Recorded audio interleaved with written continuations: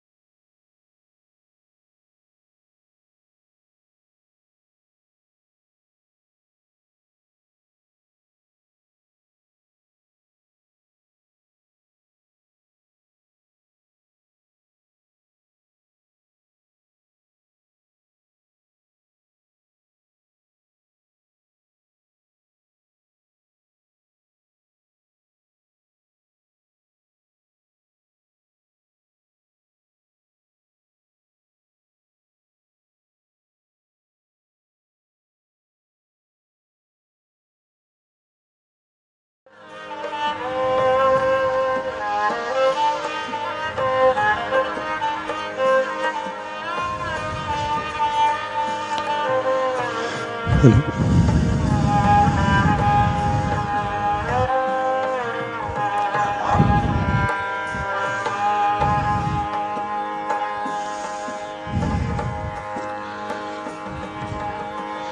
So we'll start with Saraswati Vandana and all those things, so I can just put this off.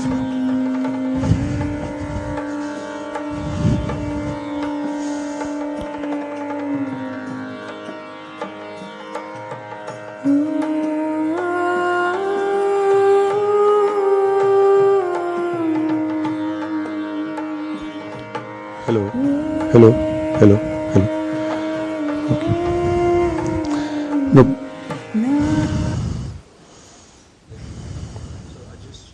Hello. Yeah.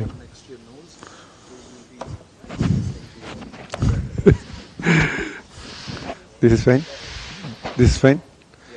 But initially there is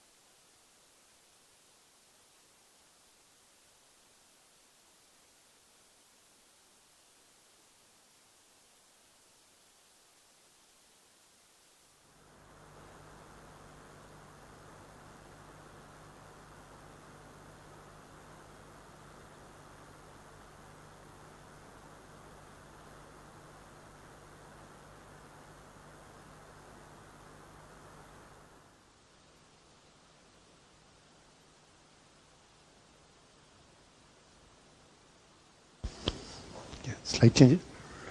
Change it.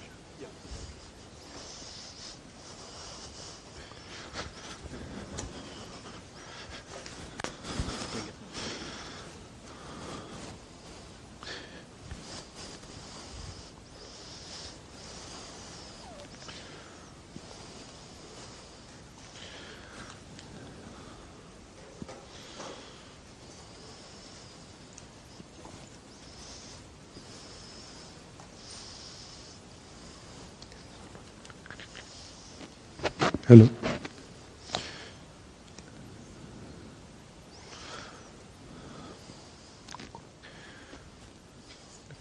Yeah, but not working. No, you switch on the side. I think it's not connected.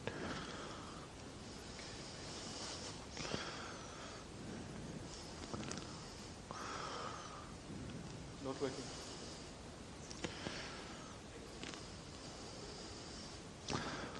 Okay. All right. So, welcome all of you to this ISCLS 2024 conference.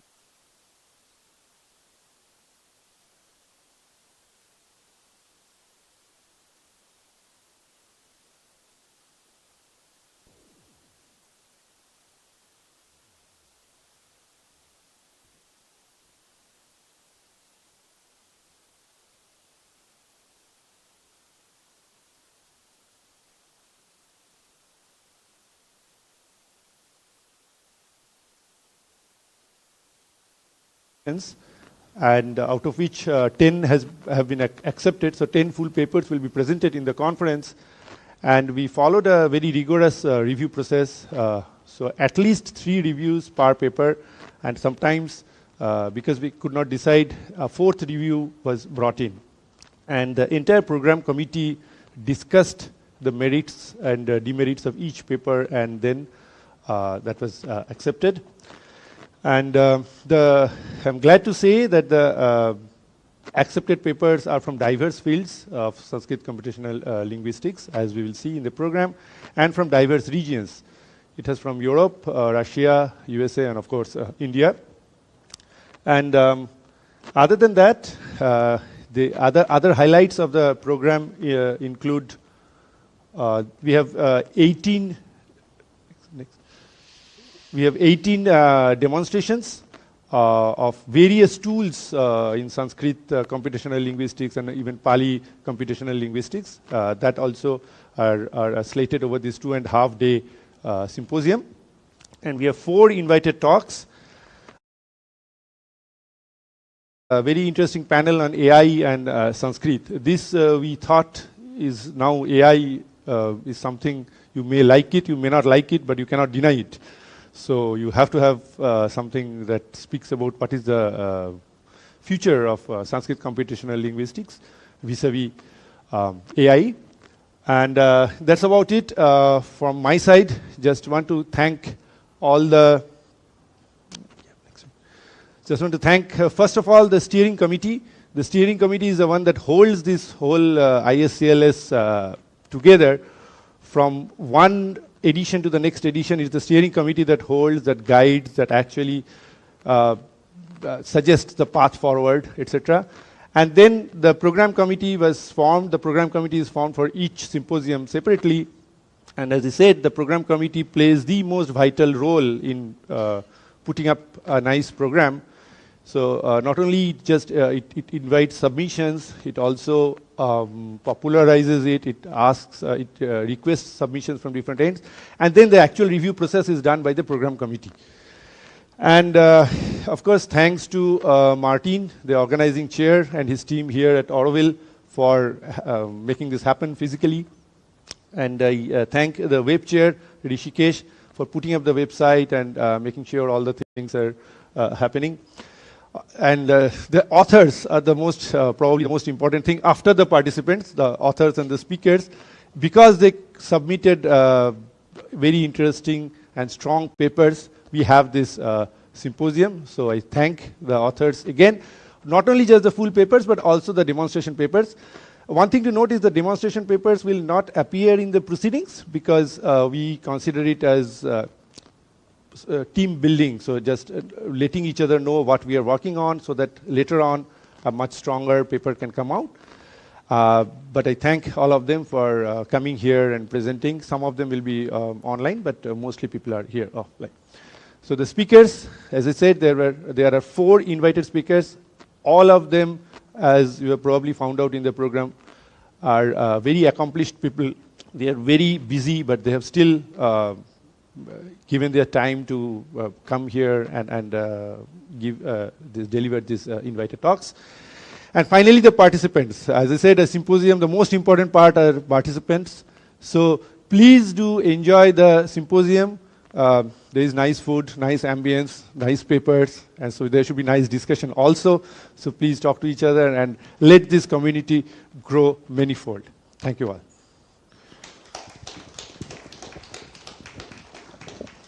So I now hand over to the organizing chair.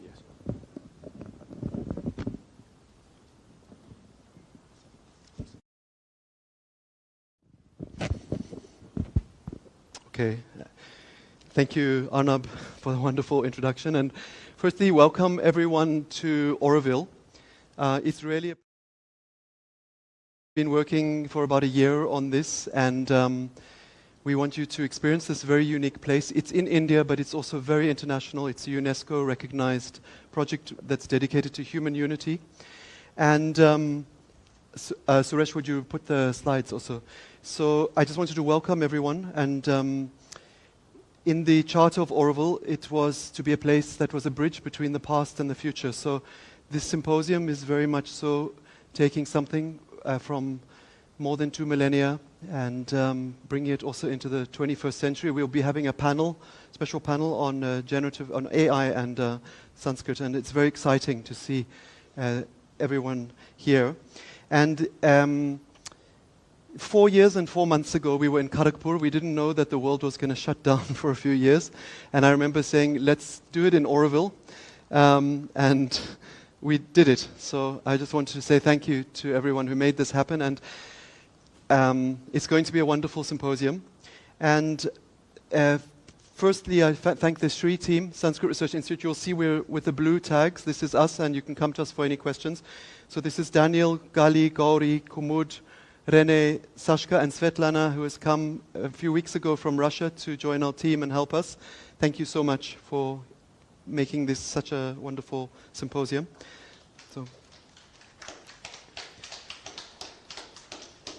And my second thanks is to those who've come. We've had people from 9 countries here that I've counted. Austria, China is registered also, and France, Germany, India, Italy, Russia, Serbia, South Africa, and the US. So thank you for traveling across the ocean to be here in Auroville. And of course, the 16 other members of the steering committee and for the ISCLS, thank you for all the work behind the scenes and to make this happen. And then the sponsors, Darohar and Sangra. Some of you are here with your representatives. Stichting Desire in Holland. The International Association of Sanskrit Studies, which also is putting on the World Sanskrit Conference in Nepal in December. And Indica Foundation, thank you for your sponsorship to allow us to do the symposium so beautifully. And also in Auroville, thank you to Sire and also the Auroville Foundation and the project for letting us have this here. And many projects, and you all have received a gift bag. These were donations from Auroville projects that have been made in Auroville by residents of Auroville. So thank you to the Auroville units that have supported us. And some of you are staying in Ostel, which is a beautiful setting on Auroville Repos Beach. And there is the Gelout family and Ostel, thank you, because they've given a very big grant to support the subsidy of that. And I'll go through a few logistical matters. So breakfast is here daily. We are all eating together, and lunch. And tomorrow we will have a performance by Professor Kim Kunio. He's the head of School of Music, Australia National University, and his wife Heather. They will be putting on a very special and very thematic performance. He's a very accomplished musician, and I really look forward to sharing that with you. So breakfast tomorrow is 8:30. And on Saturday, it will be at 9 a.m., so just be aware of the change. And then there will be a tea break, 11 to 11:30 today. and a second tea break from 3:30 to 4. Lunch is served at 1 o'clock today. It's mostly from the Auroville farm, so mostly what you're eating is grown around us. There's very low food miles, and it's almost entirely organic. Actually, it's fully organics. There's a bus for those staying at Auroville. Arjun is the manager there at Auroville, and the bus will be leaving half an hour before you need to be here based on the daily schedule. And if you see anyone with the blue colors, that is the Shri team, and you can ask us anything about Auroville. There's a few interesting places around. So just next door is Savitri Bhavan. It's actually a building built about Savitri, and it's always having beautiful exhibitions, and you may visit. There are some visiting hours during the day, and feel welcome to just walk there and explore it. A few hundred meters this direction is the Auroville Visitor Center. You'll find many shops and some cafes and many different restaurants. Auroville is having people from more than 60 countries, so you'll see incredible diversity in anything that's happening here. And next door is Solitude Farm. It's a famous South Indian farm where they do what's called farm to table. So even though we have the pleasure of feeding you mostly, if there is a gap for a meal, you can go there, and they basically feed you what they grow in that farm. It is Krishna, who is from England, and his wife from Tiruvannamalai, and they have created this beautiful space. And also, walking distance is the Tibetan Pavilion. The Dalai Lama has been here many times to Auroville, and it is an exhibition and an interesting place. Sometimes there are events. There's also the Park of Unity, which is in the center, in the absolute midpoint of Auroville is the Peace Park, dedicated to world peace and human unity. And there's the Matra Mandir. And if you would like to visit the Matra Mandir or the Park of Unity, be in touch afterwards. Maybe if you're staying on for one day, we can help to arrange a visit to the Matra Mandir. If you haven't been there, it's highly recommended. Drinking water, we don't use plastic inside of Auroville. And there's a very pure aquadyne that is dynamized and filtered water by our water project. And it is available on tap free of charge at the venue. And we have two WhatsApp groups. One is official announcements, where we will post any changes to the schedule or anything important. And then one is a social. Feel free to use the social group to interact with each other and share ideas and connect with each other while we are here. And that's... I hereby hand over to the first session that we will be doing. It will be Professor Gerard Hurt will chair that, and it will be Professor Sampadananda Mishra, who is a frequent visitor of Auroville and very much close collaborator with Auroville. So thank you, everyone, and welcome, and ask us anything, and have the most wonderful 7th ISCLS in Auroville. Thank you.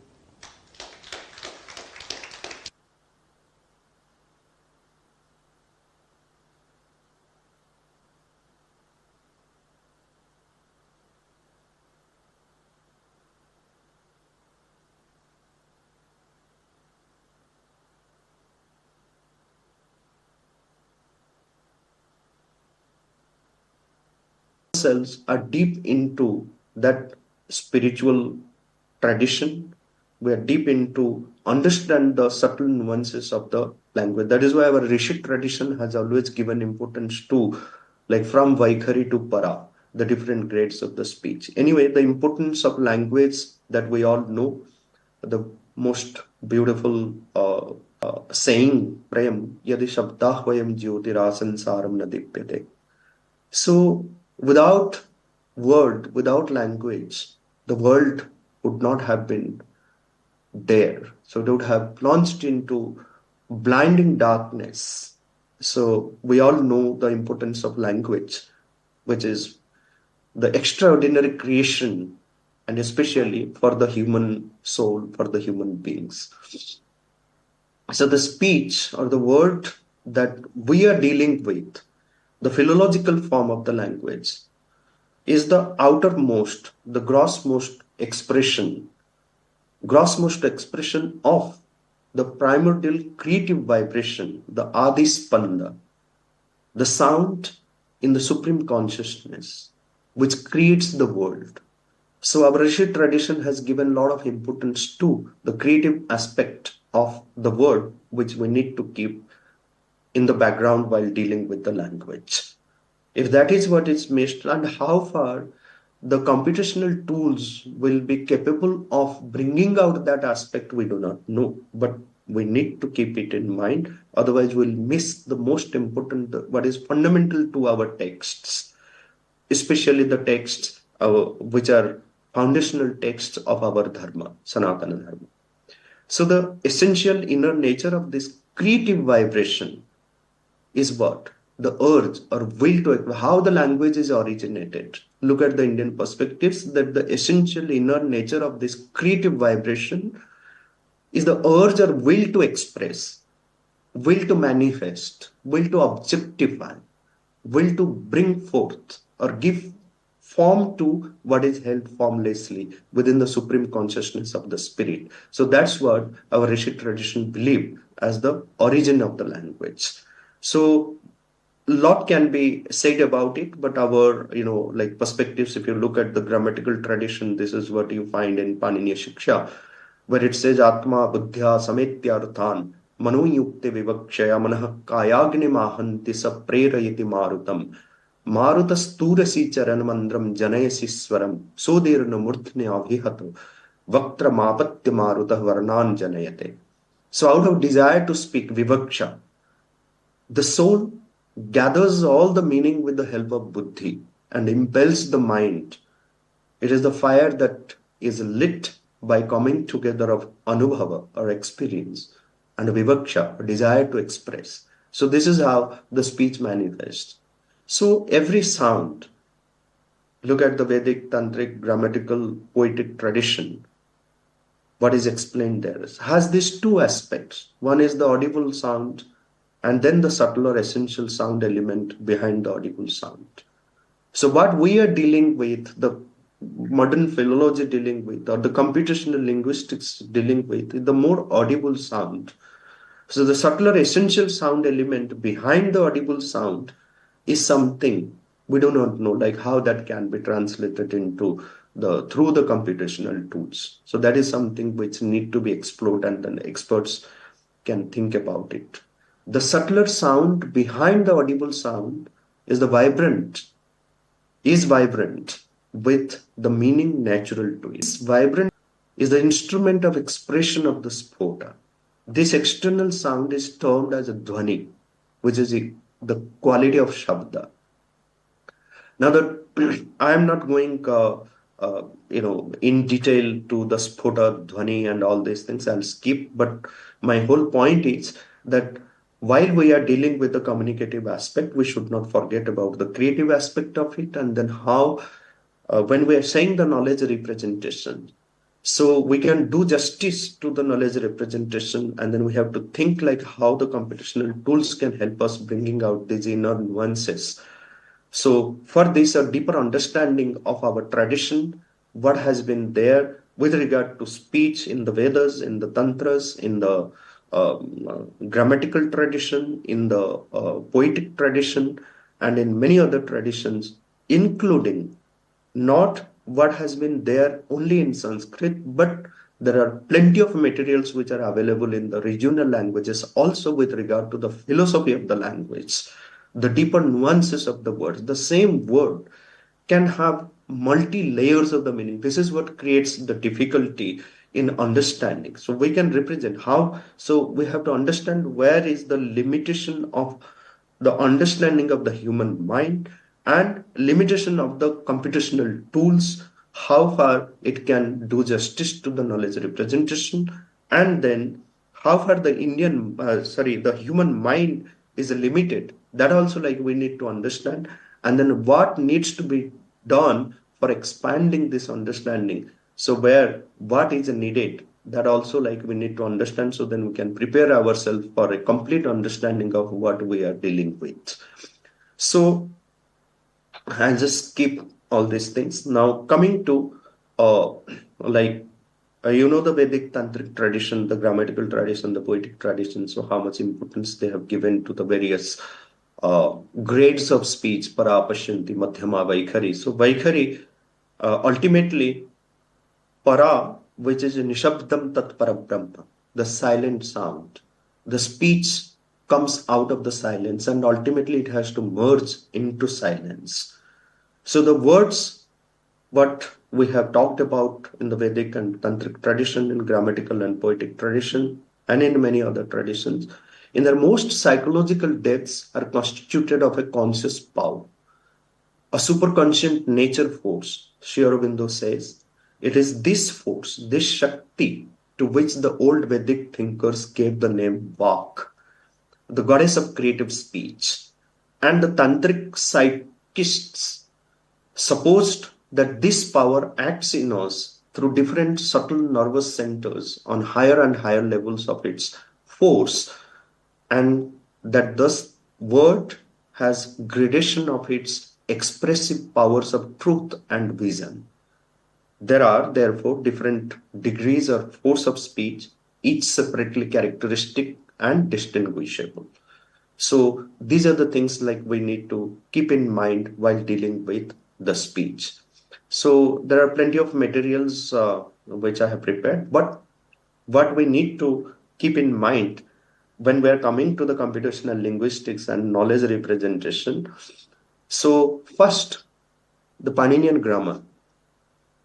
Without it, and you see, like the grammar that has been the Vyakarana, Ashtadhyayi, that has been given to us by Maharshi Panini. So it is one of the finest examples of how the speech can be understood. Following what? So it provides a comprehensive framework for analyzing linguistic structure, including morphology, syntax, semantics, and the deeper aspects of these things. So we need to understand the Paninian grammar, the framework, the structure, the way Panini has presented the language. It's amazing. And all those who are new to this system, all those who are like participating in this conference are and not yet introduced to the subtleties of Panini's grammar or even Panini's grammar. So first, make it sure that you try to understand Panini's system well. The second, that we have Sanskrit lexical ambiguity. Sanskrit words often carry multiple meanings. You can even contemplate on a single word, like the poets, how they have used layers and layers of the meanings. For example, like you go to the Sandhana Kavyas.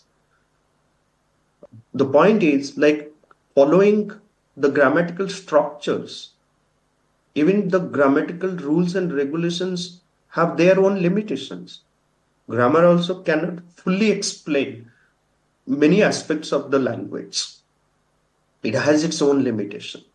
So sometimes when things are presented, people ask, like, how can grammatically this be explained? So that is why the Vyakarana and the Nirukta and then many aspects have to come together in order to understand the word, the meaning, the semantic value of a particular word. And context.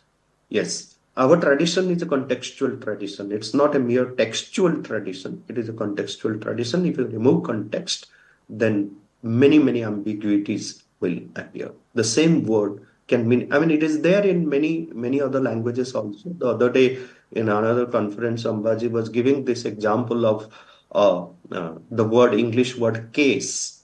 So how many different meanings, and you cannot just translate it. And that also creates difficulty in translating from one language to the other language. The word case in different contexts can give different meanings.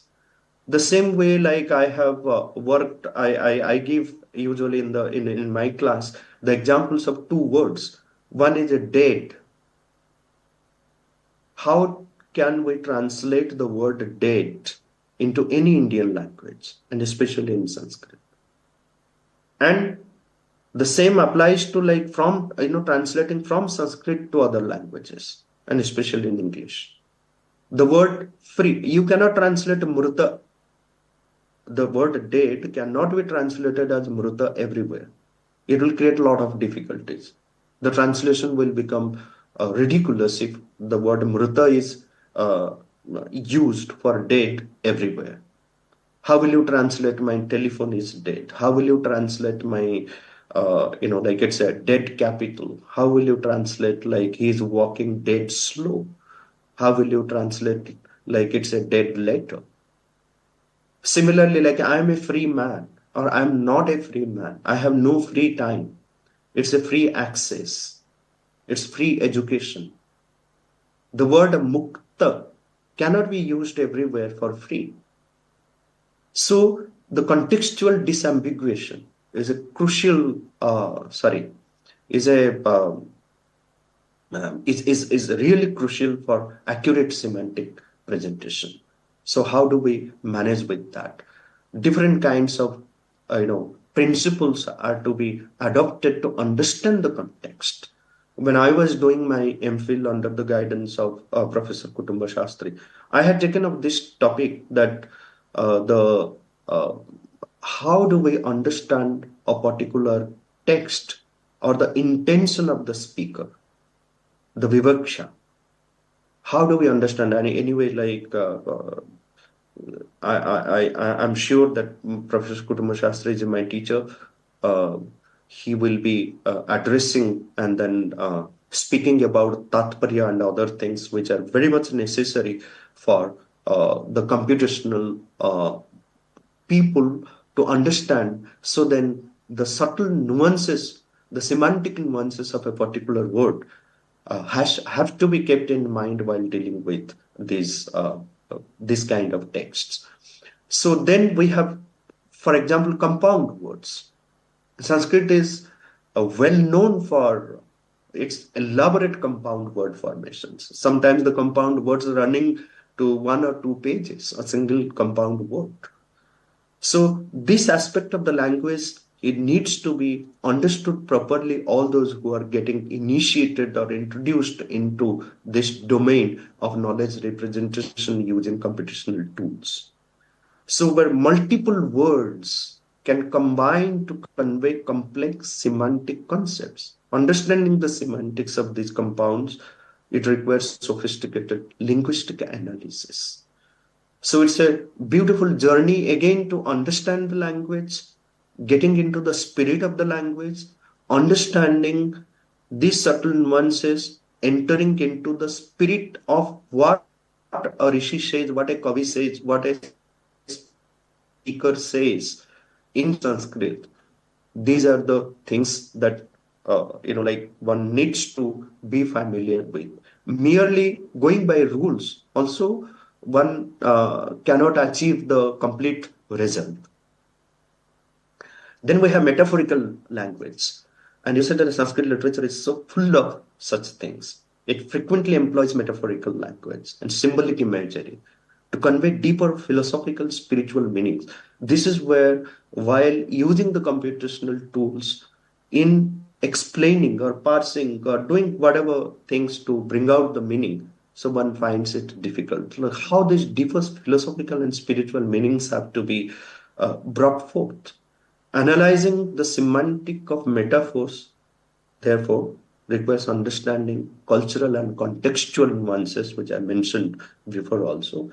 And sometimes I feel that it is not the mere knowledge of computer, mere knowledge of grammar, mere knowledge of the language, which will helpfully give us. That is where our tradition has always given importance to sadhana, importance to going deep in meditation to understand, because the meanings, most of the times, I share my own experience with you all of my own Shabda sadhana. A single word, contemplating on a single word. I'll give you certain examples like how it happens.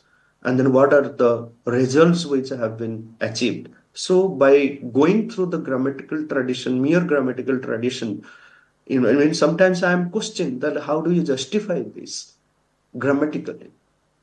Grammar has its own limitation. It may not be able to explain fully.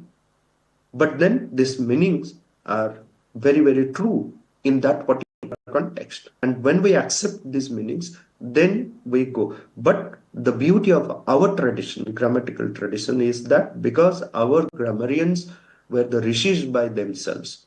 For example, like even Panini's structuring of the sutras, Panini has never deviated from the deeper sadhana, the spiritual aspect and the philosophical aspect of the language.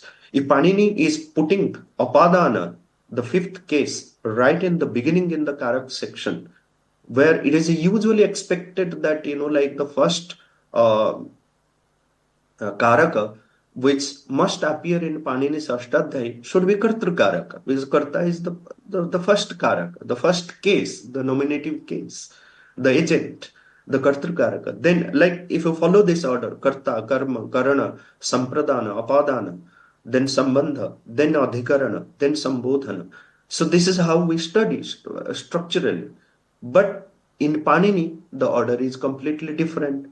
Like Panini's Karaka section begins with Apadana. Okay, when we follow the Paninian structure, why a particular sutra has to be in a particular place or in a particular order, that has its own explanation. Without that, without having Apadana right in the beginning, Panini's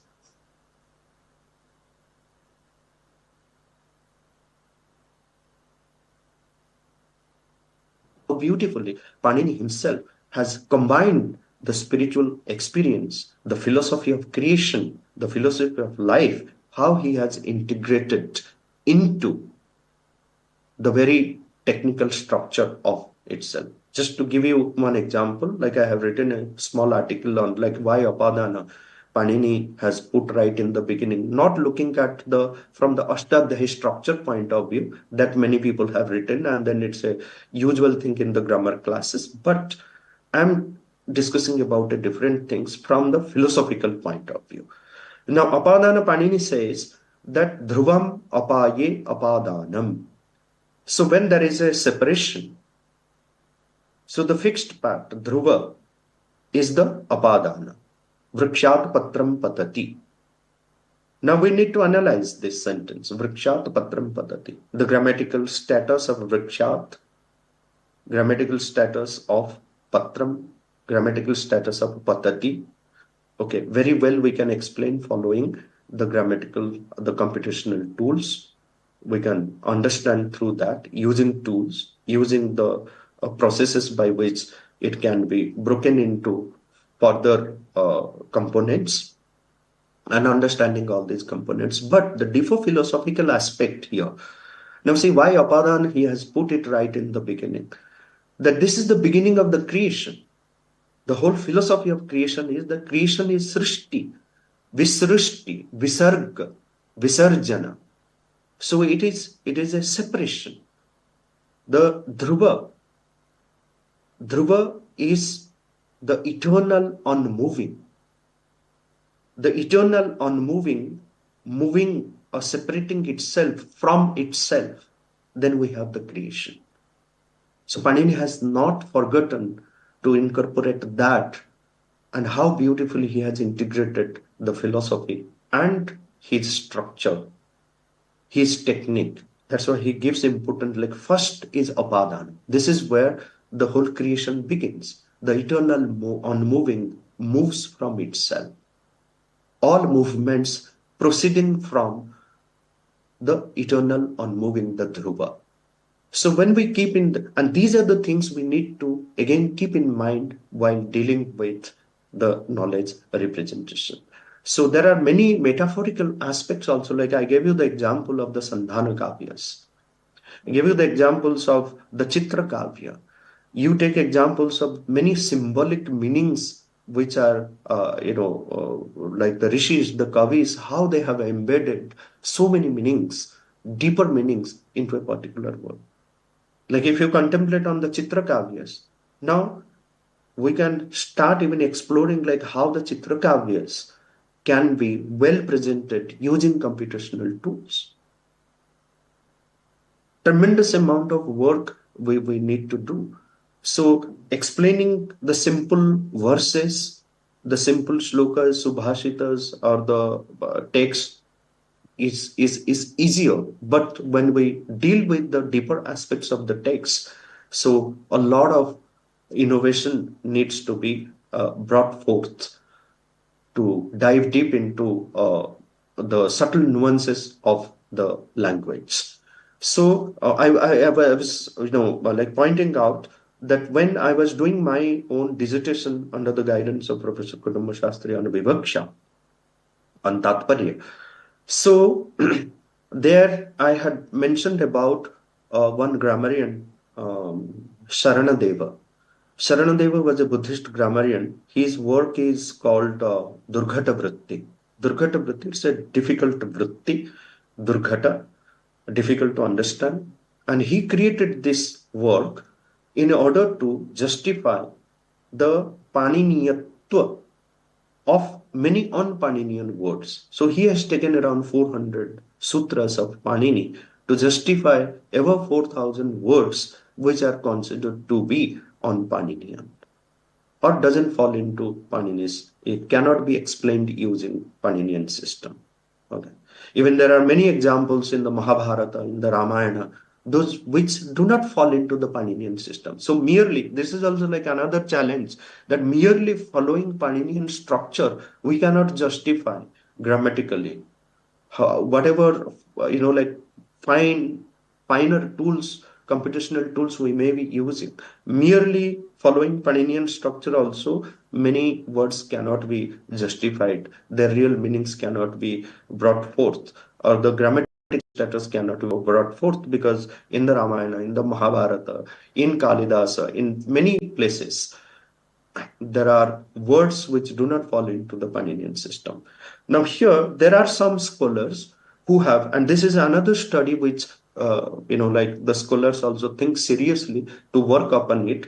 Even under my guru's, Professor Kutumba Shastri's guidance, there were certain works on Ramayana, the un-Paninian words of grammar, Ramayana, they are studied. So some dissertations and theses, they were created by that, and many people have worked at. But there were some people, like there is a text. There are two texts, in fact, from our dear library, which are brought out, which deal especially with the un-Paninian words. Apaniniya Sadhutva Prayoga Nirupanam is one work, and Madhu Toshni or Madhu Toshanam, another work, Anadeva. When we are talking about the contextual, cultural and contextual nuances, so how to understand the context? So he has employed more than 32 principles in order to prove, like set the context, in order to understand the context. 32 different principles. So we need to understand, while dealing with the knowledge representation through computational tools and dealing with such texts from the grammatical tradition, from the tantric tradition, from the poetic tradition, we need to extract and understand the different principles which were employed. And there are many people who are working on this. I don't say that the work is not happening, but making the people who are new to this and then who are working on this field aware of many aspects which we need to keep in mind while dealing with. So just to give you a little example, like when we come to a sentence in Sanskrit, like when we are doing, trying to understand. So this is the usual thing that we teach in the class, while in the grammatical classes. Like suppose I say, Balakah Pathati. So you have on one side a noun, and on another side you have a verb, a Kriyapada and a Namapada. And then each Kriyapada and each Pada, in fact, whether it is Kriyapada or Namapada. So these are the two components you will find. All other parts of the speech, they will fall into these two categories, either the Kriya or the Nama. So now each Pada has its own source, own Prakriti. So that is why the Prakriti has to be converted into Pada. Then only it can be used in the language. Apadam na prayunjita. Never use the word which is not a Pada. And what is a Pada? We will explore that. Like first, the Pada has to be formed from the Prakriti. Now, see, the Prakriti here is divided into these two. The Prakriti of Namapada is called Pratipadika. The Prakriti of Kriyapada is called Dhatu. Again, you can see the word Dhatu itself is contextual. Dhatu can have so many meanings in different contexts, in different shastras. But when we are dealing with the grammar in the context of grammatical text, the word dhatu will mean the prakriti aspect, the base aspect of all the verbal words. So similarly, pratipadika, and then they have their own categories.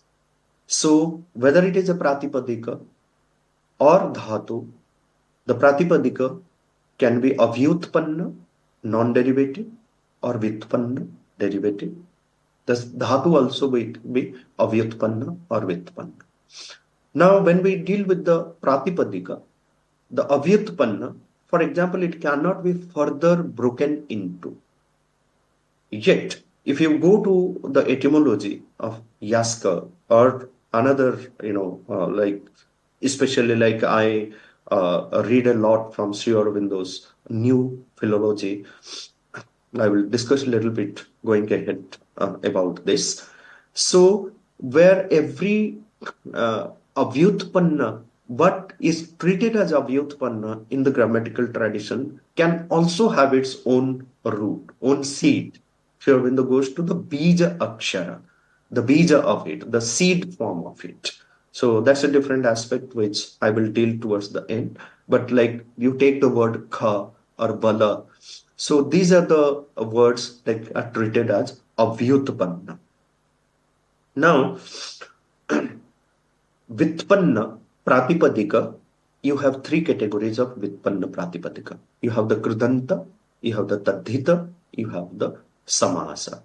Now, in krudanta, these are directly derived from the root sound. In tadhita, by adding certain suffixes, you derive the tadhita words from the avyutpanna pratipadikas. Okay. Then you have samasa, which are also like they are nominal words, but many nominal words, base words, they are brought together to form the compound. So each one has to be studied properly. So when we are designing or teaching in grammar class, so methodically, these are the aspects which we teach. Then you come to the dhatu, the same aspect, like you have the avyutpanna, like you take kru, pat, these are treated as avyutpanna, the primary root sounds. Then you have the vyutpanna, but again, like let me tell you, like in Sri Aurobindo's parallels, in Sri Aurobindo's philology, the kru, pat, they are not treated as the primary root sounds. They are also secondary root sounds.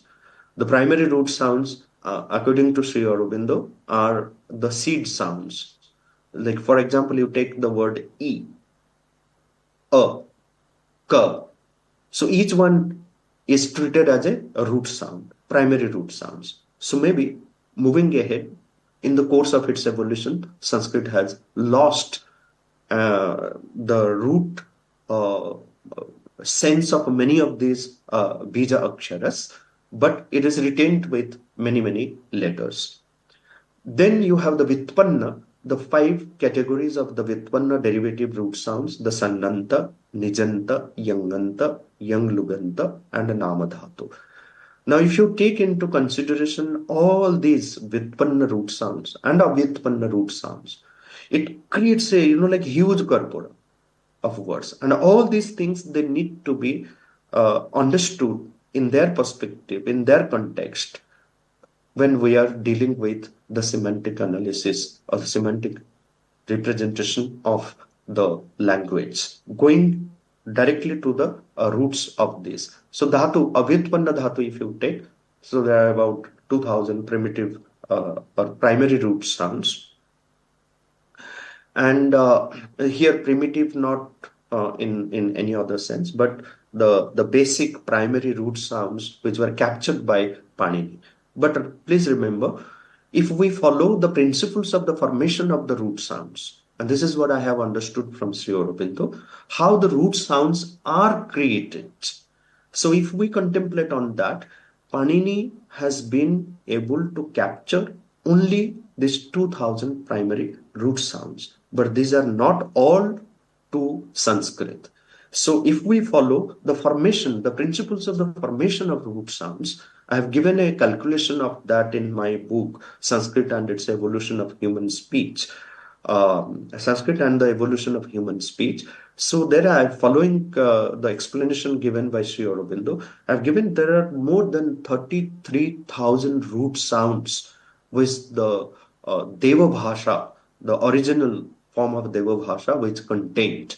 Now just imagine that from these 2000, approximately 2000 root sounds and then some, Sutra Dhatus and then the Nama Dhatus, that we can create more than 300 millions of words can be generated. Panini's grammar is a generative grammar.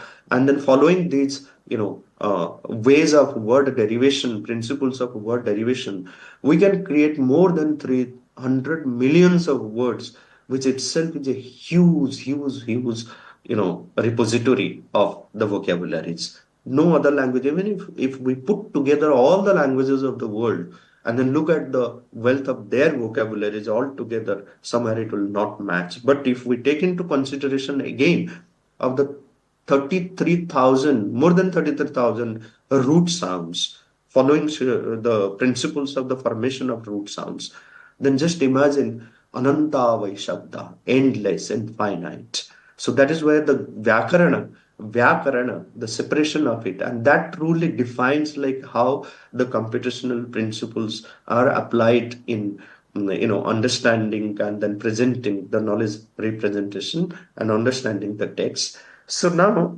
just look at I'm presenting here the Sri Aurobindo's framework. The seed sounds are at the basis. The seed sounds are the 50 fundamental sounds or 48 or 46 fundamental sounds which we find in the Varnamala. So these are treated as the seed sounds, and from the seed sounds, the root sounds, then we have the primary root sounds, we have the secondary root sounds, we have the tertiary root sounds. Now, this is what is the simple presentation of Samskrita Varnamala. That itself is so scientific and systematic. So a lot of effort is needed again to understand the subtle nuances of these. And then please remember, when we are talking about the semantic value of it, each character here, whether you say or a or e or ka, ka, ki, kha, kha, ki, apply all the vowel sounds here, each one has multi layers of the meanings. If you find out, like if you go to Tantra Abhidhana, if you go to the Ekakshara Kosha, perhaps ours is the only tradition which has given to the world Ekakshara Kosha, the meanings of these monosyllabic sounds. And we have around, above 30 Ekakshara Koshas available with us. And each Ekakshara Kosha is adding so many different layers of meanings to these single letters. Forget about the combination of these and then the words derived from these. Just these sounds have so many layers of meanings. So the semantic value, the amount of work that has been done in our tradition, and they need to be understood. What does a mean? What does ka mean? And then all these meanings further can be reduced into the fundamental senses. So that's what, like Sri Aurobindo in his philology he has done, that when Tantra is speaking and many other Ekakshara Koshas are assigning the meaning of Vishnu, Shiva, Brahma, Parameshwara, Parameshti, like Krishna says Aksharanam, Akarosmi. So all these highest meanings are assigned to a. Sri Aurobindo reduces all these meanings into one fundamental sense. He says a is the absolute state of existence. Then all the long letters, they manifest, they enhance, they enlarge, expand the meaning of the short letters. Like A is expansion. Like from A you can form Akasha, Ananda, A Samantat. So it includes everything. It manifests the potential energy of its short letter. So like this, again, there is another source of knowledge which is very much necessary for understanding the text before we move ahead, explaining through the computational tools. Now we see these are the primary root sounds, pat, gam, lik, khel, ag, ug. So how the root sounds are formed. Now if you contemplate here, like the sound ka, What does it mean? Ka, what does it mean? Ki, what does it mean? So now you see, if you look at the Ekakshara koshas and what Sri Aurobindo has given as the meaning, the sound ka in its pure consonantal form has the sense of possession, sense of mastery, sense of creation, sense of action. This is what Sri Aurobindo calls it, like every sound has its own guna, own properties, own qualities, okay, own subtle nuances of the semantic sense, the semantic values. So now when we are dealing with a particular text, particular word, and giving their explanation using their tools, and we find it difficult to explain certain things, we have to go back to the root. We have to go back to their, the seed sense, the root sense, the root experiences, so then it can become understood. So where lexical meanings also like create a lot of difficulties. We go to the dictionary, we find multi layers of meanings. Primarily, we have level 1, level 2, level 3, level 5, level 6, level 7. It goes on sometimes up to level, say, sometimes 50. But sometimes when we try to connect their meanings, we find it difficult. Because there is some other process which needs to be, experiential process which needs to be followed in order to arrive at the right meaning. So now this is what is our tradition's contribution in giving us the semantic value of so many words. I told you that like how the formation of root sounds happen. Like take for example the ka family. Ka can be combined with ka again, making it kak. This is a root sound. Kak, kik, keek, kook, kook, kruk, kruk, klurk, cake, kike, kook, koke. Then you can nasalize it using the same group, kunk, kank, kyak, add the semi-vowels, krok, clock, quack. So the 33 root sounds, 1,000 root sounds that I mentioned a little before. So this is how the root sounds are formulated. So now this makes more thing like when we're trying to understand, like I give you this example, like why it is necessary that we understand the seed sounds, the root experiences. Now take for example the root sound stha. So sthala, sthavira, sthanu, sthatra, sthana, sthapana, sthaman, sthaya, sthain, sthavara, sthiti, sthira, sthula. So all these, they can be reduced to the single root sound stha. And what does it mean? To stand firmly, station oneself, stand up and get up, uh, take up a position on, to stand on the feet, to stay, remain, to continue, to be or exist. Multi layers of meanings. Dhatavaha anekarthakaha.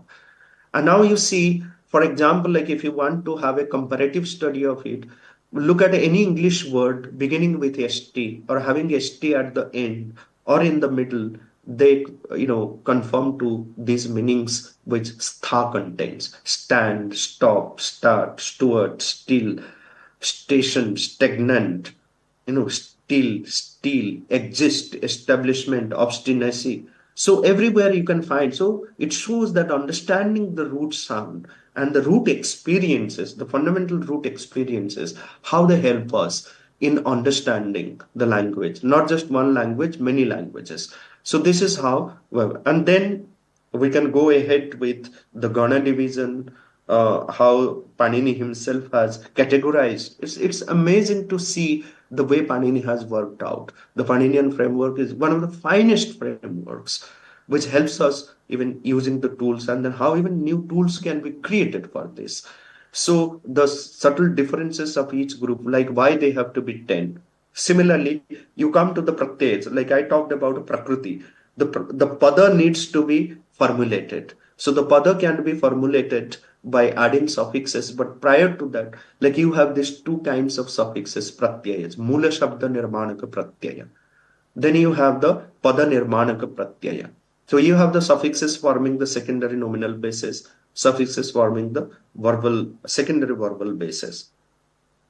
Then we have the suffixes forming the secondary nominal basis and secondary verbal basis. So you have krudanta, tadhita, stri pratyaya, you have sandanta, nijanta, yanganta, yangluganta, namadhatu. So these are the pratyayas by which we get directly the pada which are usable in the language.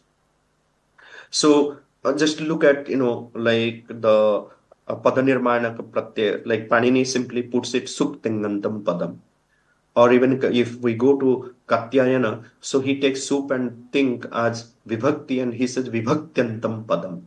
Now this 21 suffixes here for the nominal words and then 18 suffixes for the Tinganta pratyayas. So this is how you have the Mula Shabda Nirmanaka pratyaya, you have the Pada Nirmanaka pratyaya, the Subantas, Tingantas, how the words are derived. So it's a long number of slides which I have created. So how the final output one gets. So now just coming, before I conclude, coming the computational linguistic techniques for semantic analysis which are usually used. So the word embeddings, utilizing word embedding model such as word to vec or globe to capture semantic similarities and relationships between Sanskrit words based on their contextual usage in large corpora. So the semantic role labeling, ontology-based knowledge representation, semantic parsing, cross-lingual semantic alignment. So these are the computational linguistic techniques for semantic analysis which are used, and then many more tools are being thought of, and then we get the updation almost, like going ahead and in the present cutting edge of technology when it is moving faster. So we will have many more new tools also to understand. But the point that I'm putting again and again here, still we need to find out where lies our own limitations in understanding the full meaning of the things when it comes to the spiritual text, when it comes to the rhetoric text, when it comes to the especially the chitrakavyas, the symbolic text. So these are the things that we need to keep in mind while applying and implementing all the applications and implications that we need to keep in mind. Semantic search and informational retrieval. So enhancing the research engines and digital libraries. So in the last 10 years, like 1 decade, you can see with the development of the technology, what amount of digital content which have been created, and then yet we need to keep updating the digital platform so then we achieve the target result. Language understanding and generation, improving natural language understanding and generation system by incorporating Sanskrit semantic analysis techniques, thus enabling more accurate and contextually appropriate communication. Cultural heritage preservation, facilitating the preservation and dissemination of Sanskrit cultural heritage by providing digital tools for semantic analysis, annotation, and exploration of Sanskrit texts. Interdisciplinary research. So fostering interdisciplinary collaboration between Sanskrit scholars, linguists, and computer scientists to advance the state of the art in computational linguistics for Sanskrit and promote deeper cross-disciplinary understanding. So this is my conclusion, that the intersection of Sanskrit and computational linguistics offers a rich range of linguistic and cultural exploration. By leveraging computational techniques for semantic analysis and knowledge representation, we can unlock the profound wisdom and insights encoded in Sanskrit texts, paving the way for new discoveries, applications, and collaborations in the digital age. Thank you. Thank you for giving me this opportunity. And then whatever is my little understanding and little contribution in this field, I shared with you all. The subject matter is really, really huge. It needs much deliberation.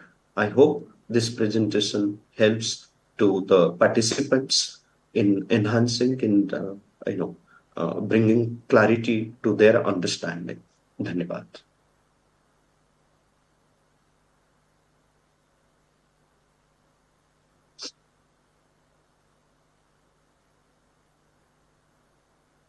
For this very enthusiastic presentation of the deeper background of our work. this should inspire us to have some humility about our current tools. We are somehow full of pride of our computers, our smartphones, all this communication technology.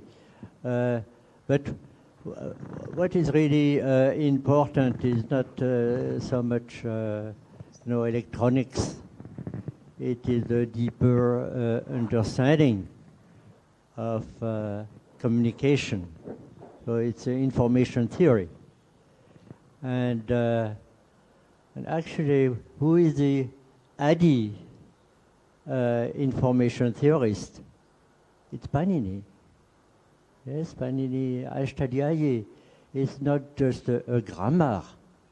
Yes, it's similar to some kind of virtual machine that explains very precisely how to. I'm unable to hear.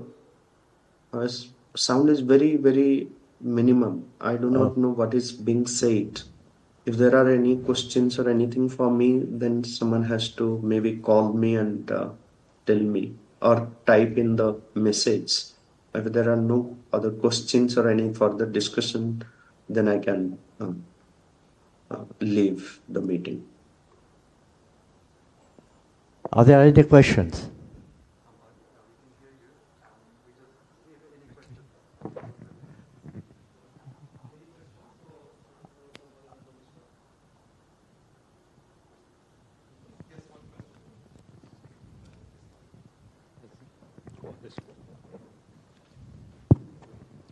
Namaste, my name is Shankara Rama.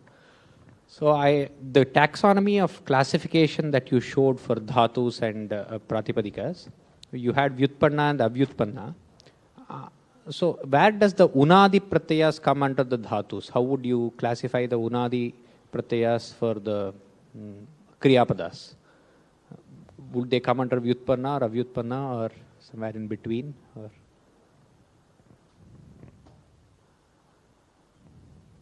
yeah, that's my question.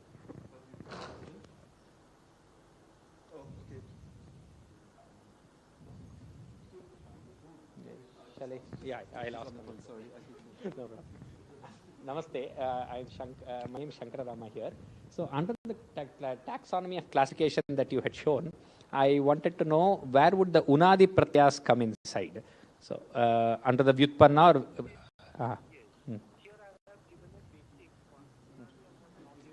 okay.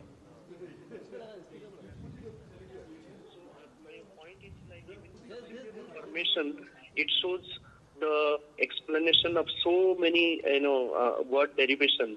Now if you add unadi, again it goes beyond. Okay. I have not put the unadi part in my presentation. Okay. Yeah. Thank you. That's okay. Thank you.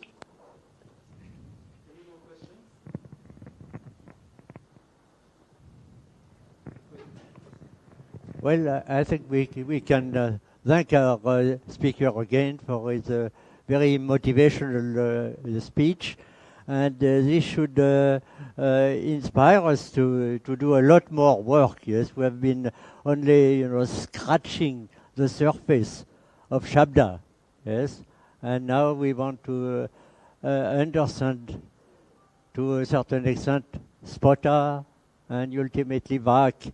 So this was very inspiring. Thank you very much, Sampad, for your keynote speech.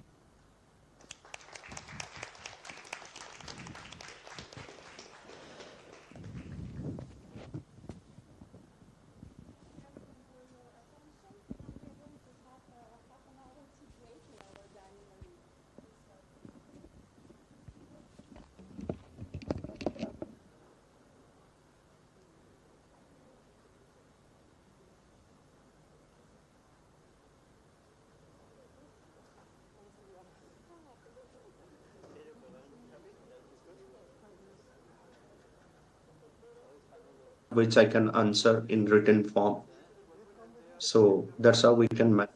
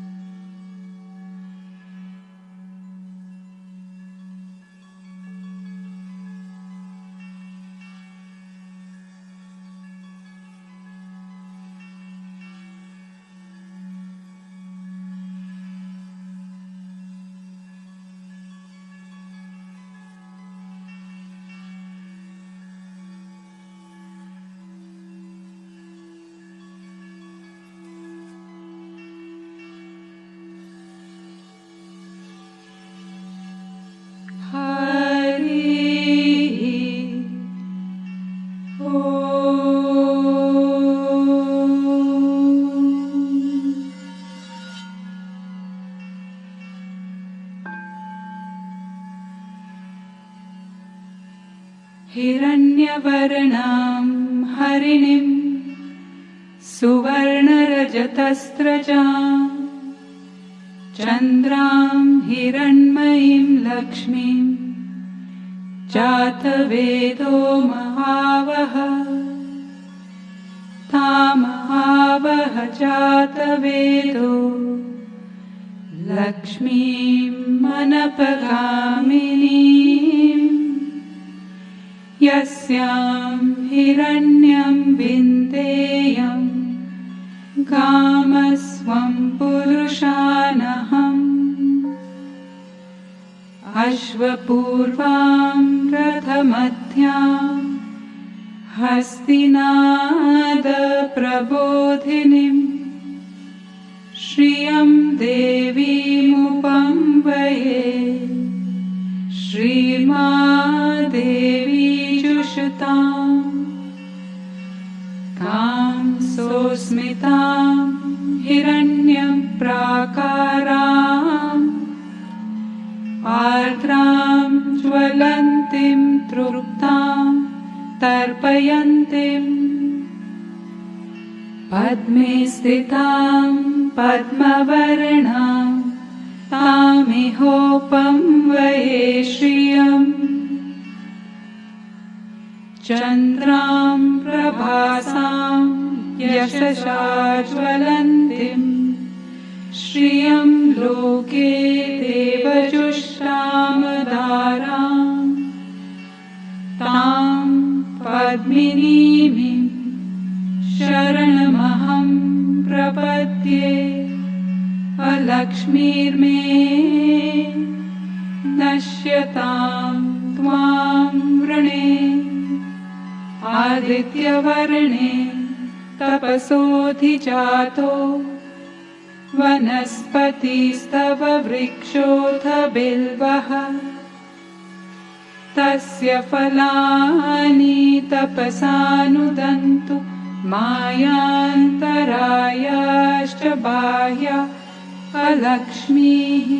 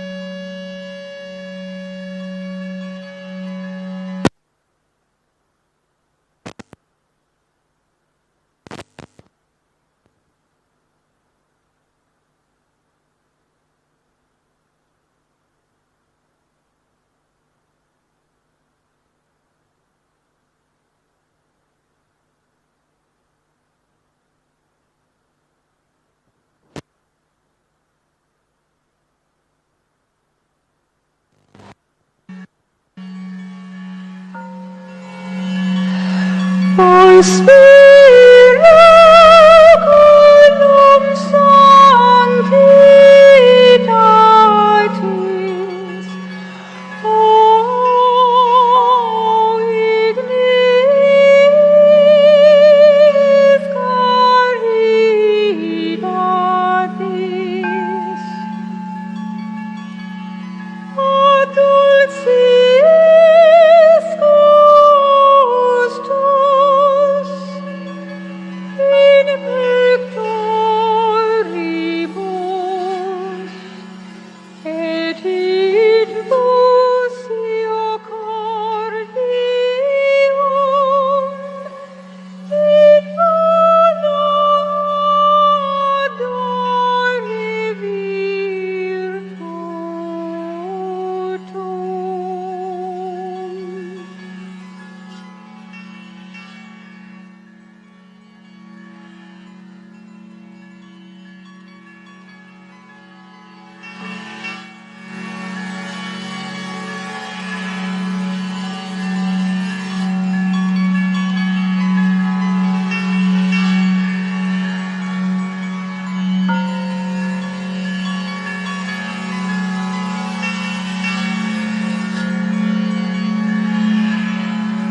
Orphans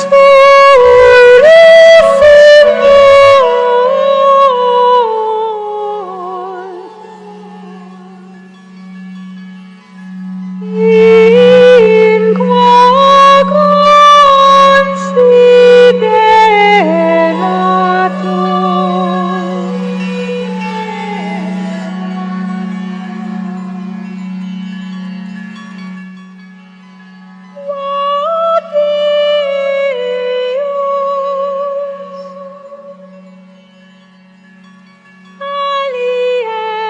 alienos collighi et perditare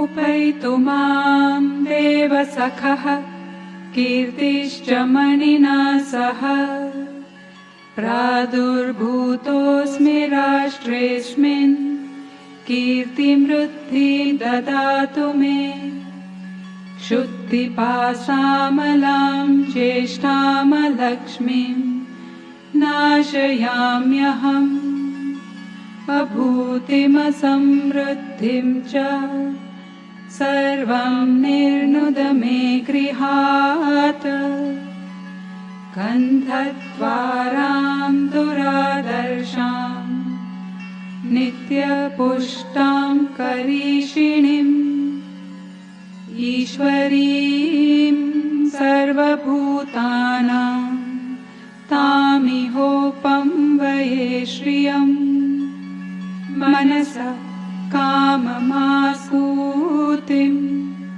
वाचा सत्यमशीमहि पशूनां रूपमन्नस्य मयि श्रीश्रयतां यशः कथमेन प्रजा भूता मयि सम्भव कर्दमा श्रियं वासय मे कुले मातरं पद्ममालिनीम् आपसृजन्तु स्निग्धानि चिक्लितवस मे गृहे निच देवीं मातरं श्रियं वासय मे कुले आर्द्रां पुष्करिणीं पुष्टिं पिङ्गलां पद्ममालिनीं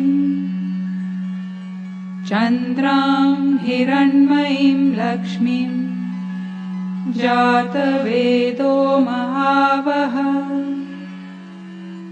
आर्द्रां यक्करिणीं यष्टिं सुवर्णां हेममालिनीं सूर्यां हिरण्मयीं लक्ष्मीं जातवेदो महावः तामहावः जातवेदो लक्ष्मीं मनपगामिनीं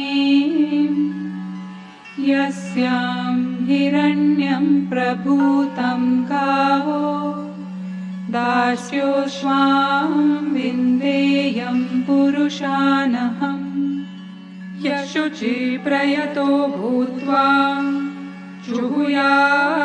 जुहुयादाचमन्वहम् सुक्तं पञ्चदशर्चं च श्रीकाम सततै जपे पद्मानने पद्मऊरु पद्माक्षी पद्मसम्भवे त्वामां भजस्व पद्माक्षी येन सौख्यं लभाम्यहम् अश्वदायी गोदायी धनदायी महाधने धनं मे जुषतां देवी सर्वकामाश्च देहि मे पुत्रपौत्रधनं धान्यं हस्त्यश्वादिगवेरथं प्रजानां भवसि माता आयुष्मन्तं करोतु माम्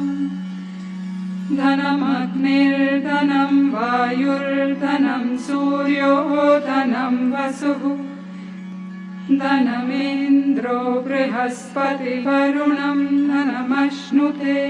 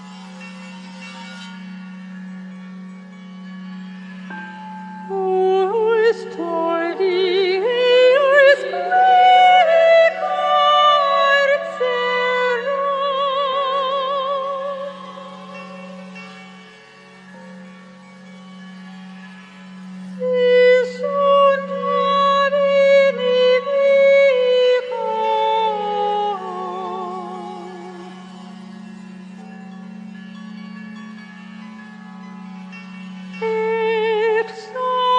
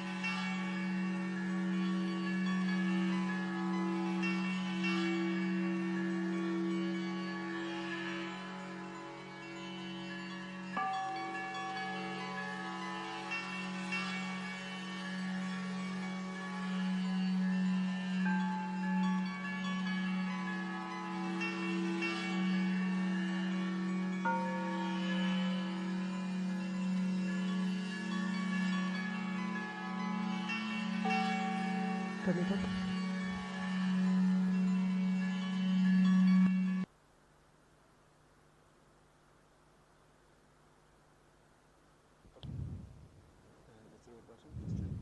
Okay. Yeah, it's live. Yeah. Okay, welcome back after the break.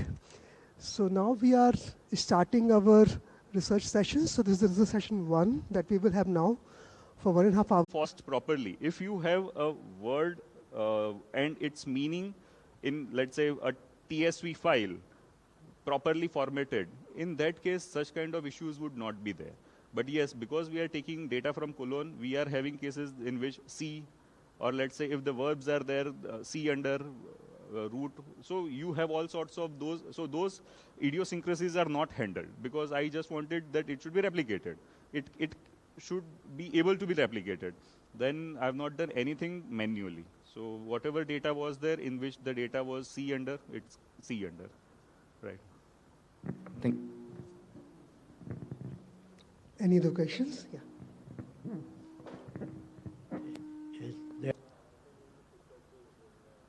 So you can see that in between Apte and Monier. So what I have done, as I said, what was done was headword meaning. So in that case, polysemy or homonymy would be treated at par. It would not have any difference whatsoever because what we are using is the headword and meaning. So homonymies would also be split like that.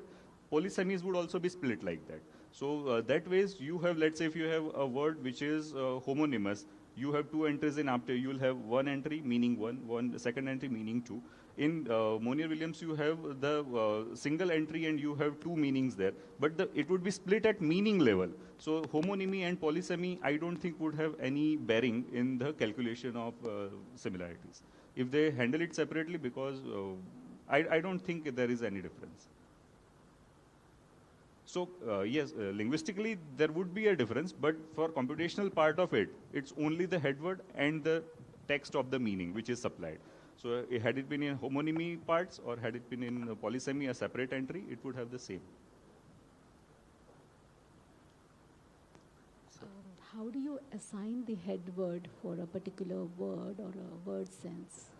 What we are talking about in this particular scenario is dictionaries which are modeled on the Western model of headword meaning, not the koshas which are arranged in Samanarthak and Nanarthak.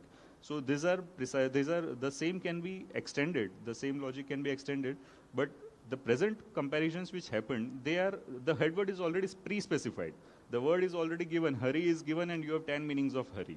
So we are trying to identify which meaning of Hari in dictionary 1 maps with the which number of meaning in dictionary 2, so that I can show only the relevant portion.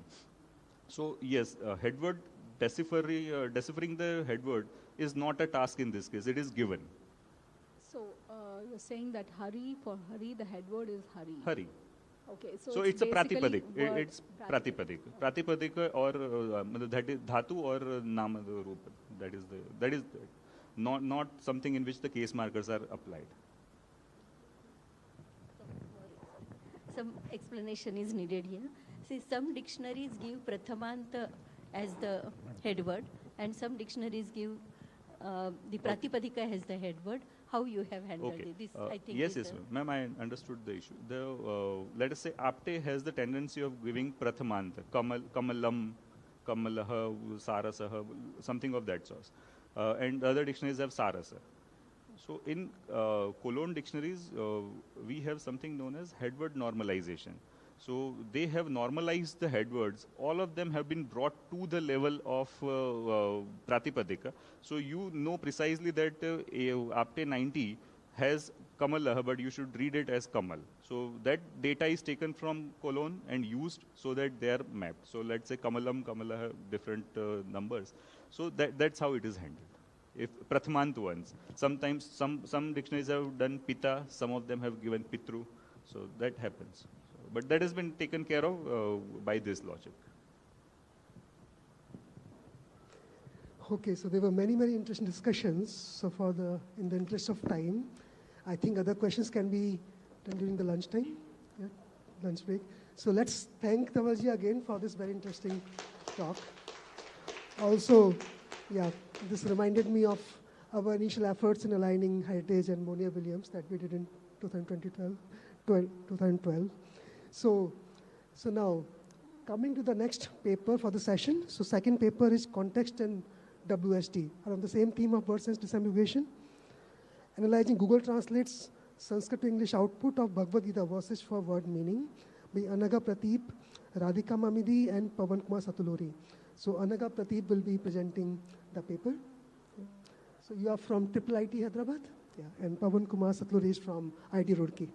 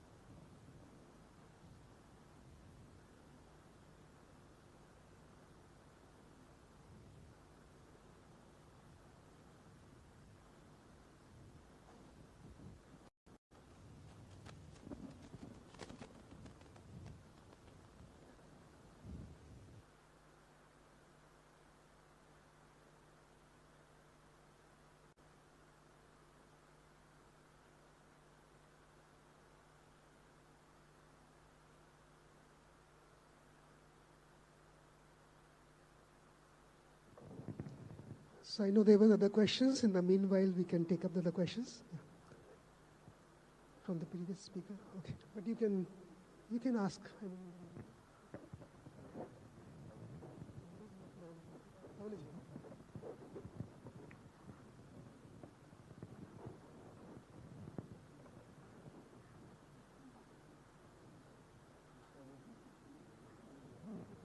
Dhavalji, I have one question regarding your presentation. First of all, it was a nice presentation. So how will you handle the words, those are in compound form? Sometimes the dictionaries will have the entries of the second word. So how will you deal those things?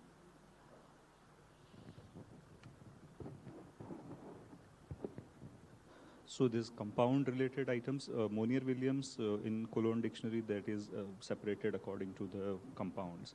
And Apte 90, it does not have that compound generation, which is there already present in the data itself.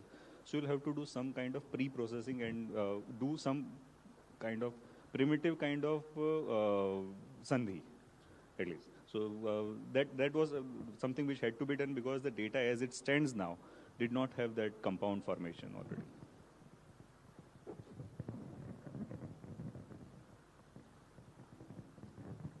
Sure. Just Hello, am I audible? So I'm Anagha Pradeep from Triple IT Hyderabad, and I'll be presenting my paper, Context and WSD, Analyzing Google Translate's Sanskrit to English output of Bhagavad Gita verses for word meaning.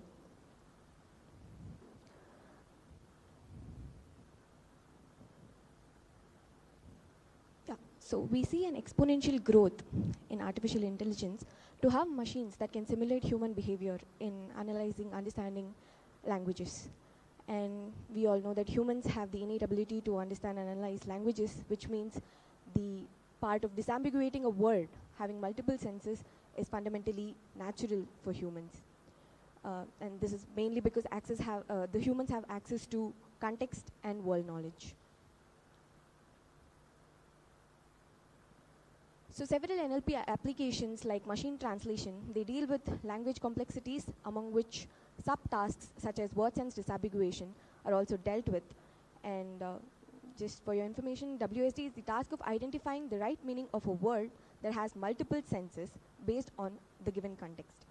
And it is very necessary to determine the meaning of each word in a context in order to make sense of the entire text. However, it is not a straightforward undertaking for a machine.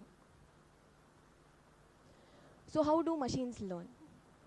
Language modeling has been very helpful in advancing machines in language intelligence. And pre-trained language models such as transformers, they use large-scale unlabeled corpora for their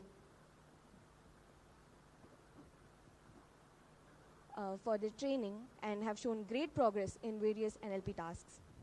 So therefore, we can say a language model learns language and context through a good amount of data. In 2022, Google Translate expanded its language repertoire to include Sanskrit and 23 other languages, bringing the total number of translatable languages to 133. And Google Translate uses the transformer architecture. So this is given by Google. They give a statistics of the data they've used, and the data that is available on the web and the data they've used to train their model. And for English, we can see it is 7,388 million. And for Tamil, it is 220 million. For Hindi, it is 165 million. And when we come to Sanskrit, it is 6 million, which is almost 0.8 times the English.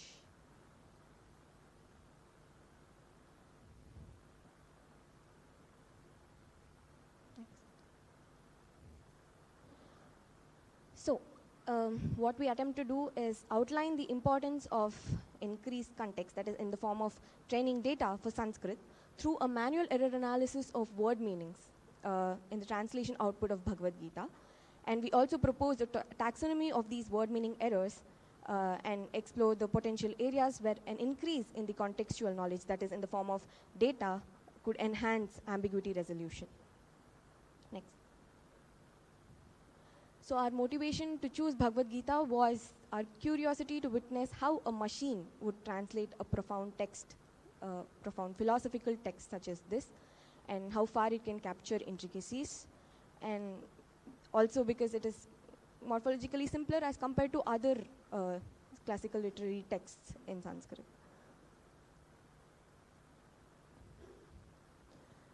So the verses for the part of the data, verses were obtained from Samsadhani, and the translations were obtained through Google Translate API.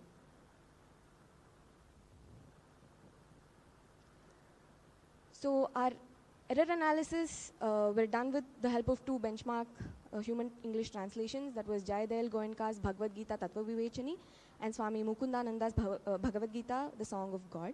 And additionally, we also derived support from Monier Williams' Sanskrit English Dictionary to augment our accuracy. So this was the category of errors that we came up with. Errors that arose from incorrect selection of the polysemous words, errors that arose from compounding, errors that arose from highly knowledge-sensitive words, and errors that arose from an incorrect meaning attribution. Yes, so words that have multiple senses are known as polysemous words, and given a polysemous word, the context, that is the neighboring words, play a crucial role in disambiguating as to which sense is to be taken.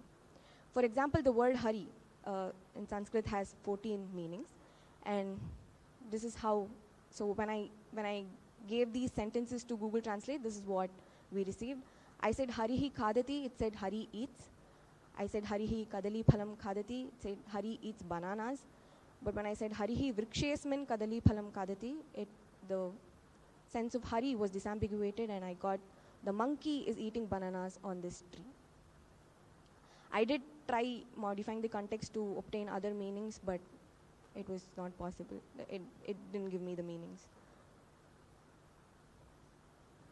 So within the translation outputs that we generated, 139 of the 700 verses could be attributable to the incorrect selection of the sense of those polysemous words. And so we tried to categorize this into two, where the error identified polysemous words meaning could be adjusted by altering the context, and that remain unchanged regardless of contextual modifications. So I'll explain this with examples. So the first example we took, api chedasi papebhyah sarvebhyah papakrittamah sarvam jnana plavenaiva vrajinam santarishyasi. So the Google Translate translated this as, even if you are the most sinful of all sinners, you will cross all troubles by the float of knowledge. So the word plava has been translated as float here. And when we compared it to the human translation and also the other, on the Bonnier-Williams dictionary, so we wanted the sense of boat in this context. And to see if Google Translate recognizes the sense of boat, I gave a sample sentence telling Ramaha plavena nadim tarati, and it translated it as Rama crosses the river by boat. So it did identify the sense of boat, which is one of the senses. Next. In the other verse, kim karma kima karmeti kavayopyatra mohitaha tatte karma pravakshami yajñatva mokshase shubhat. So here the word kavi is polysemous, and it was translated as, even the poets are confused here as to what is action and what is inaction. So kavi has multiple meanings, such as a wise person, a poet, and names of various deities, but the sense that we wanted in this context was a wise person. And I tried giving a sample sentence where I said kavihi sarvada sanmarge chalati, where again I wanted the sense of wise, but this was again not recognized. So the only sense that was recognized by Google Translate with respect to kavi was poet.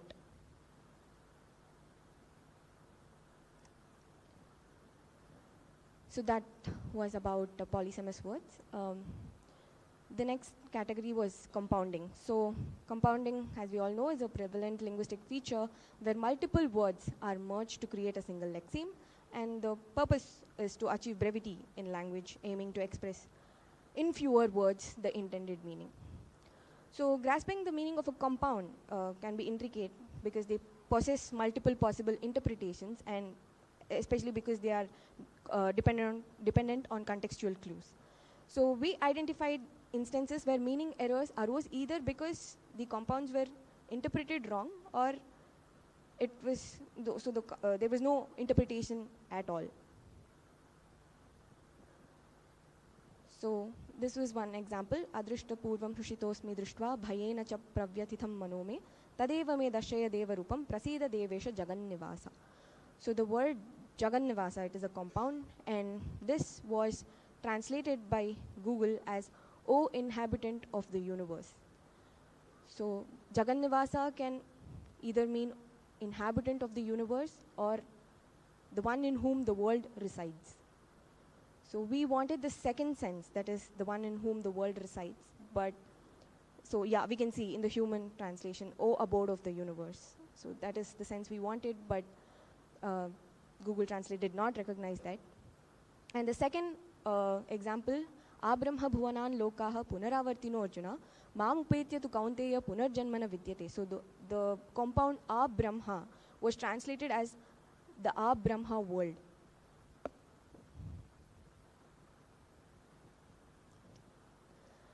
And so it was supposed to be up to the abode of Brahma, which was not recognized.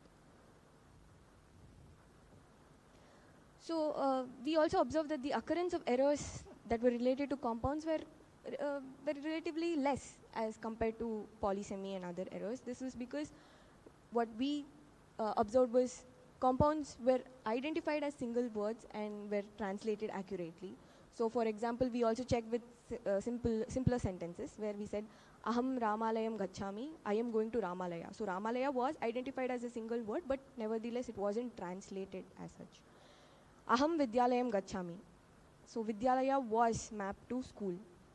Ganeshaha Lambodaraha Asti. It said Ganesha is tall, which is wrong. It should have been Ganesha is a fat belly, and Bhimaha Vrukodaraha Asti was accurately translated as Bhima is a wolf belly.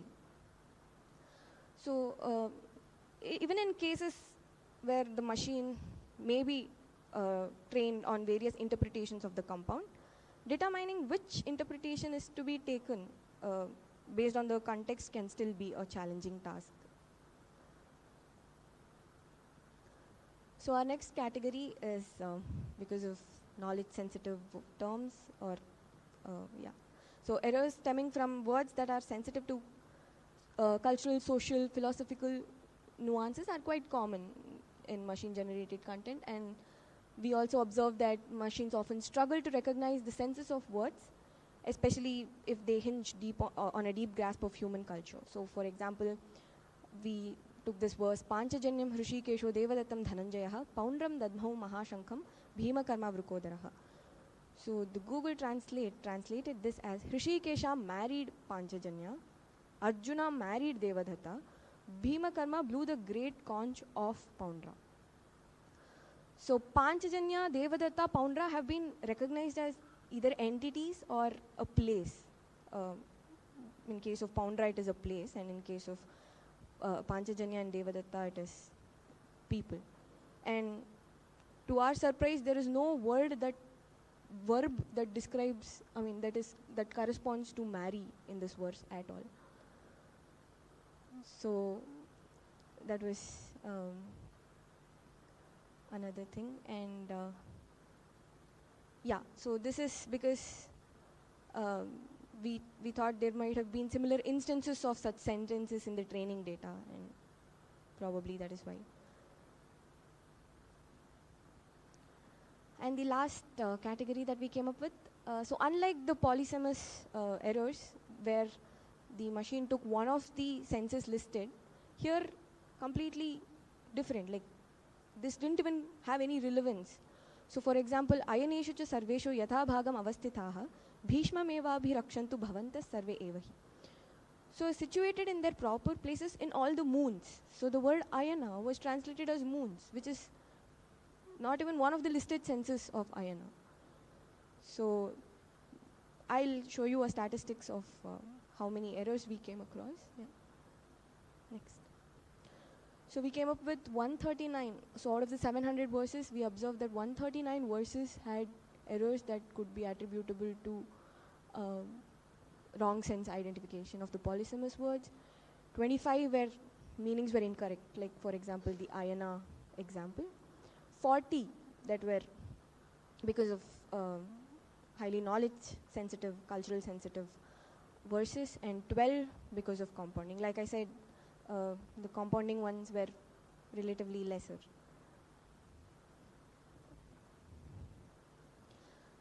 So we just tried out a few other experiments to see how sandhi and the presence or absence of a few words impacted translation. And so for sandhi, when I said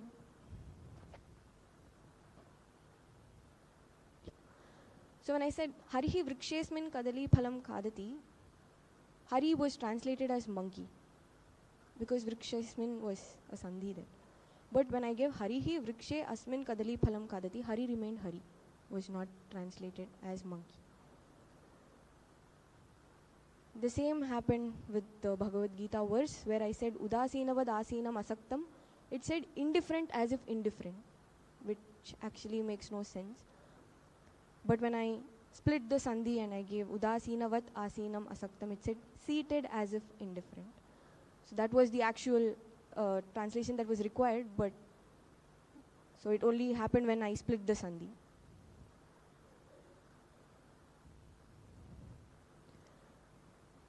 Yes, so this was another curious experiment.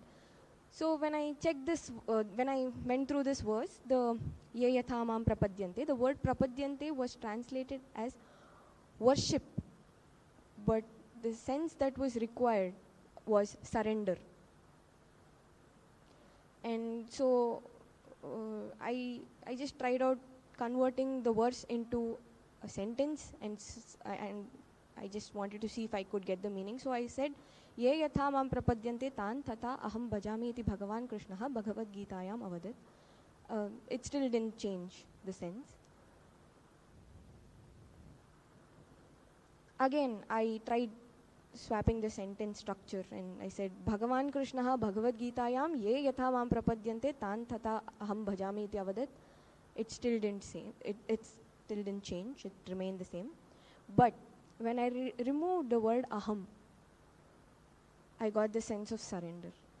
So when I said, Bhagavan Krishnaha Bhagavad Gitayam ye yatha mam prapadyante tan tata bhajami iti avadat. I removed aham and it said surrender. However, another interesting thing is here, for bhajami, it translated that as reward. I reward. When I converted it to sentence, that went. And it became worship again.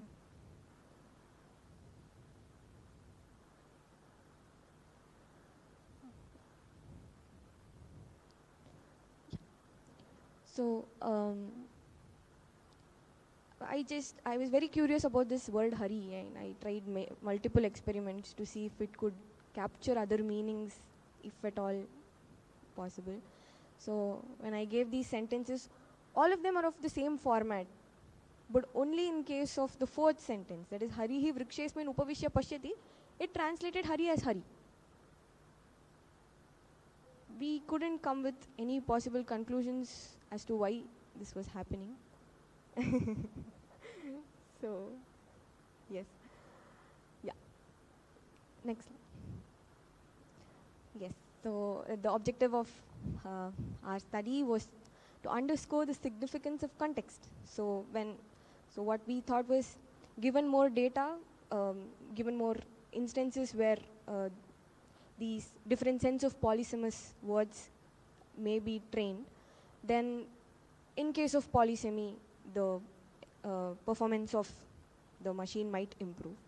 And to address this, we illustrated how more context could potentially reduce errors, like I said. So we assessed the Google Translate output of Bhagavad Gita to come up with a taxonomy and see if polysemy was the highest, is the error because of polysemy, or are there other errors? And because we also identified 3 other error categories, that is compounding, knowledge sensitive, and incorrect meaning attribution. So while the increased contextual learning might help to mitigate issues pertaining to these 3 errors to some extent, it still might not be very successful unless we confront the fact that machines have to be instilled with world knowledge in order to. So these are my the references that I've used as a part of this presentation are these, but I have several other references. Thank you. And now, time for questions.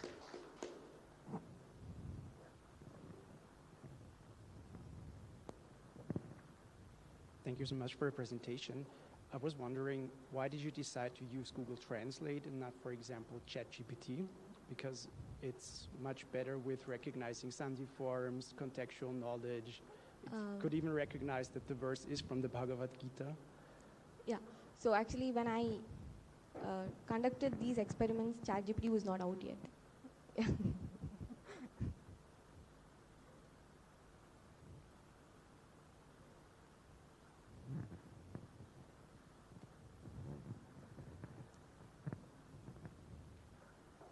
Thank you. Are you aware of any benchmarks for like comparing the results of machine translated results? There are some benchmark systems. Like, are you aware of them? Like to count the quality of the machine translation. Like Sanskrit is not the very first language we treated with Google Translate. So, are you aware of any such systems like benchmark systems? No, not really. To score the quality. Okay, right. Okay. Yeah. Yes. Are you aware of them? Blue score and like so. that kind, yeah. Because I didn't saw it here, that's why I asked. Yeah. Okay. So this was a manual error analysis. I didn't go for any benchmarks as such. Does it make any sense for Sanskrit, the benchmark system? Yeah, we do have for Sanskrit as well. Okay. I will add to what she's saying to your question. See, there are benchmarks available for various machine translation systems. What she has done is the qualitative analysis. Benchmarks just give the quantitative analysis.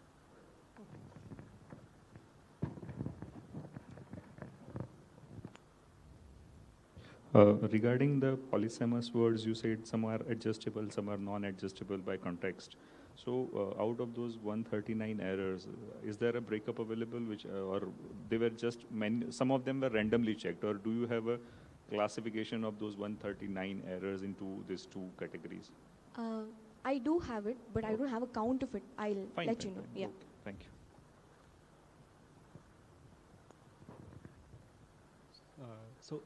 Because this translation is using some kind of language model, and I'm not sure if the errors that you found some instances where changing certain structure of the sentence fixed a polysemous error, but I'm not sure if this will happen in all the cases. So so that's exactly why I categorized. So each example, so for multiple meanings of hurry you have tried, but for multiple meanings of some other word, if the same thing repeats for these things, that can be a thing to be tried. And so one of the things, so you said Hari Brukshe Vosha Kadalifalam Khadati, there the monkey translation is correct. I mean, that is very context dependent, right? The Hari, the person, can also be sitting on a... True, yes. But I just wanted to check if, associations, so when I checked with nearest association, is it able to disambiguate was my curiosity. No, as in, so banana is that and even, so vriksha. if you tell this sentence to a human, would you expect the human to translate that as a monkey or as a person, Hari? Yeah, so because I wouldn't translate it as a monkey with, if I'm just given that sentence. Yes. So, so if I go to a person who doesn't know Sanskrit and I say, Harihi Vrikshesman Kadali Palam Kadati, where Kadali Palam means banana and Vriksha means tree, what would you disambiguate Hari as? The first thing that would come to anybody's mind was monkey, right? Would be monkey, right? Because of the association that it has to Vriksha and banana, Kadali Phala. Root, okay, yes. Huh.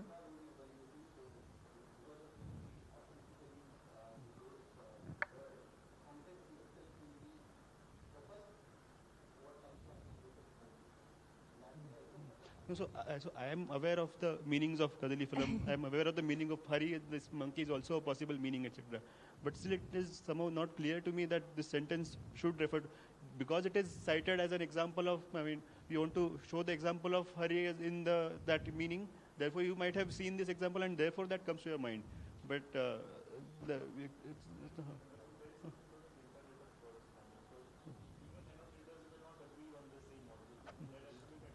right.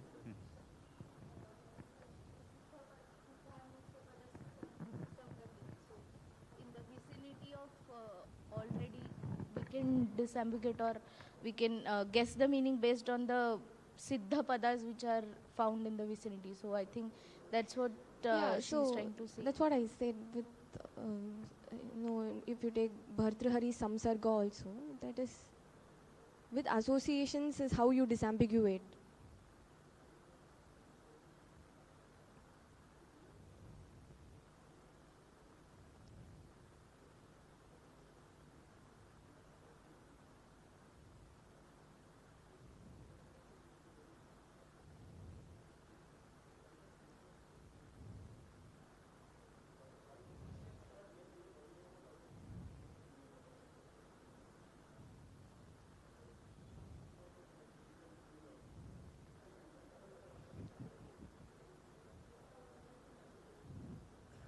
I have one question. So you have probably taken this Sanskrit to English. It's the languages are so different that obviously these errors will creep up. What about trying to translate the same sentence into Hindi or other Indian languages, because the senses are much closer? Yes. So I have the data ready for Sanskrit to Kannada and Telugu. I'm yet to do an analysis. Okay, fine. That's number one. Number two, the other important point that you hinted at is to understand why this is happening. Yeah. Now, my suggestion, one way is to take the English translated sentence and try the reverse translation. Then you will try to see what is the Sanskrit sense that That this is English okay. Yeah. is using. Yes. And if you take this 4 or whatever, monkey and hari, whatever, then you will see why it is not translating Yeah, correctly. so with Hari, I gave Harihi Vrikshesmin Kadali Palam Khadati. It will translate it as, sorry, if I say the monkey, it will become kapihi. It will become kapihi only. Correct. Yeah. But this upavishya versus, I think, khadati, and there was something like sthit, upavishati, right? So that is more interesting. That, Okay. So then you can try the reverse translation to see. Sure, yes.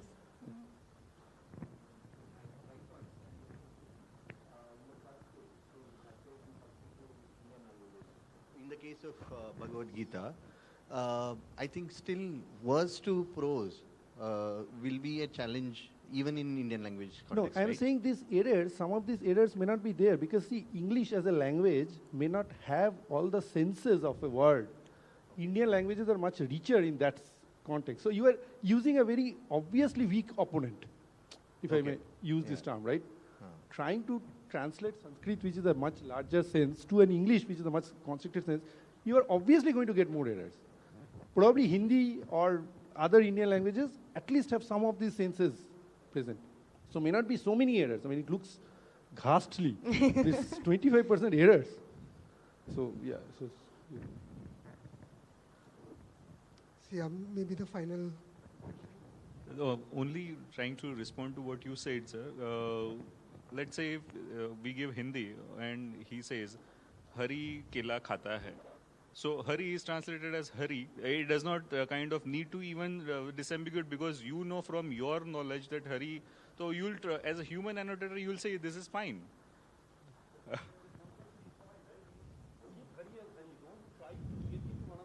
But we want to do disambiguation, right? Yes. Probably not. Yeah, so just one last thing. I also tried on the Anvaya. So I haven't analyzed the Anvayas. So giving Anvaya as the input, tried to obtain translation, but I haven't analyzed all the Anvayas yet. I'm just giving an example. That itself is another study, actually. So.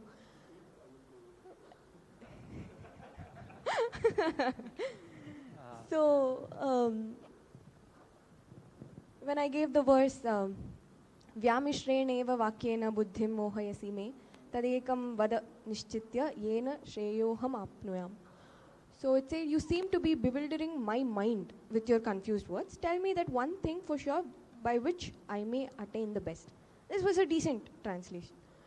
So then when I gave the Anvaya, Vyamishrena iva vakyena me buddhim mohayasi iva, tat nishchityam ekam vada yena aham shreyaha apnuyam. It said, you seem to be bewildering my intelligence and not mine. So why this discrepancy is something I was interested in. I still haven't analyzed. I have to look for.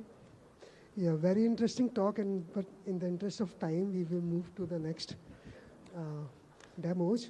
So just one comment. I mean, so yeah, one thing you know, Google Translate and the system keep on evolving. So whatever you said may not be valid anymore. Yeah. So there's one issue with each.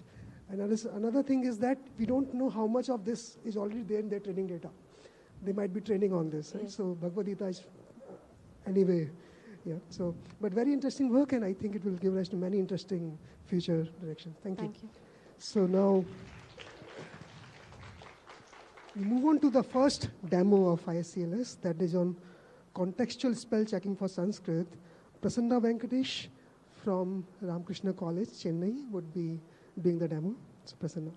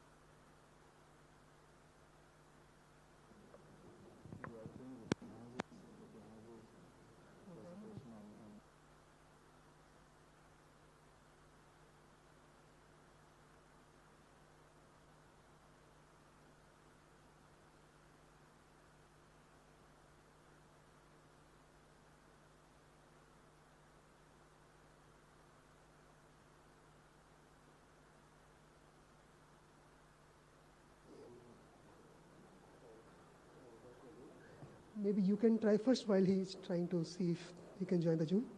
Do you want to do the demo before him?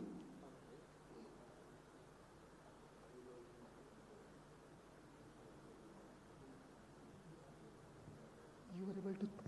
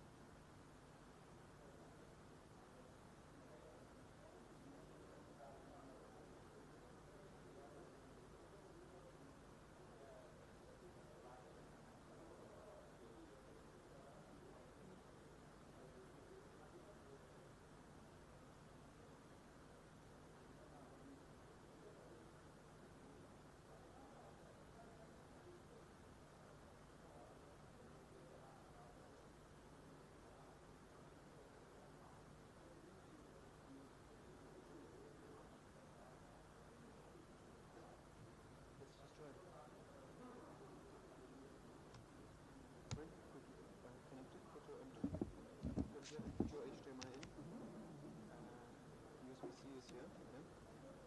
Let's put the HDMI first here. You can just take it. Okay. And now you have to. Don't you have to log in and then tell it to second monitor or something? You have to go into the display. They asked me to. Okay.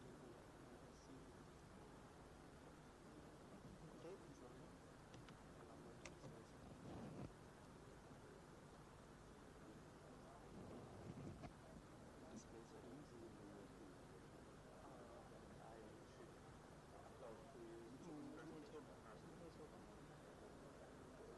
Are these slides or your demos? Are these slides or website? Showing slides or website? First, display. Yes.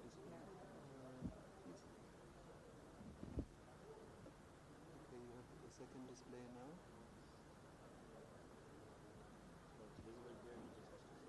Yeah. Let me see. Wait, it's visible here. You tried this already? Mirror.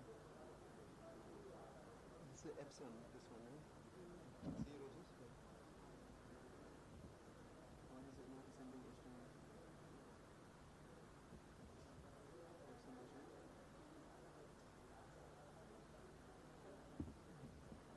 Maybe I can do it in the afternoon. Wait, no, we just tried. Why is it not Regis? Come on. Maybe we can.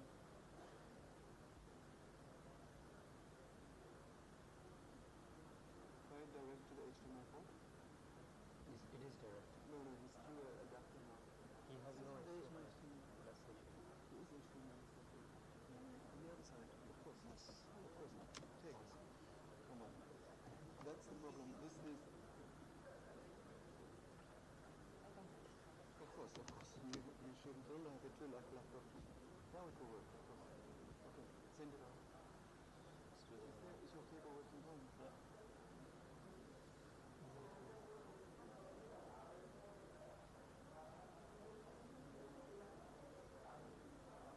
It's connected directly. We tested it yesterday. I need to run after.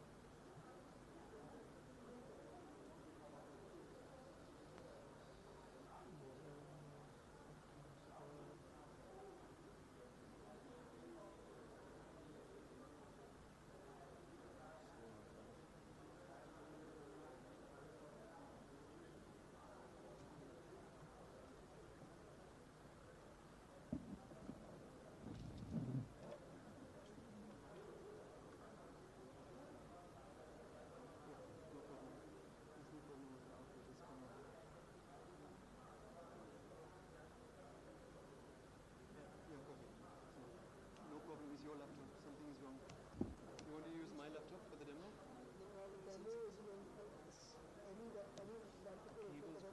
Yeah, everything's it's nothing on our side. It's with your laptop. HDMI is not working. We can reschedule and then we do in lunch. We swap it around. You have the key? Next presentation. Sorry. Come and show me. I will copy it. No.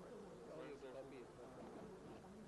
So, what should I do? You copy this, give it to me, and then I will stream it from there, like the previous one. You read out and then we project. You just tell them next. There is somehow to copy? No, to stream from my laptop here, or it's impossible. These are only slides.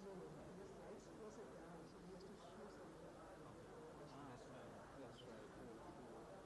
Because I have a lot of slides in my presentation, so it will be better to me to control. See, okay, it's not stable.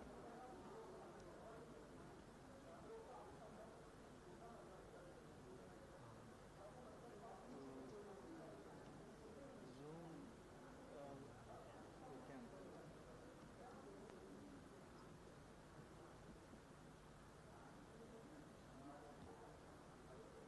Yeah, we can do that.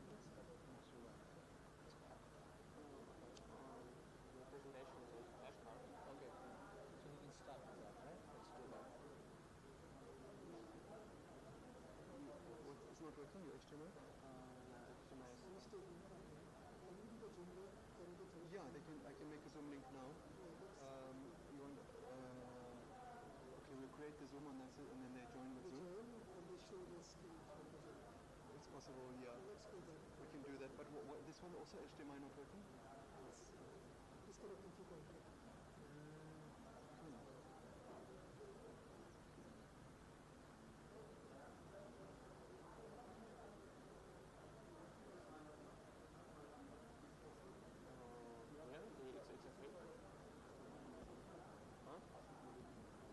Я не знаю, тут честно,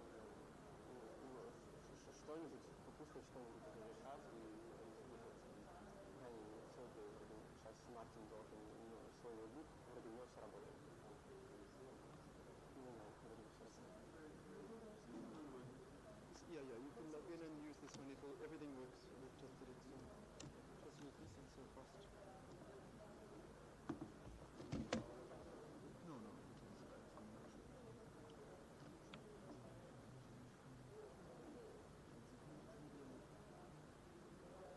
The back, sorry.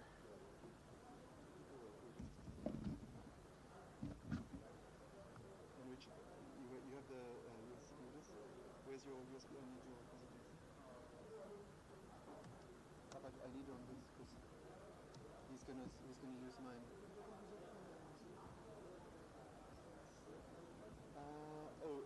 But what do you need this one for? Demo. Okay. You want what do you want? Chrome is okay? No, I want to only PowerPoint. Okay, then where's your slide? PowerPoint. Where's your slides?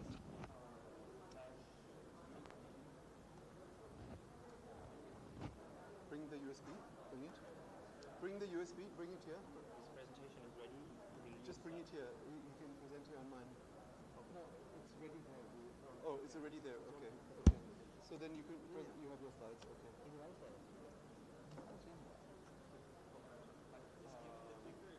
Okay.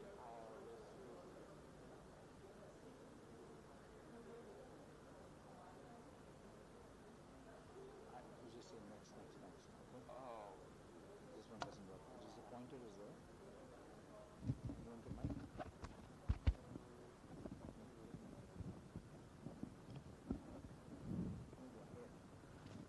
Behind your hair.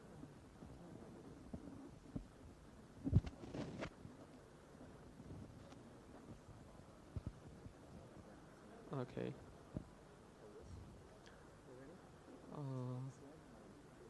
Okay. Say next. So.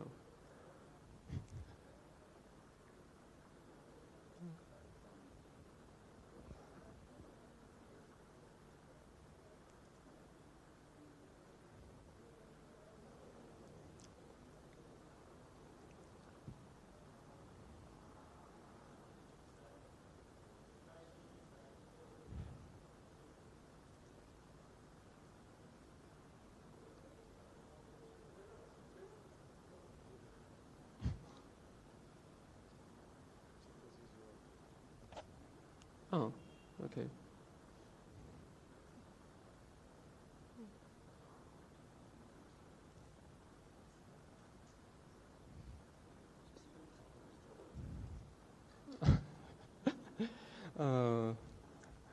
Good afternoon. My name is Telchelnikov Ivan, and I would like to present to you a European and so non-Paninian approach to Sanskrit morphonology based on the works of one of the most prominent Russian linguists, Andrei Zalesnyk.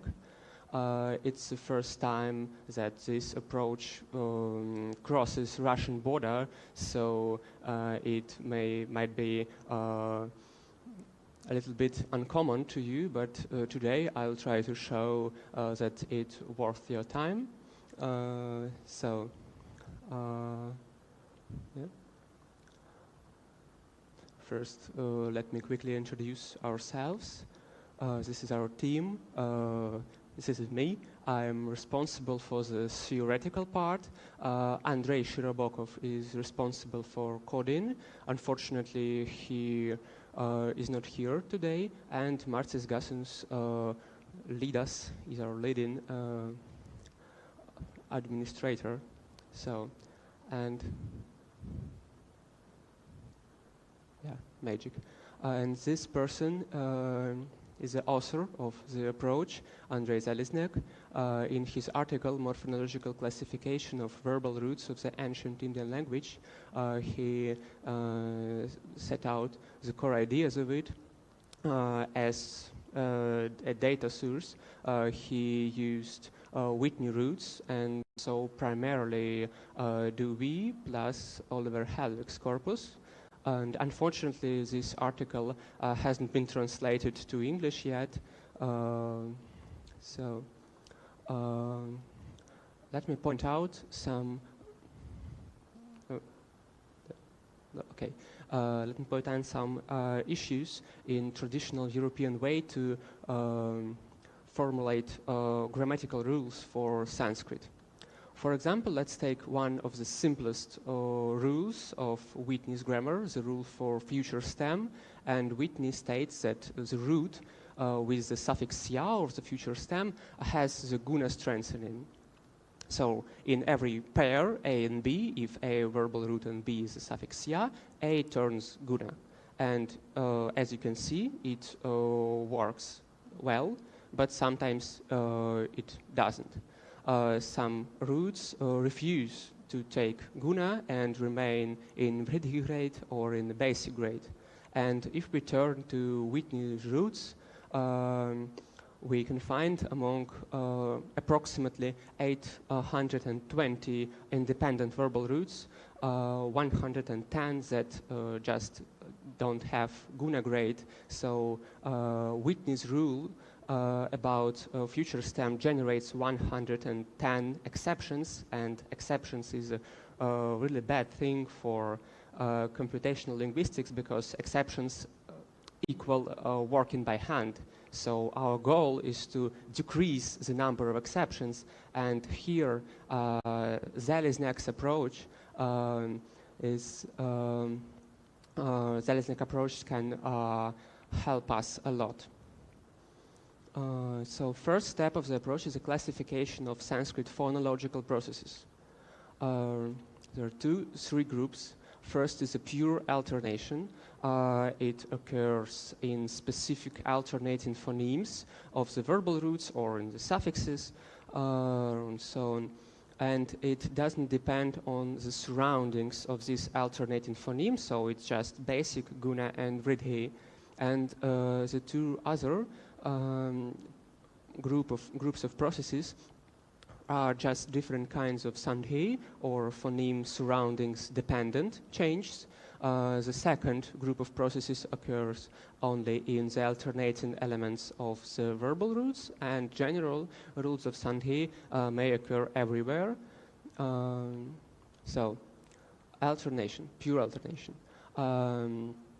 Zalesnek introduces 13 alternation series, 13 sets of basic guna and vriddhi grade for 13 alternating morphemes. For example, the series A1 has zero sound as basic, as in santi, third plural, A short as guna grade, and A long as vriddhi grade.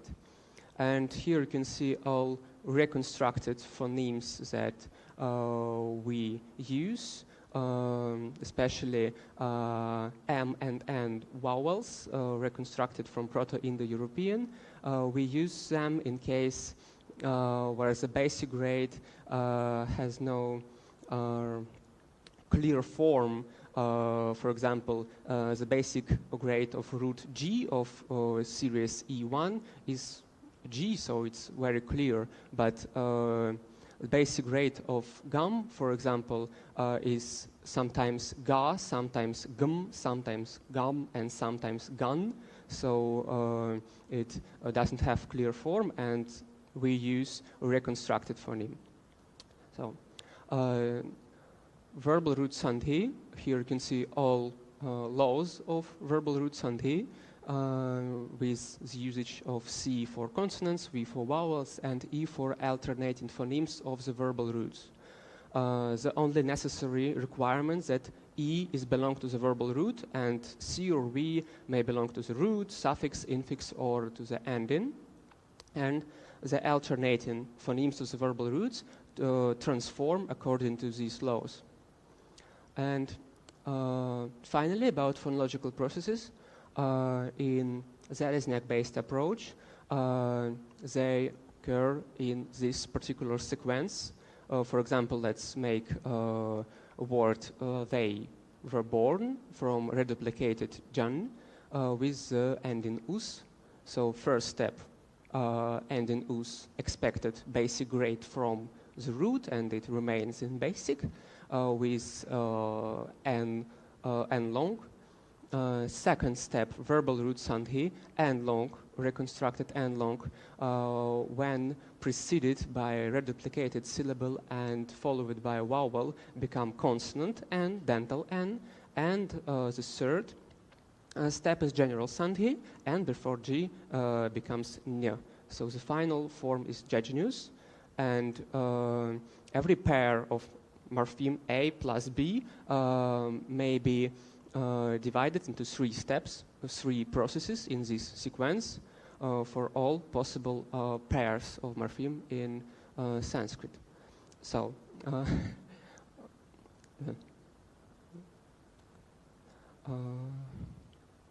yeah, the main question still remains how to choose right grade on the first step, because here we choose basic grade, but how? And here, Zalesniak introduces concepts of morphological position and alternation type. Let's define morphological structure as a pair of morphemes A plus B, and in such structure, morphological position is the expectation of some grade in every A with a certain B. So if we have certain morpheme B, it expects some grade, vridhi, guna, or basic, from every preceding morpheme, no matter if it's verbal root or suffix, as you can see on the examples. First, A is a verbal root as to B, and it turns guna, and in the second case, A is the suffix nu, and it also turns guna. So we can derive a rule that if B equals ending t, A will be guna, but not. So will be the ending t expects guna from A, from every A, but just expects and not makes a guna, because still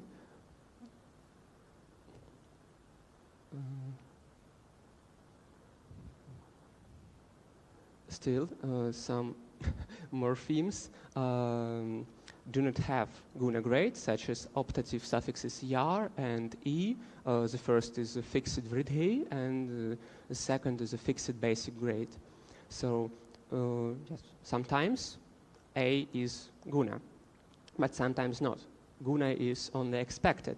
And in this approach, we establish rules not only for the expectations, as Whitney did, but we also establish rules for matching this expectation with the reality, with what grades morpheme, especially verbal root, which grades it has. So, 3 morphological positions according to 3 grades Sanskrit has. Oh my God. Yeah, and with these 3 different expectations, so basic, guna, and vridhi grade, we can define a pattern for A in these 3 cases with these 3 expectations. So in simple terms, alternation type is which grade morpheme A takes in case of which expectation. So the first type, as the root kr, always matches the expectations. So if basic grade is expected, it becomes basic, and so The morphemes of the first type have all 3 grades and can be used as a criterion to know what was expected, because they becomes what was expected from them. The morphemes of the second type does not have basic grade, so on the expectation of the basic grade, they becomes guna, has svarita from root svar to sound, not svurta or svrita. The third type is a fixed basic grade, and the fourth type is a fixed vridhi. So, returning to the witness issues with a lot of exceptions. His rule produces 110 exceptions and efficiency less than 87%.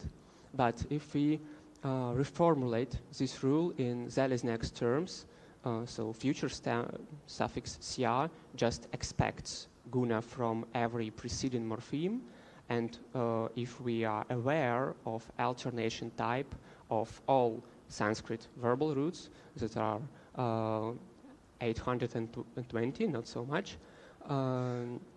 If we are aware of the alternation type and aware of the expectation, we could easily match them, and the efficiency of this rule with the expectations, only expectations of the guna tends to 100%. So again, if we are aware of morphological position and alternation type, our rules becomes almost perfect. So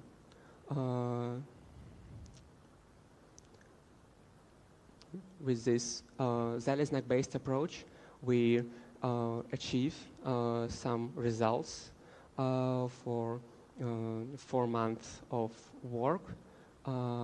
So for explaining Sanskrit morphology, we had to determine alternation type for all possible morphemes A, verbal roots, noun roots, suffixes, infixes, and prefixes, and determine morphological position to all possible following morpheme for suffixes, infixes, and endings. And count all possible pairs of A and B, so all possible pairs of 2 morphemes. It required a database of all Sanskrit morphemes with their fundamental morphological characteristics. And for the verbal roots, it's done, and work in progress now for verbal affixes and nominal endings. And nominal derivation is in project in plans today. Next, it required algorithmization of verbal roots reduplication in all possible cases separately, and the work has been completed. Third, the set quality, the rules for insertion, the connecting vowel E, it has been done for verbal derivation and hasn't been started for nominal derivation also. And fourth, making the tree of all possible morpheme combinations. So for the verbal system, it's done. This tree generates 160 combinations of verb categories, and for nominal system, the work has just been started. Okay, and our nearest goal is to create a computer Sanskrit word form generator that is verifiable and ready for verification of already existing generators, and comprehensive as much as possible. And for example, of comprehensiveness, I have a word from a text that I study is Naishkarya Siddhi of Sureshwara, the disciple of Shankaracharya. Vijijna Paishita, so it's causative, desiderative, past passive participle, and you definitely cannot see this participle in Indria's screenshot. So speaking about already existing generators. And we already have such forms, causative, iterative, optative, for example. And this also very important to solve the problem with present classes because for the root cur in Indria's generator you can see only 8th class, but in texts, if we take all Sanskrit texts from Rig Veda to the time when Whitney lived, we can find that Kar has first, second, fifth, and eighth classes of present. So it should be 4 forms for every ending to make it really comprehensive, not only the 8th class. And we also, our generator,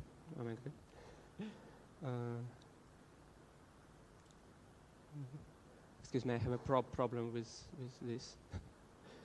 Maybe we can spare some time for questions. No, okay. Yeah. Few last sentences. Sure. Okay.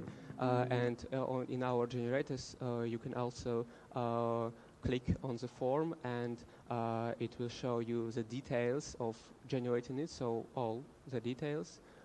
Okay. I have no time speaking for program architecture, but here is a link to GitHub of Andrei Shirobokov, and we have some implements. So ability to generate 125 verbal forms among 160 possible. We also implemented verification of generated forms in textbooks and in the corpus of bilingual texts in Sanskrit and in Russian. And the morphological analyzer and some helping tools for Panini codification are also coming soon in our project. And that's why we need verification, because some forms are really suspicious, as this triple root gum at Gigi Gamsha. I really don't know if it's possible or not in Sanskrit, but it seems to me really suspicious, and I want to see it somewhere in the text, so it will be really useful to imply corpora in the generator. No, that's all that I have. Thank you for your attention. Here's all the links.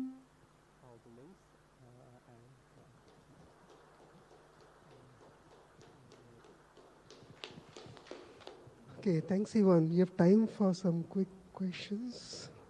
1 or 2.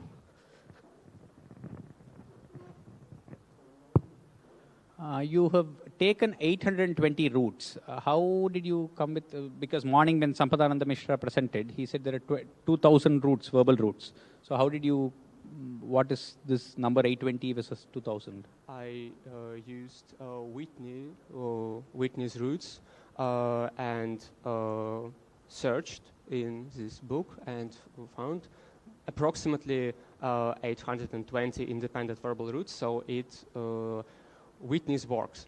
Okay, so maybe it should be correlated with Parini's 2,000 verbal roots, independent verbal roots, and see. So you can check maybe the same this thing that you have, the whole paradigm. It might work for the other roots also. Probably it should be checked with other roots, and probably I'll take the other discussion outside with the alternation type. Yeah. Okay. Now we had only time for searching in Whitney, but in future we, of course, will include some other sources for searching morphemes that Whitney had lost. So I have a doubt regarding this karishyati, that is the form, karishyati. Kru followed by sya suffix. Yes. Sya. Kru, Kak. sya. There are two operations you have discussed, right? One is guna and the other one is e. It's an augment, right? Karshyati and karishyati. Yes. So, yeah, just okay, I have... in also in Whitney roots, there are two forms, karishyati and karshyati. So it just systemizing Whitney's grammar. So my question is, so there are two operations to be applicable, right? One is the augment e and the other one is guna. How will you resolve this conflict? First you are going to apply the e or the guna. We can apply guna and set quality same time. That's just because root kr is some kind of wet, so it has some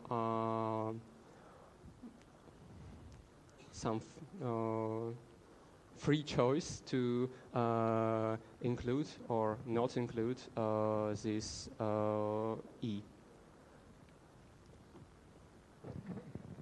Okay, so thanks again for your demo. So in the interest of time, we will break for lunch now. So let's thank Yvonne again.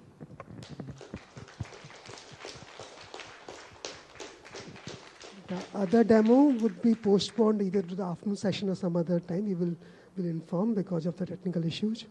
So yeah, thank you to all the speakers and the attendees. What should I do with it? That it may cause this awful sound. Yeah. Thank you.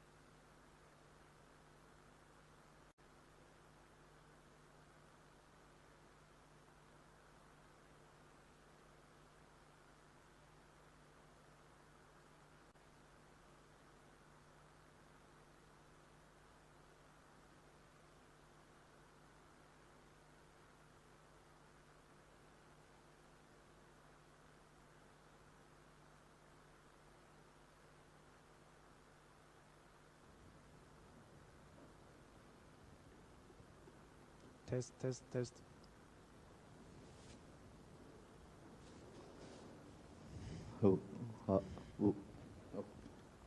Thank you. Sarva Vagishwaro Vishnuhu Strirupo Mam Suvadayet. Shri Gurubhyo Namaha. Welcome back after the wonderful lunch and organic, very tasty. And now we should not get into the sleep mode. So we have nice presentations, one research paper, and 4 demonstrations. So we have to be alert.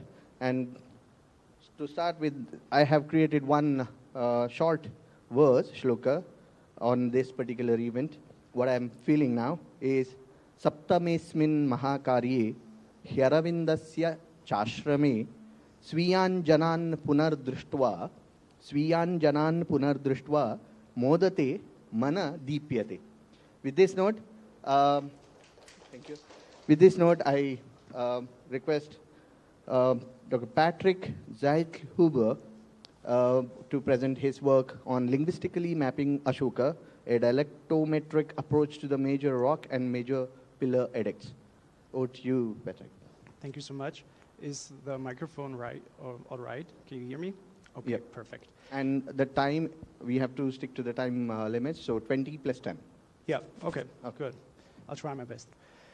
So thank you so much for this opportunity to present my research today here. I want to delve with you into the field of quantitative linguistics. I'm dealing with the Ashokan edicts. I guess most of you already know a thing about them. Still, I want to provide a bit of an overview before I start. So the Ashokan edicts are considered the earliest extant and decipherable evidence of written culture in South Asia. They were issued in the years after Ashoka's coronation, which is commonly dated to 268 BCE.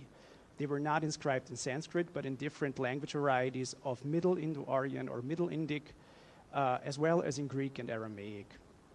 What you can see here is a map of all the edicts, and they stretch over the modern territories of India, Nepal, Pakistan, and Afghanistan. So it was really a very broad area where they were inscribed. There are all in all 42 different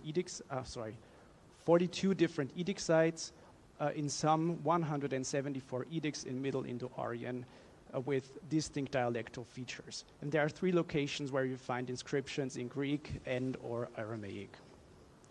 Most often they are categorized according to style and content and also on what they were inscribed into these categories: major rock edicts, minor rock edicts, major pillar edicts, minor pillar edicts, cave inscriptions, other edicts that do not fit into these categories, and the Greek and Aramaic ones.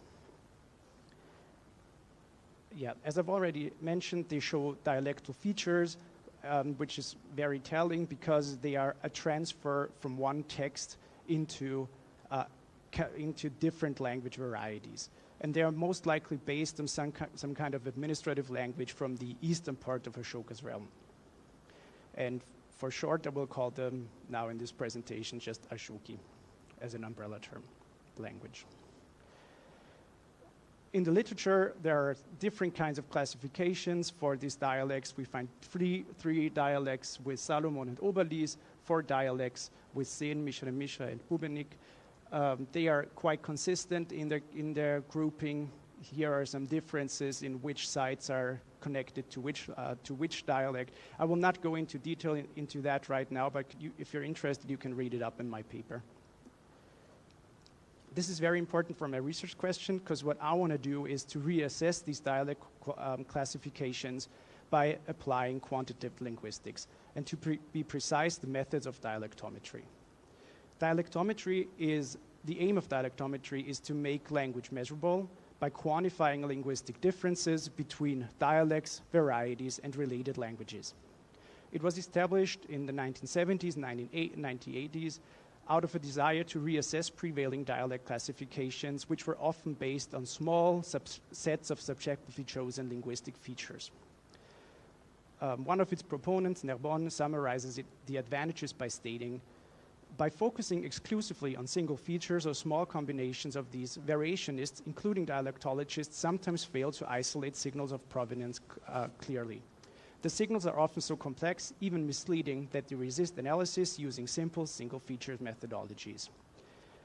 Now, what dialectometry does is to use bigger data sets and to examine all phenomena that can be found in these bigger data sets.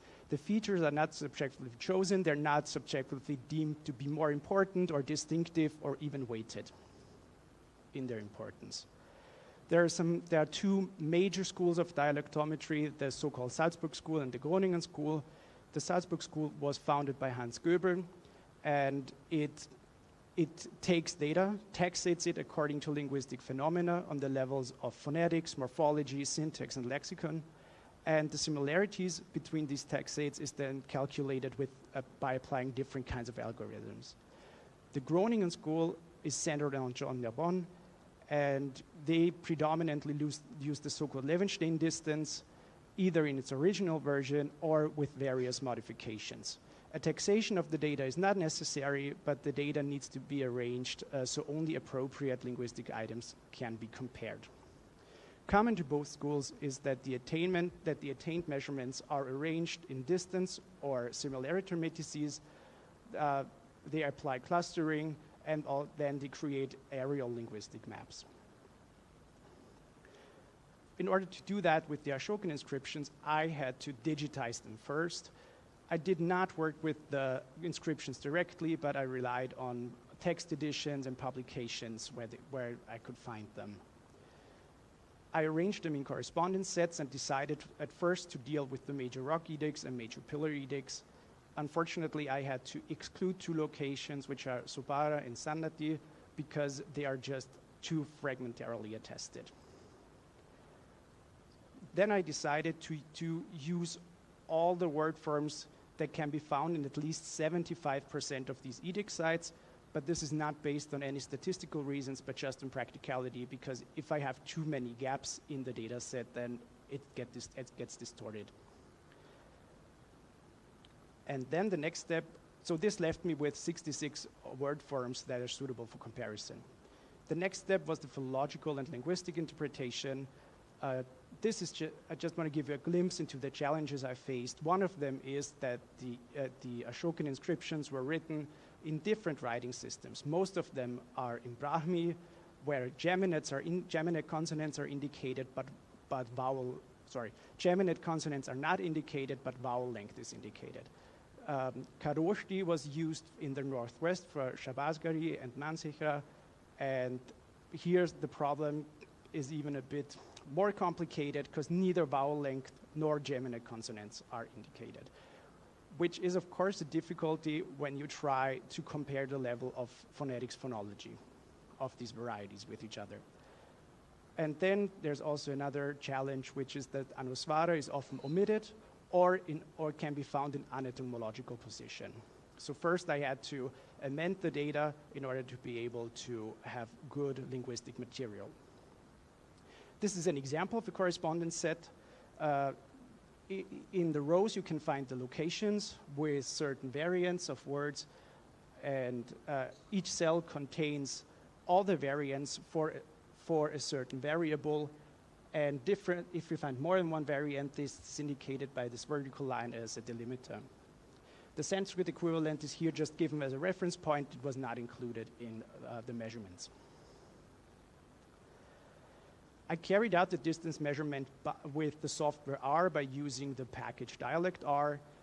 It provides a function called distance matrix, which creates, of course, a matrix by applying the Levenshtein distance. The Levenshtein distance is the number of modifications that are necessary to transform one string into the other by either insertion, deletion, or substitution. Heringer praises the Levenshtein distance by saying, the Levenshtein distance is completely objective and its results are verifiable, an advantage it shares with other computational methods in contrast to dialect maps based on tribes and intuition, if the data used consists of representative samples of the varieties. So it's really very important that only cognates, which means etymologically related word forms, are compared with each other. It is possible, and it's often done in computational sciences, to use the Levenshtein distance to measure any kind of difference between two strings of words, but for linguistic interpretation, this is not suitable. So the philological and linguistic work has to be done really diligently first. This is a very basic example of the Levenshtein distance. It's the variable yata from the location of Girnar and Eragudi. So in Girnar, there's the word ata, there's the word form ata, and in Eragudi, we have ata. So to get from one to the other, what needs to happen is that the word initial y is lost or deleted, and that the long a is substituted by the short a. This leads to a total number of to an absolute number of modifications of 2. What's also possible is to set the parameters differently in dialect R with the distance matrix function to get relative distances, which means the sum of the number of elements in a string is taken, and the modifications are measured in relation to that maximum number. In this case, this gives it a relative distance of 0.5. This is the distance matrix which I created then of all the 13 major rock edicts and major pillar edicts. It's the sum of all the distance measurements of all the 66 word forms. The distances are given comparing each and every location to each other here. Yes, and this step is called aggregation in the literature, and it serves as to compare to compare the sum of the distance, and this is the basis, this distance matrix is the basis to further process the data, which is of course necessary because you cannot make very much sense out of this, of these numbers. What's often used for that are hierarchical clustering and multidimensional scaling, which I also did. So here we can find clusters. I use 2 different methods in the literature. Some use the average method, the UPGMA, unweighted pair group method with arithmetic mean, or Ward's minimum variance method to the right.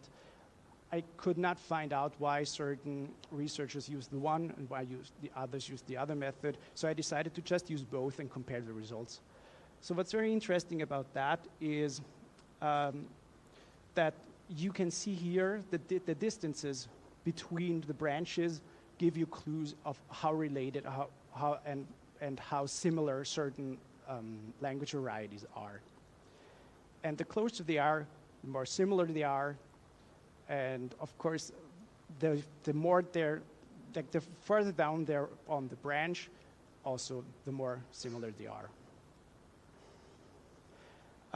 What I also did is to cluster that into 3 clusters for each of the dendrograms.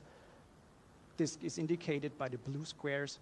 And here, both methods show the same results. There's one cluster for Manseha and Shabaskari and one for Girnar. And for the other 10 inscriptions, there's this cluster. Now, on the level of 4 clusters, we find a little bit of differences here and here. The reason for that could either be the method or the rather small data set, or also that the linguistic distances between these varieties are so small and so insignificant that I get different clusterings. Admittedly, hierarchical clustering is rather unstable and it needs to be validated with other methods. For example, multidimensional scaling, which I also did.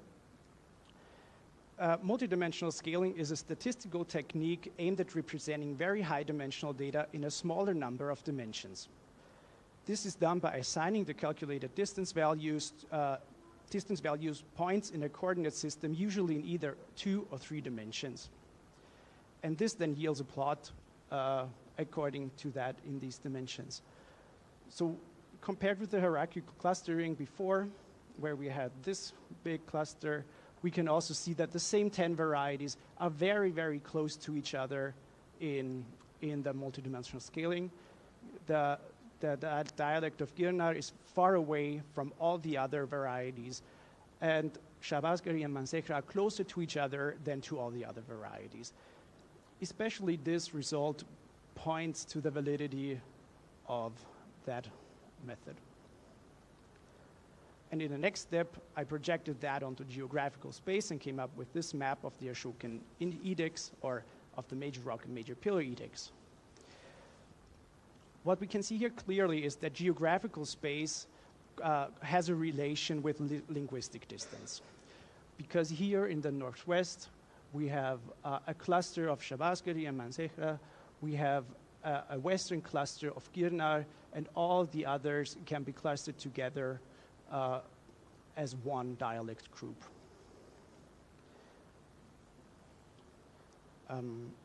Yes, and I also want to discuss these results with you because we have a problem that this wide prevalence of the eastern Ashoki is kind of a problem because there were no speakers of that variety in the south. There were here in the north, they most likely didn't speak that way. So it remains a question why it was used so widely.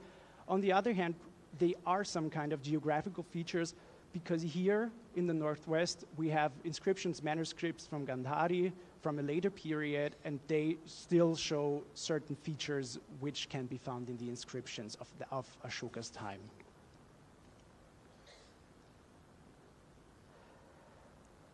So basically, the dialect classification of Salomon and Oberlies, which was this classification to 3 dialects, can be affirmed.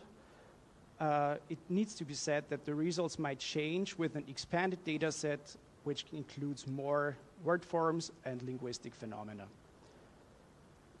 I also want to point out that I do not intend this to be a dialect map of the 3rd century BCE. For me, this is a map of the linguistic clusters of language varieties that can be found in the Ashokan inscriptions. So what I want to do in the future is to expand this data set, because with 66 tokens, it's rather small. I want to also use other methods of comparison because that's necessary to use more word forms.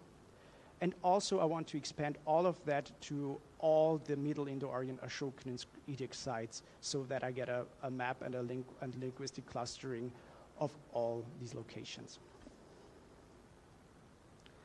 And I think I'm still on time. So I want to thank you for your attention, and I'm looking forward to your questions. Thank you, Patrick. It was a wonderful presentation. And before we move on to the next demo session, the floor is open for questions.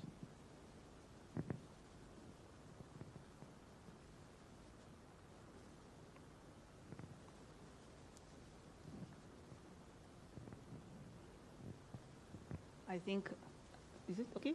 I think the most interesting part is stay a part of this, of your report. So please, could you a little bit specify what kind of linguistic features construct this hierarchy of dialects? Thank you. I will just refer to this example correspondence set here. So what's very interesting and what's very distinctive for the eastern part is the change of Old Indo-Aryan, which means Sanskrit R, R, to L. So instead of Raja, we find Laja. That's one of the most salient features. What's kind of everywhere is the change of Ava to O, which is typical for Middle Indo-Aryan. And then there are also some differences, for example, for the future tense, where sometimes we have a thing like Gachanti, or with a ch. Sometimes there's Kashanti with retroflex. Then there's Kasanti, or even a compensatory lengthening to a long A instead of Kasanti, Kasanti. These are some of the features. What's also very telling is, but it's not so clearly distinctive of all the areas, is that the nominative ending of A Visarga becomes E in the eastern varieties, but O in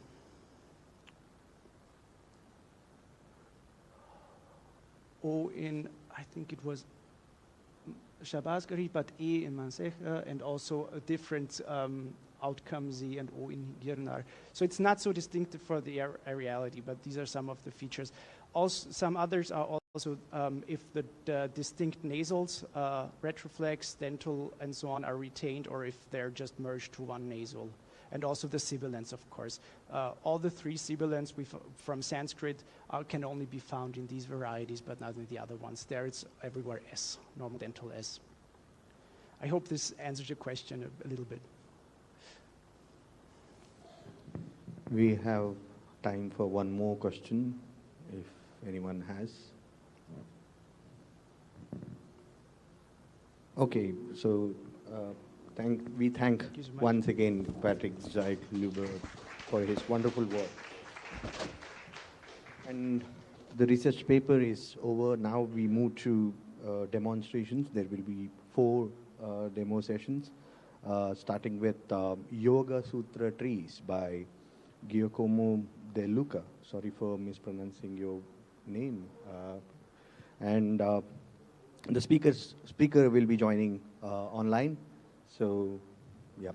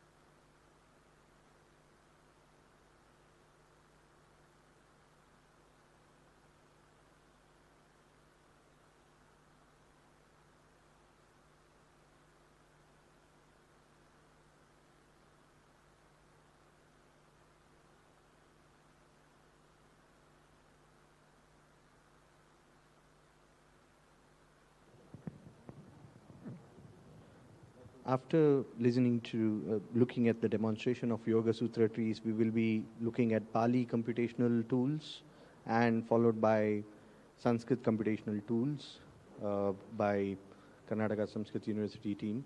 So yeah, Giacomo De Luca is ready.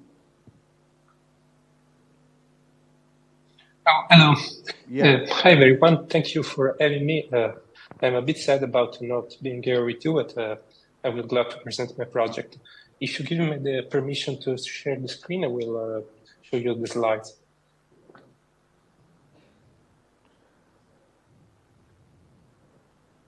At the moment, it says the share screen is No, okay. Perfect. They are working on it. Yes. Now you can check once.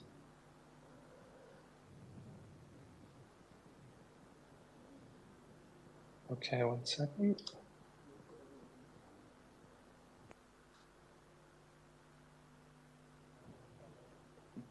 Can you try again? Okay.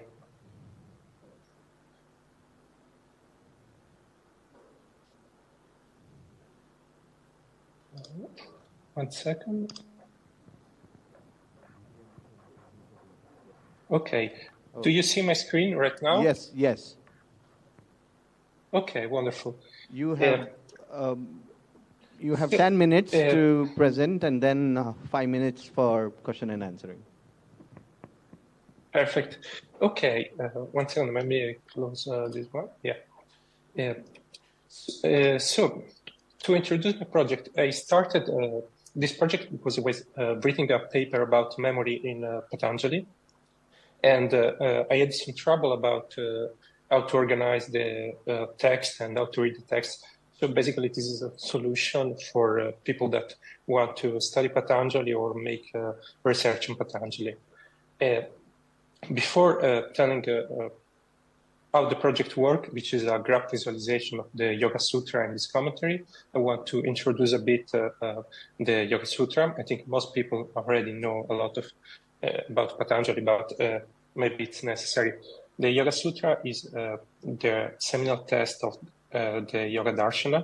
It is written by Patanjali, and it's a very short text composed of 196 sutra, and it's a compilation the preceding yoga techniques and yoga philosophy. It's heavily influenced both by Sankhya philosophy, but also there are traces of Buddhist thought, in particular of Vasubandhu, and it is divided in 4 pada. The particularity of the text is that in all the remaining manuscripts, as it was noted by Mas, it's always accompanied by the commentary written by Vyasa, the Vyasa-Bhasya. And so when one reads the text of the Yoga Sutra, one reads the Sutra of Patanjali, but also you have to read usually the aphorism of the commentary to the aphorism made by Vyasa, since the root text is very short and concise. And after the Yoga Sutra got more recognition, there were a lot of historical commentaries written to both Patanjali and Vyasa. Those commentaries are work with merit, with incredible merits, both philosophically, and hermeneutically, and historically. The most famous ones are the one by Shankara, the one by Vachaspati Mishra, the one by Vijnana Bhikshu or Rapoja. And so you want to access also those texts. That is that is basically the third layer of the text. And there is also the modern commentary, like the one from Arya Rananda, which are commentaries written on top of all the preceding commentaries. So to display all this information without getting lost, because if you have all the text in a line, some of the commentaries are very long, in particular for some sutra like 317. They are tens of pages long, so if you have all the text together, you completely lose track of what you are reading, where you are in the text. I talked about something that was designed to display Wittgenstein. Wittgenstein thought about the Tractatus Logicus Philosophicus as a nested tree, and he made the proposition as a specification of the proposition. And so you have the main proposition and the proposition that explain the main proposition. And I found that this kind of display works perfectly for Patanjali, since the text is very, in the first 3 pada at least, incredibly well structured, because he usually makes a presentation sutra where he opens with an argument, then a sub-argument sutra where he presents a list of the items in the argument, and then it goes on, and there are other sutras defining the list. But I think it's easier to just show directly the website, so you can see, it's easier to see that, to explain. This is the website, it's already working. This is, for instance, the famous sutra about the 8 lines of yoga, which are yama, niyama, asana, pranayama, and so on. So you have like here the yama, the sutra about the yama, that are non-violence, truthfulness, refraining for stealing, brahmacharya, and aparigraha. And here you have all the sutra that follows that are specification of this sutra. The following sutra is here niyama, and so you can see that tree structure allows one to navigate better the sutra to the level of granularity you need, because you have the more general sutra, the specification sutra, for instance, pranayama, and the more specification sutra where Patanjali explained specific forms of pranayama. Also, this kind of graph presentation allows one to better see where are the arguments of the sutra. For instance, here is the first main argument of the first sutra, that is the vritti. Then there is the other argument of the first sutra, that is practice and dispassion. Then Patanjali goes on to talk about samadhi. Then there are a block of sutra about Ishvara. Then it also about disturbances and the stability of the mind. And then you have the sutra and samapati. And those 6 arguments basically comprise almost the entirety of the first part of Patanjali. So in the graph part, you see the main argument pretty well separated. How does this work at the website? You have the graph presentation, which is entirely editable. You can just move or add edges or remove them. You can also edit the colors of the individual nodes or in general.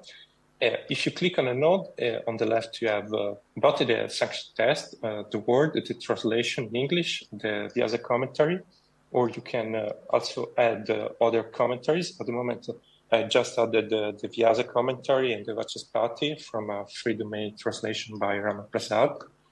You can also edit in the node the translation if you want other translation.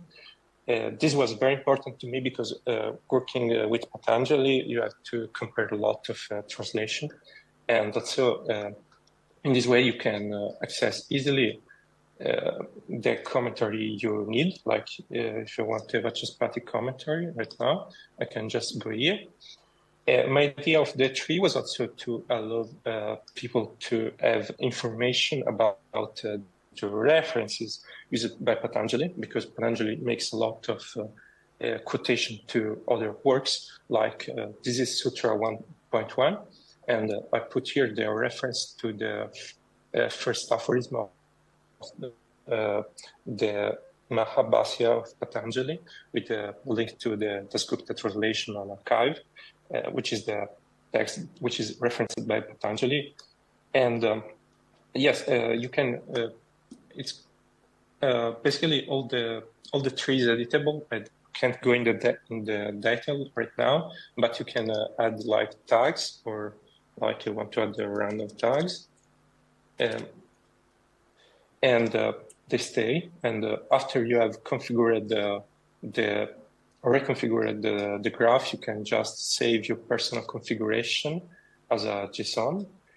You can also edit it. You have the JSON, all the information of the graph, and you can reload the graph with your modification. So the site using the load. So the graph is entirely editable. I made this for me initially because I wanted to be able to track what was the central argument of the Yoga Sutra, and also to be able to access the translation without being overwhelmed by the sheer amount, and without having too many PDF file for it. I think this is the roadmap about what I plan to add to the graph. Unfortunately, I was not being able to implement all of this right now, but I'm on the go track to implementing everything. I don't think I have much time right now.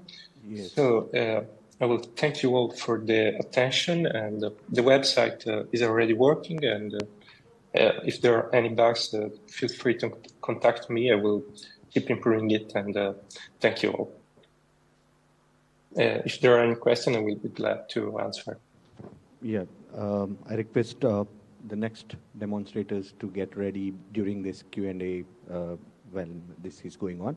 Okay, the floor is open for questions to Mr. Giacomo De Luca for his wonderful work on Yoga Sutra trees.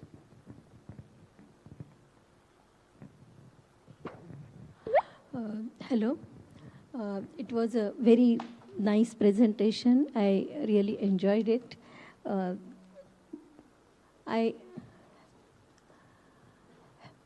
Can you see me? Okay. Anyway, doesn't matter whether you see me or not. But can you hear my question? Yes, sure. Yeah, fine, fine. I can hear Yeah. your question Yeah, pretty well. so I it hope you was see a, me right it was a very now. nice presentation, nice work. It reminds me of similar work done at IIT Kanpur on Narada Bhakti Sutra. The Narada Bhakti Sutra is presented as a concept map in a similar way. But of course, what you have done is you have added several other features also. You can see the commentary and other things along with that. So my question now to you is, suppose this needs to be done for some other text. How much time will it take, or how much time you spent on the Yoga Sutras for around 200 sutras? Well, it doesn't take much time, to be honest, because you can load in the website, so you any JSON file formatted properly. So you can, let's say you want to do it for the Vaisheshika Sutra, which is also an incredible text, Right. and it's well divided in argument, and you follow a similar scheme. You have the main proposition, you have, which are mostly categorical ones, and you have a sub-proposition, which are often categorical ones, and so on. I have a pretty good scraper. I'm working on it, but basically you put a book in it, and it gives you a JSON file with the text of the sutra and maybe of the commentaries. So you load the JSON on the website. It makes you the graph for you. Initially, it doesn't have the node location, so they are all on the same spot, but you can edit the location either manually or you write in the JSON. It's easier to put them manually.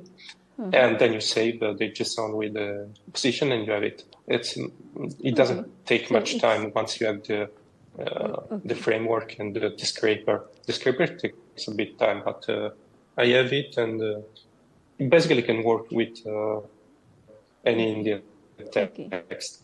Okay, good. I don't think every Indian text works for this, but thank you for the question. Good question. Okay. So if there is a short manual regarding this, it will help us so that students can work on various texts.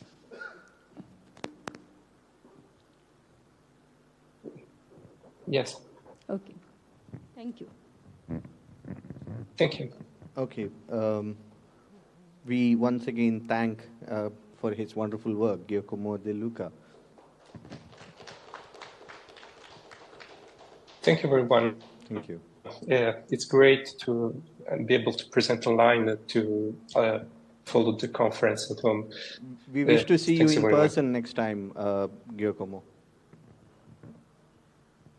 Okay. Over to the next presenter with on Pali computational tools by Dr. Swati Basapu and Professor Shivani and Chaitanya as well.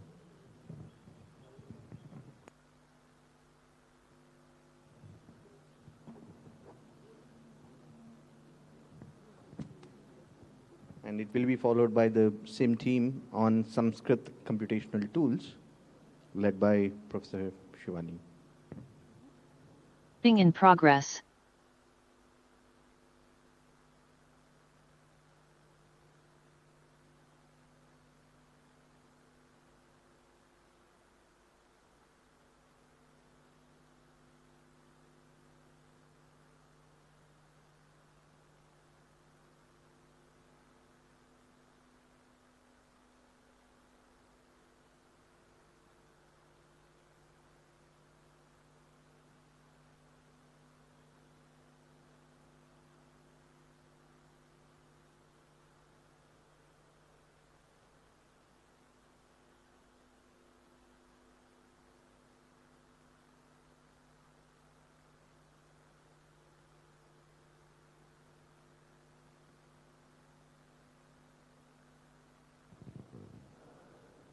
Hello, Dr. Swati.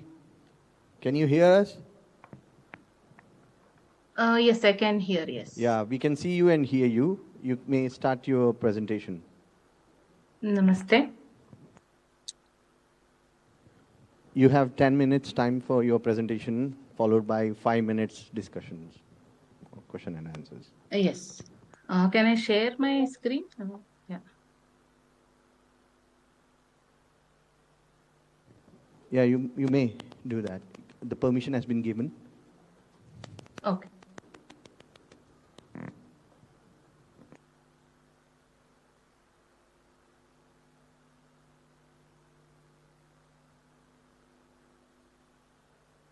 Just give me a second.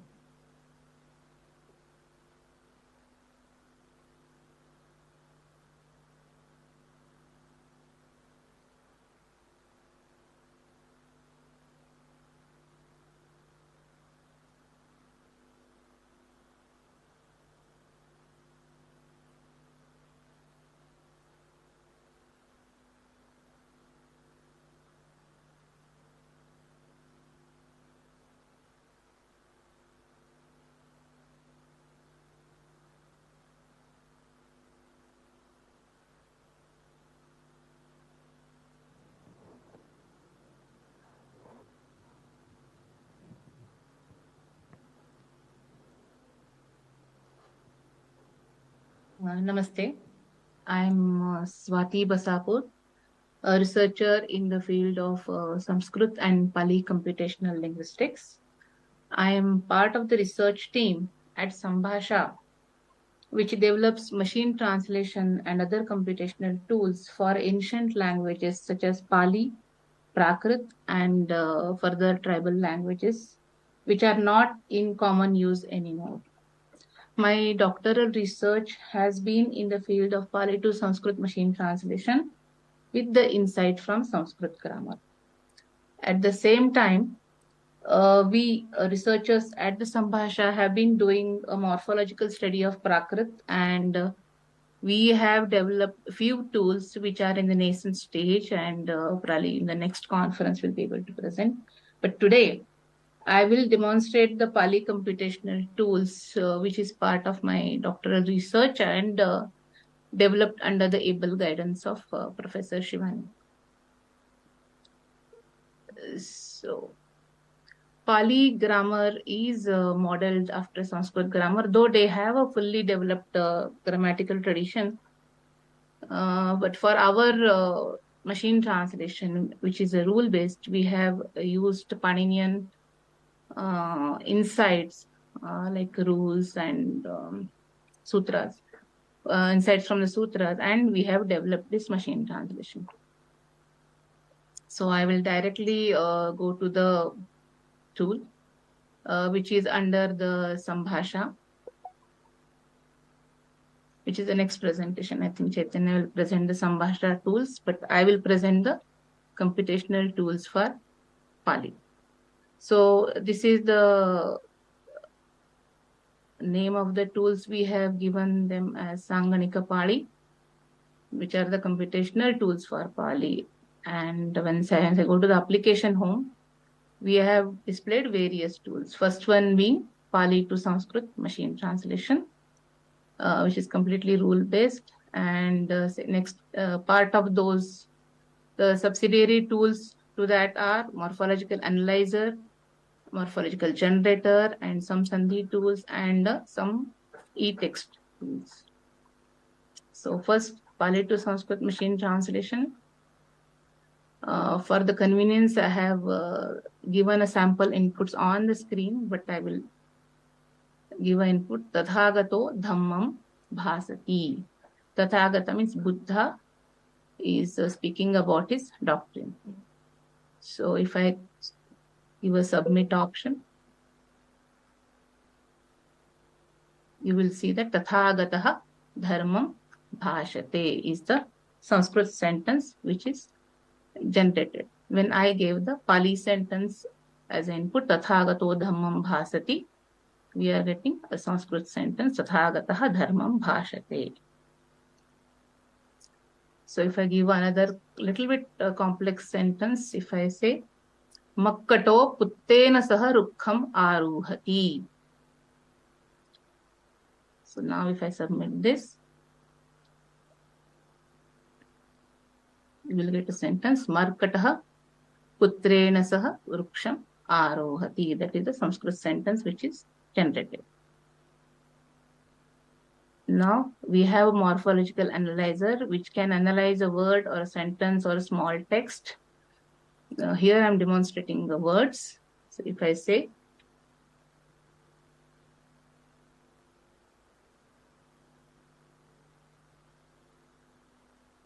Buddhanam, if I say Buddhanam, which is a Shashti and Chaturthi in Pali,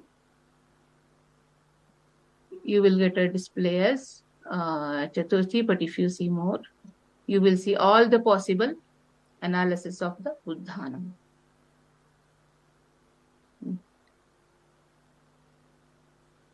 Similarly, if I go to a generator and we can get an individual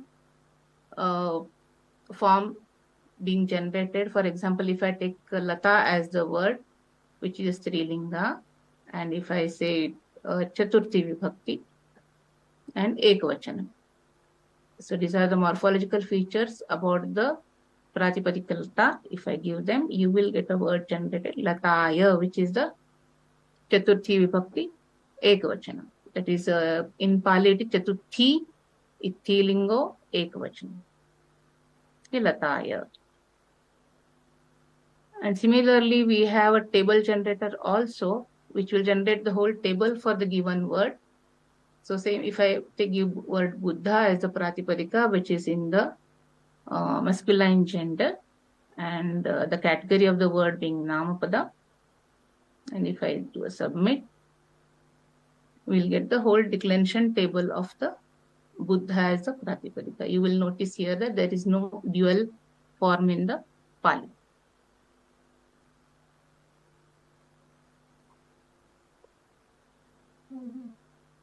And in the verb table generator,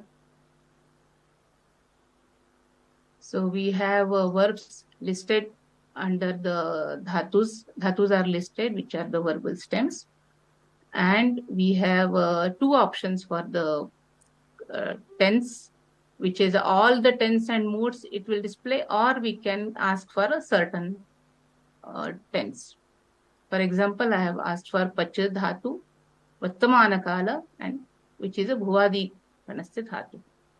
So in Pali, we have 9 ganas, especially in the Moggallana grammar. There are 3 traditions of grammar in Pali actually. Moggallana, Saddhaniti, and Kachayana. So what we have done is we have followed the Moggallana tradition. So hence we have 9 ganas in our tool. So if I submit this, we are getting the both Atmanepada and Parasmaipada forms. In Pali, each verb can be conjugated in the Atmanepada and Parasmaipada, because that difference which was there initially when the language was in use has now faded. So there is not much difference. So mostly the Parasmaipada is used, but they do have forms for Atmanepada in the canonical literature. So that is why we have given both the forms.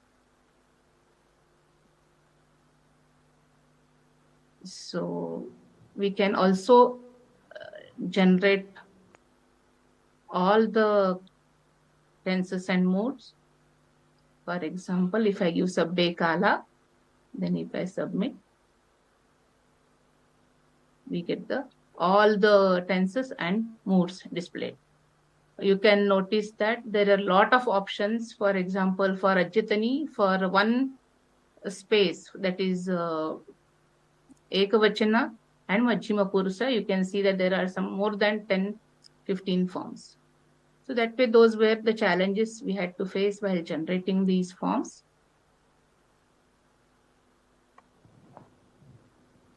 Dr. Swati, can you wind up? So I cannot actually hear you very clearly, but I think my time is over. Is that what you're saying? Yes, yes.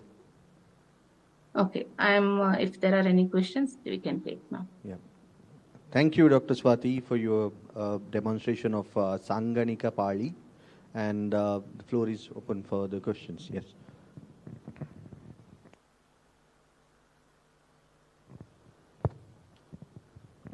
Hello. In the morphological analyzer, only one analysis is shown first, and then if we click on more, analyzer.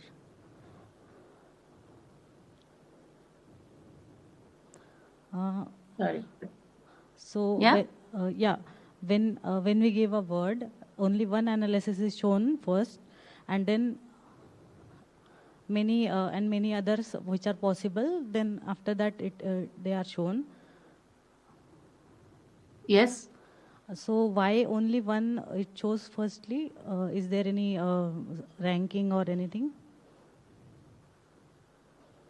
Yeah, for the analysis purpose and for display purpose, we have taken one. But when we are using it for our translation, we are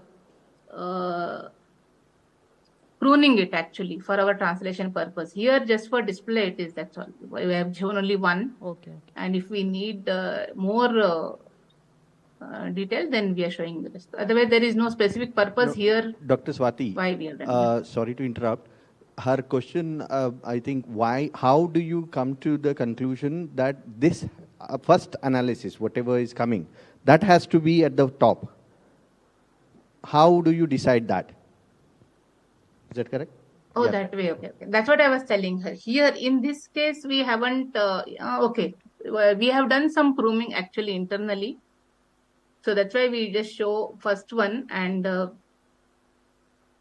but for our machine translation purpose, we are using some internal logic to prune the data and use it for our translation purpose.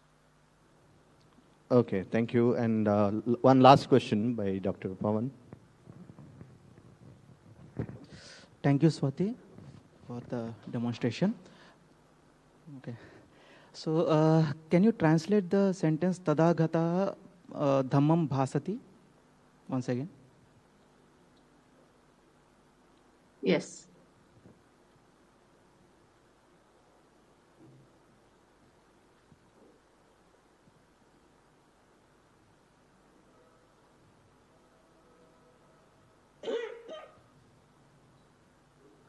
Yeah. So here, when it comes to this Sanskrit translation, Tadagataha Dharmam Bhashate is the translation. It is perfectly valid. But are you calling the Sandhi module here when you are translating actually, the sentences? that integration is going on. We have to actually. Here it should have been Anuswara, that I understand. So that is in the progress actually. Okay. That part. Okay. Thank you. Okay, we thank once again Dr. Swati for the demonstration. Yep. Thank you so much for giving me this opportunity. Thank you. And next presentation, next demonstration by Mr. Chaitanya under the guidance of Professor Shivani on Sanskrit computational tools, Sambhasha.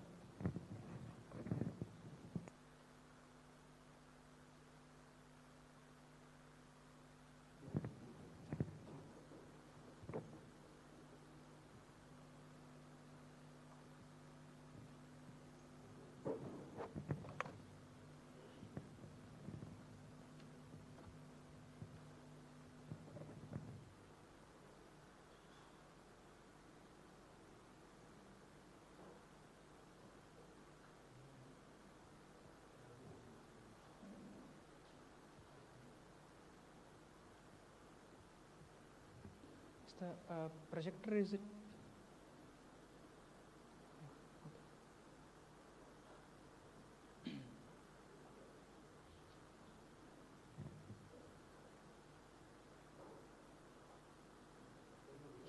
Yeah.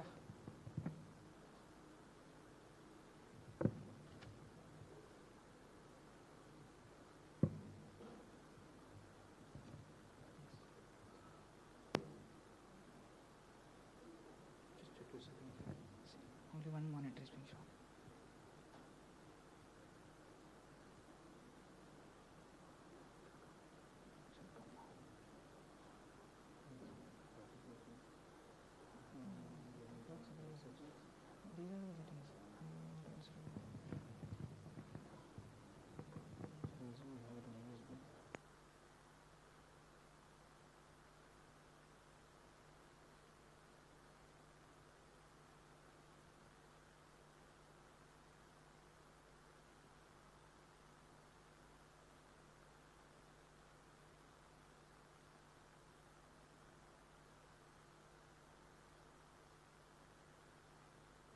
Yeah, just a second. I will. Okay.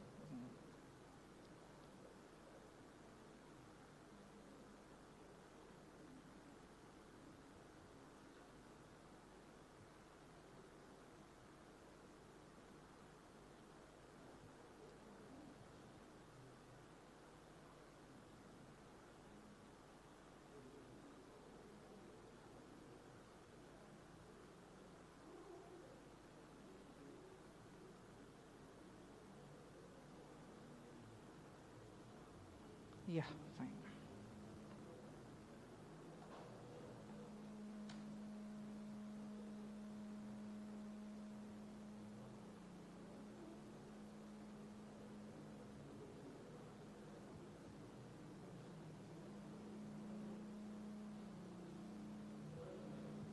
Yeah. Yes.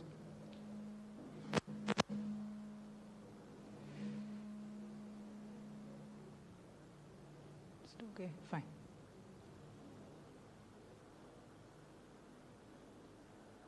Okay, good afternoon to one and all present here.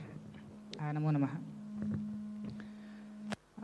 Let me introduce Sambhasha, the set of computational tools for Sanskritam. Okay. Okay.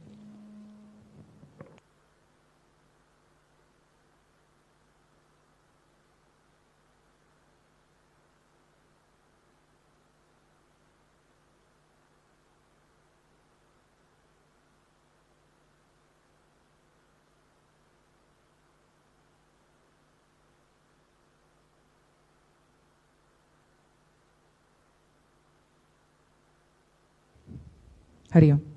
Yeah. Okay, now is it fine? Astu. Okay. Sambhasha. Let us begin. Samskara guna samyukta samyak jnana prakashika atibhasha devabhasha sambhasheti prakirtita iti asti. Now here, Sambhasha, what do we really mean by Sambhasha? Sanganaka Bhasha, Sambhasha. Samskrita Bhasha, Sambhasha. This is our understanding of what is really Sambhasha. So we as a team are situated in Karnataka Samskrita University under the able guidance of Professor Shivani, and we as a team are focused on creating tools for the purpose of Sanskritam and other Bharatiya languages, particularly to enable Shastric studies. This is our goal. We have multiple tools in our, so let me first begin with the research tools for Shastric studies that we have, and I will go through them one by one as well. First of all, to analyze a language, we earlier in the earlier presentation we also saw some computational tools for Pali morphological analyzer, generator, and etc. so on. Similarly, for Sanskritam we have Nama Dhatu Rupika. Nama Dhatu Rupika is a particular tool which generates the Nama Dhatu forms given any Pratipadikam. So currently we have a set of 852 Pratipadikam list. That's what we have currently. And based on that list, we are generating the Namadhatu forms given a Pratyaya, that is Kyang, Kyash, Kamyach, such Namadhatu Pratyayas. So given such Pratyayas and in a particular meaning, that is Ichharthe, Kamarthe, such Samanya Arthe. So given a particular Pratipadikam and a pratyaya in a particular meaning, we are generating the forms. So the forms look like these. So the given Pratipadikam is Kavi and the pratyaya is Kyach, Artha is Samanya Ichha. In this case, the Nama Dhatu that is formed is Kaviya. So Kaviya is treated as a new Dhatu itself. It is not a Aupadeshika Dhatuhu, it is an Atideshika Dhatuhu. Aupadeshika Dhatuhu is one among the 2000 roots listed by Panini.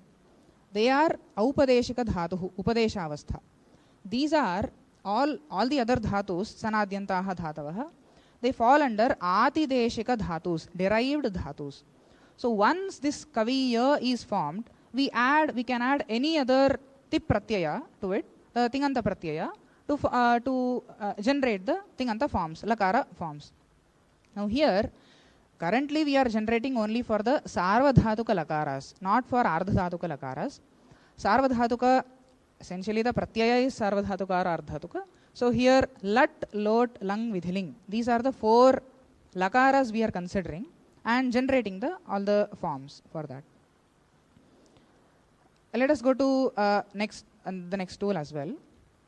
Yeah, we have Namadhatu Vishleshika as well. So given a verb form, final verb form, we are giving the analysis of that as well.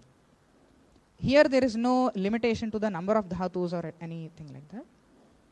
Okay. The next tool which I would like to present is Ayush Samskritam. So Ayush Samskritam was initially developed by Dr. Shivaja Nair under the guidance of Professor Shivani itself.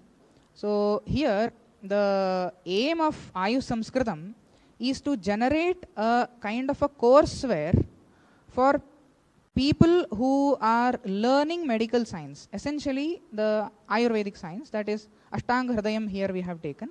So Sutra Sthanam is the first Adhikaranam there.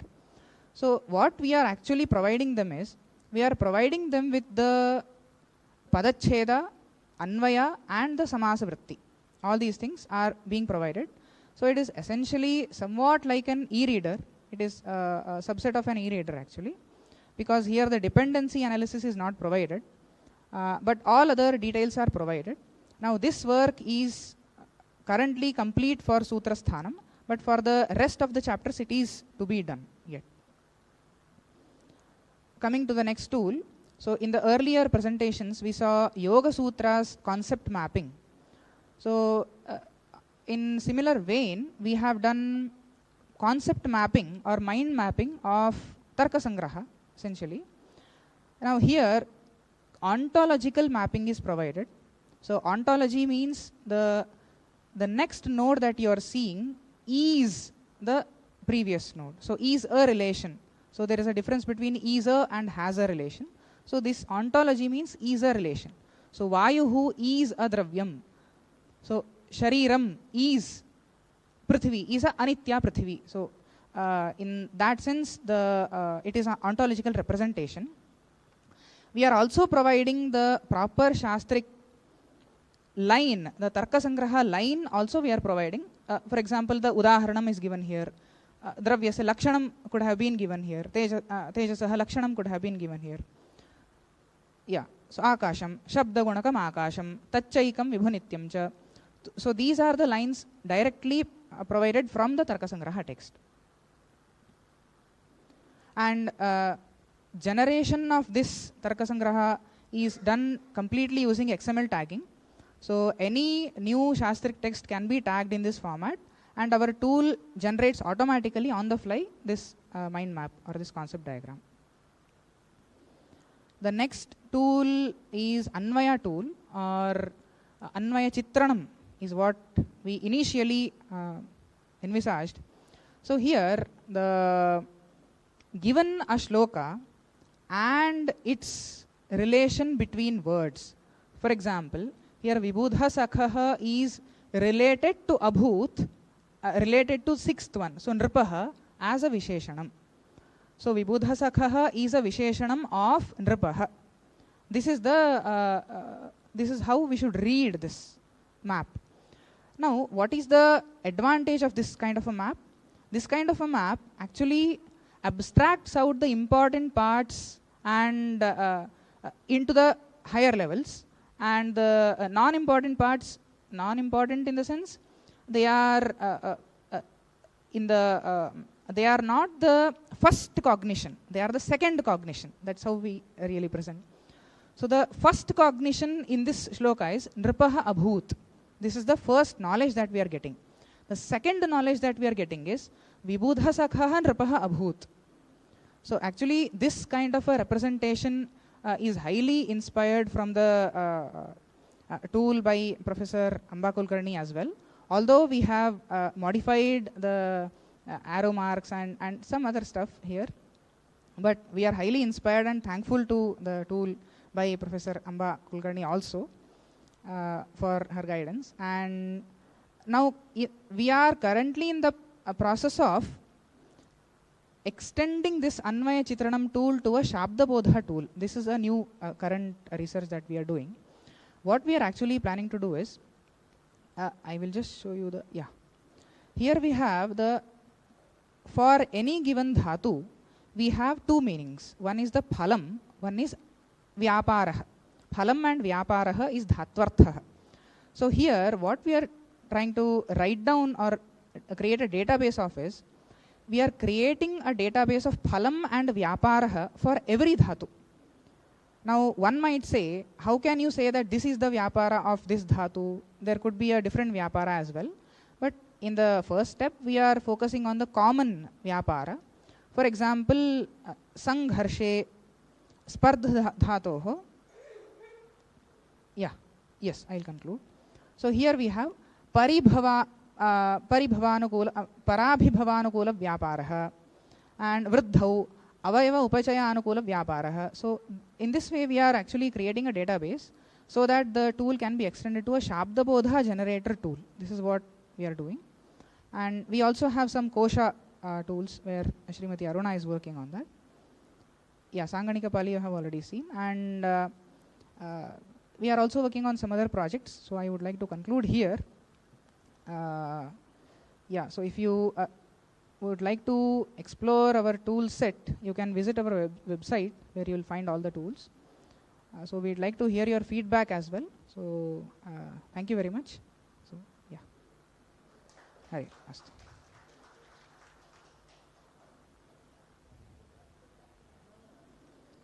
Continue. Node of some. All are her students only. Thank you very much, madam, for support.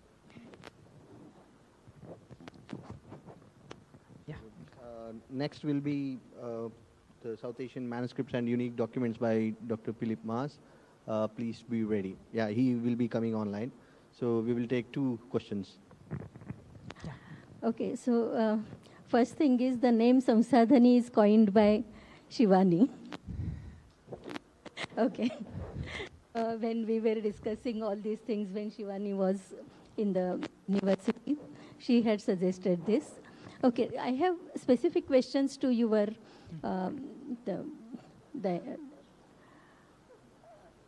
this one. First, let me talk about this.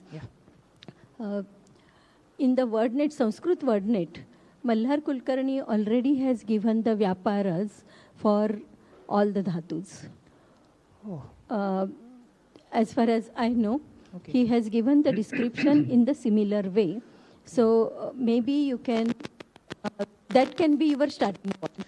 Thank you very much for informing. We'll look into it. Phalam I do not know, but actually this is Vyaparanukula.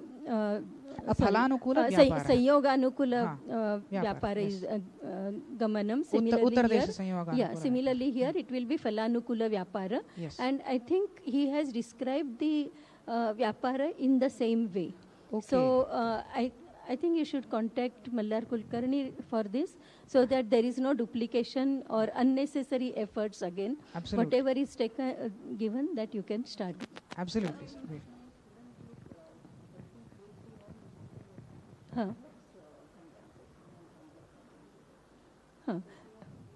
No, but already that is there. You can Vyaparist, just we'll do. And just small. Go to previous slide. Okay. So regarding arrows, I have because when saying karta, see the otherwise you say who is the anogi and who is the pratyogi and how you are naming the relations. Otherwise, it will be kartruka. If you want to say nrupa kartruka kriya. Okay? It will not be nrupa karta kriya. Fine? So you need to be very careful in using this. Use kartruka, then I do not have any objection to that. Okay. Otherwise, you different arrow. Third one, what is the importance of generating Shabda Bodha from user's point of view? That is not clear. Maybe we can take it offline because now already time is up for demonstration. I think one question we have from there. Arjun Mohoday. I think one last question we get.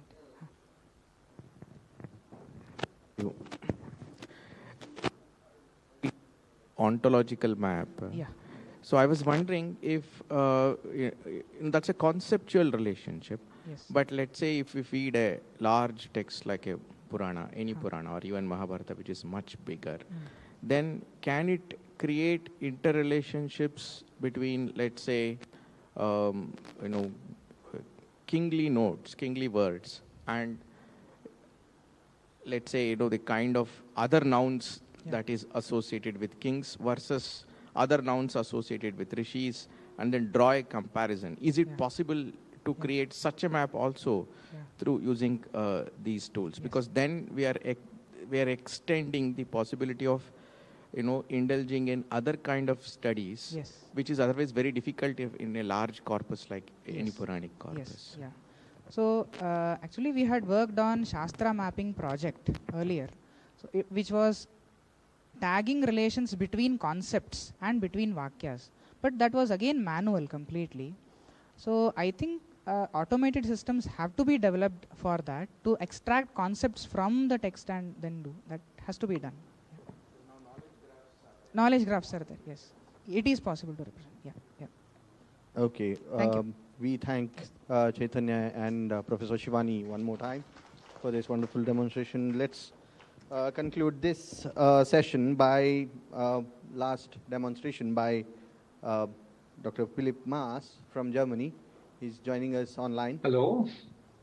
Yes. Can anybody hear me? Yeah, we can hear you. Can you hear us?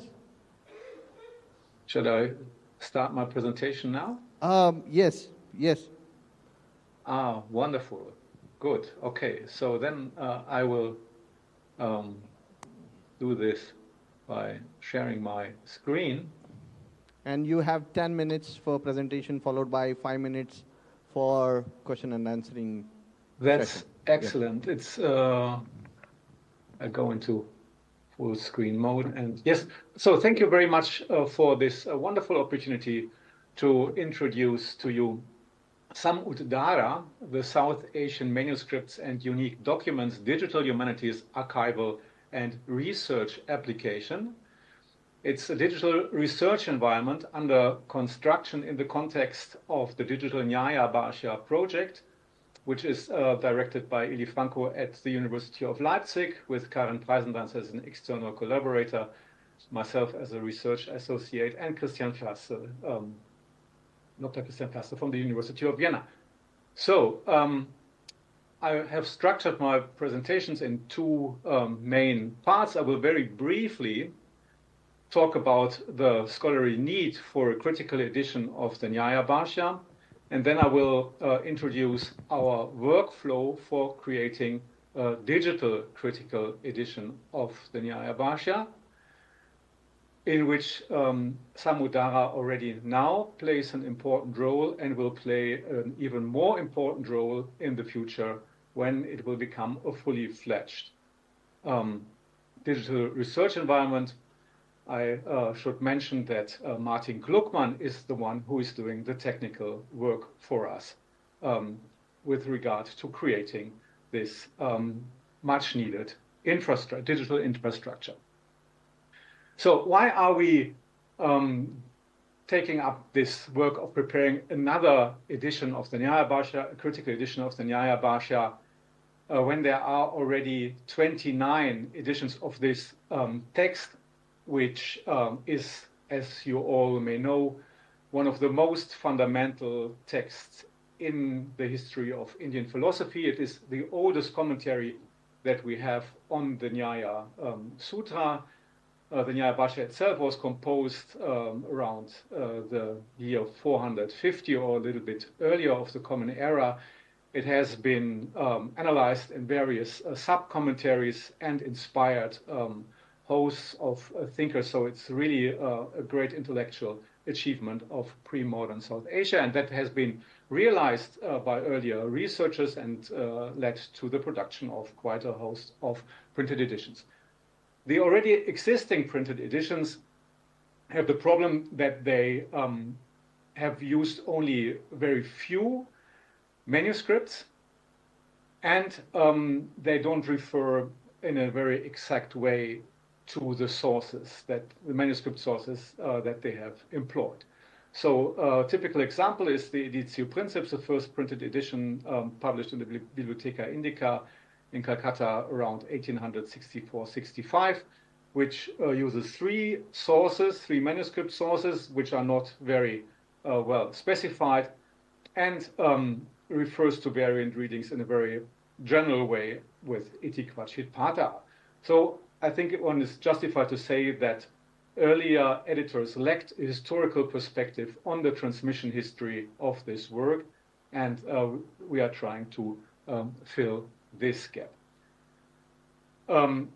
There are 37 manuscripts available for the third chapter of the Nyaya Bhashya, and you can see that in this list that these manuscripts are located all over India, in Allahabad, in Dagava, in Jaisalmer, in Chennai. There's a huge distribution of manuscripts all over the Indian subcontinent, and most of these manuscripts were never taken into consideration for academic research. So in order to address the manuscript sources, it is first of all important to document what these sources really have to say.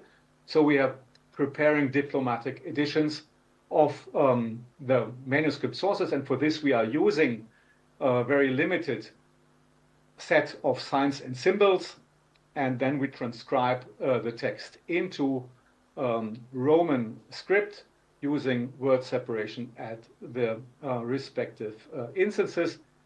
And the result is something like this. We have a manuscript image and an interlinear transcription of what the manuscript reads. So that all looks very simple, and it is very simple to create a slide for such a presentation. But when it comes to organizing the materials in a digital way and to refer to transcripts, to combine the transcripts with the images, the task becomes much more complex. And in this instance, the Samudara web application offers help.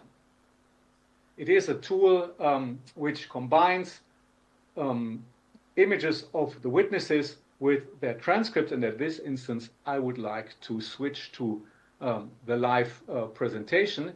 You see here the first page of Nyaya Bhashya 311 in the Editio Princeps, and its transliteration in an interlinear way.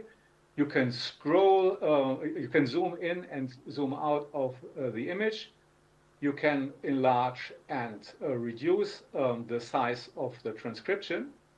It is possible to change the transcription with whatever text you want.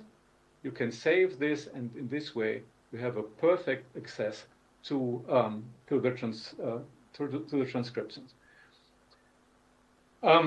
This Samudara web application is structured in the way that you can address the various witnesses. I have set up 3 witnesses here, the printed edition from Calcutta that I already mentioned, manuscript C3, which is a Devanagari manuscript from the Calcutta Sanskrit College, and you can see the nice feature that the web application automatically changes between portrait and landscape view. You can scroll to different text sections. I have just provided here 4 for the beginning of the Nyaya Bhashya. In case a text section extends from one image to another, as it is the case here with the beginning of Nyaya Bhashya 311 in manuscript C3, you can turn the page by simply clicking here, and then the next manuscript image appears. And you can go to whatever manuscript image that you want to see and select which is important if you want to directly move to a certain spot within the manuscript. So that's very convenient and a huge step forward in our work. We have a reading line that we can use for transcribing the text. It is possible to go into full screen mode, also scannable. So a very convenient way to address the task of transcribing. A brief look behind the curtain shows us how the system is managed. We have here the witnesses, here are the respective passages, then the manuscript images are aligned to the passages, and then we have the transcriptions here. So this is where Samudara stands now, but we want to develop Samudara further into a fully fledged digital research environment which provides easy access to all the data that we have created in a transparent way. And in order to give you an idea of what we want to achieve, I am describing our workflow.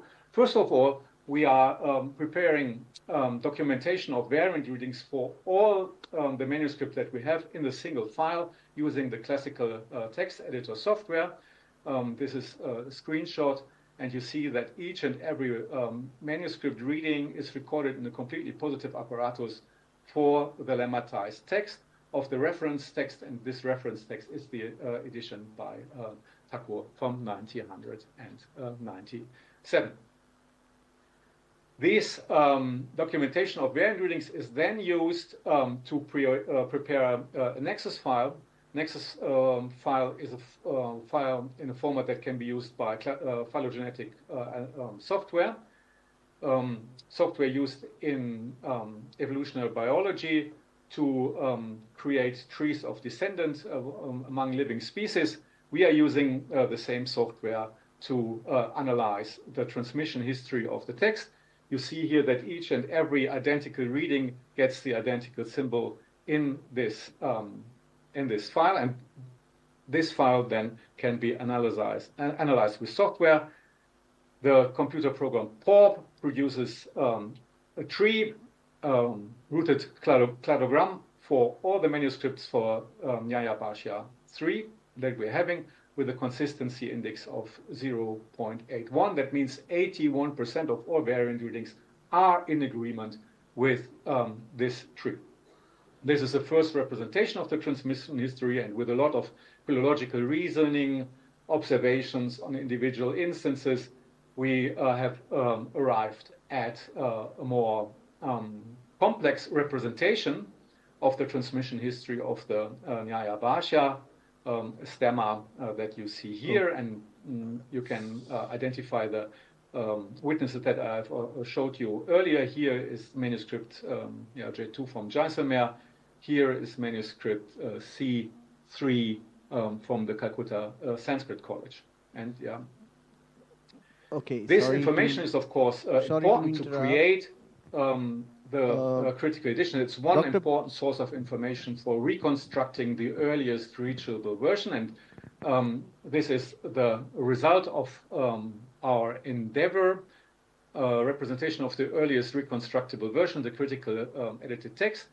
And we have organized this text together with important information that we want to display in Samudara in its future developments. Here you see on the left-hand side a reduced set of variant readings, the most important variant readings that we have, that are informative and meaningful in their immediate and larger context. We have a reduced set of variant readings from the printed editions. We have the testimony in the commentaries on the Nyaya Bhashya and other works that refer directly to this text. We have cross-references in the Nyaya Bhashya, and we have glosses from the manuscripts. And on the other side here you see the same information as on the left-hand side, but in its full installation. Two more sets of information are missing here, namely the translation of the critically edited text and the identification of the sutras. All these information shall be made available in Samudara by an export from the classical text editor in TEI XML that will be integrated in Samudara and combined with the passage overview that we already have. So that's what we are doing and what we want to achieve, and I'm very confident that we are on a good way to achieve the goals of our project. Thank you very much for your attention. Here are links to important software tool. We have a demo of Samudara set up, so if you want to check out the software yourself, you can do so immediately. The classical text editor is available at the homepage of the Austrian Academy of Science. PORP, the phylogenetic analysis tool, can be downloaded at phylosolutions.com. And if you are interested in the methodology that we are applying in computer-aided schematics, I can refer you to an article that I published in the Wiener Zeitschrift almost 15 years ago. Thank you very much for your attention.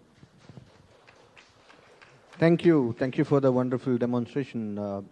We have time for one question before we go for wonderful herbal tea with jaggery. So, no questions? Okay.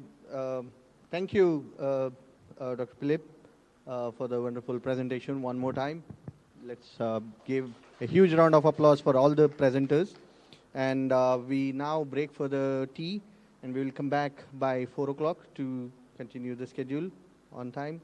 And there is a request from technical team that no one should go with a charger to that technical area because it disturbs the whole thing, and they have to set it up from the scratch. So they have told me to share this particular information. And yes, we thank you for this opportunity to the organizers, Professor Arnab and Professor Martin.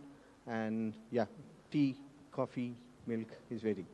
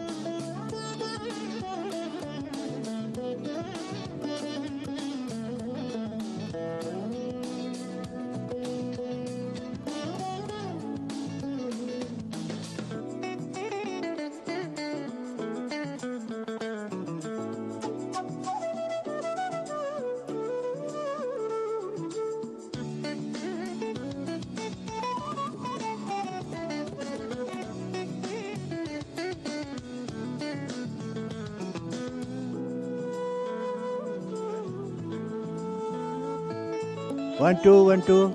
Yes. Thank you.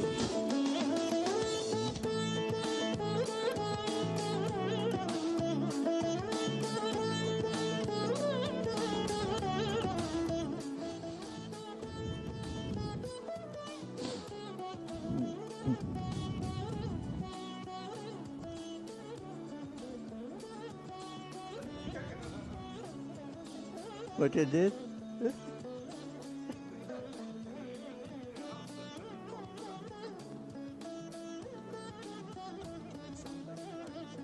Oh. 1, 2, 1, 2. Thank you.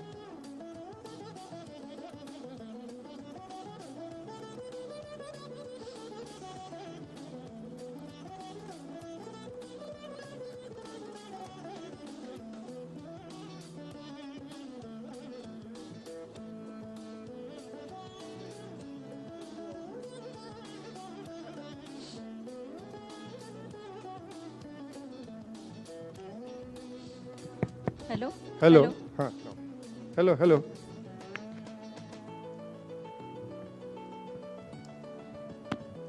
Yes. Hello.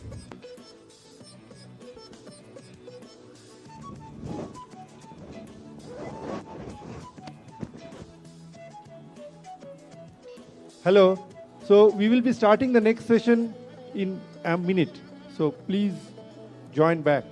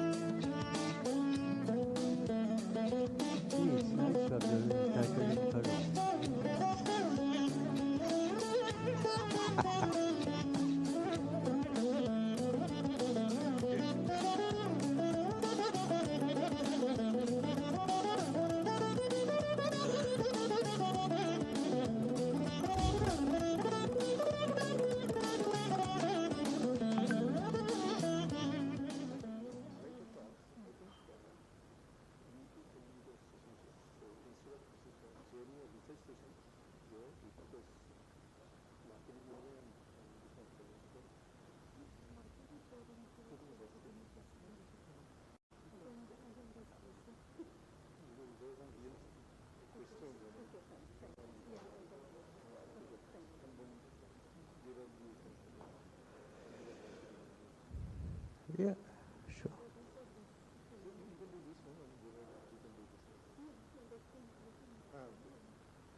Sure, I'll be. This will be remote, yes. No problem.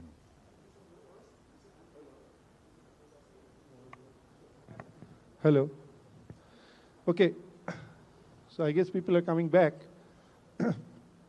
So let us start the last session of the day, the last research session of the day. We will have two full papers and also one demo that could not be done. So the first paper is Hoisting the Colors of Sanskrit. Now, in Sanskrit, we rarely get a colorful paper. This is one of them, right? And not just the content. You can see the title is also very interesting. So over to Jirajji. Yeah. Thank you.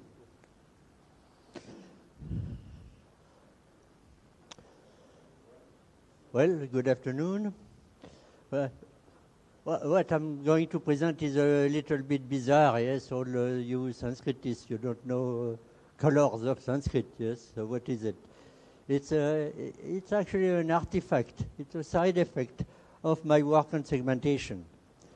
So let me go quickly through the background. This all started with some Sanskrit to French lexicon, and then I got it as a hypertext document. Then I wrote a morphology generator, and then I implemented Sandhi Vicheda, so how to reduce Samhita Pada to Padapata.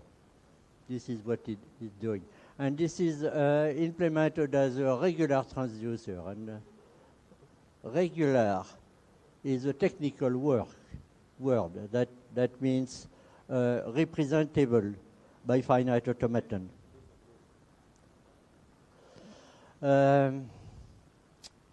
So this was put on as a website already 20 years ago. And then I started my cooperation with some Sadhani group, yes. And I wrote some shallow parser, and with Pawan Goyal, we turned this segmenter into a graphic interface.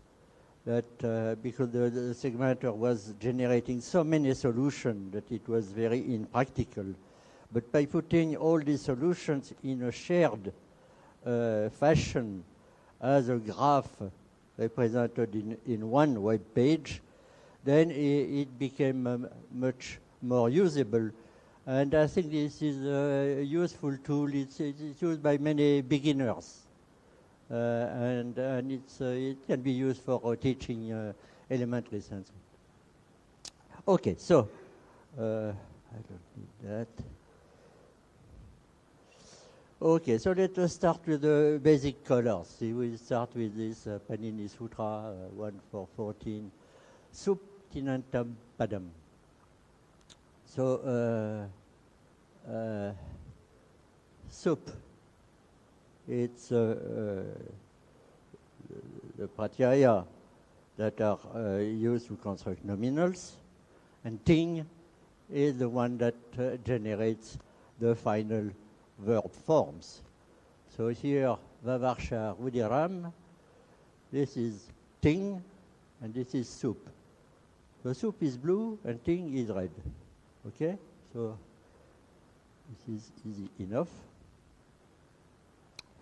And these colors, they merely indicate part of speech. Yeah? They don't indicate any karaka, any semantic role. So here I have Bhimo Rudiram Pibati, and Bhima is the agent, yes, and Rudiram is the object, karma, and they are both blue. Okay, so this is just part of speech. And let me make a side remark about Suptinantam Padam. So you could say Sanskrit words are either nominals or verbal forms. But it's a little bit misleading to say it this way, because it's not a partition of the padas into the sub-generated and the tin-generated. Yes? So if you take a word like gachati, which color should it be? Any idea? Gachati?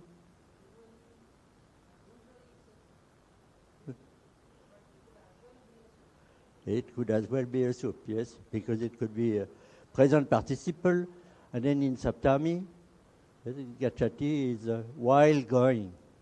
Okay, so you have to keep that in mind, that it's not a partition. Yes, a given pada may be formed by different means.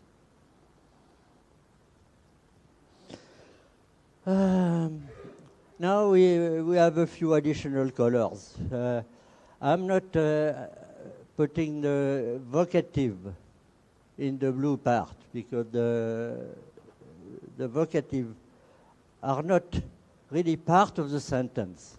Yes, they are part of the enunciation conditions. Okay, so they don't participate to the construction of the sentence.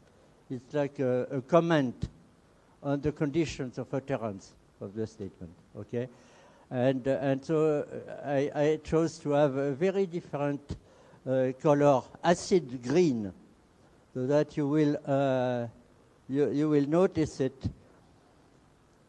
It's important because it's a big case of ambiguity.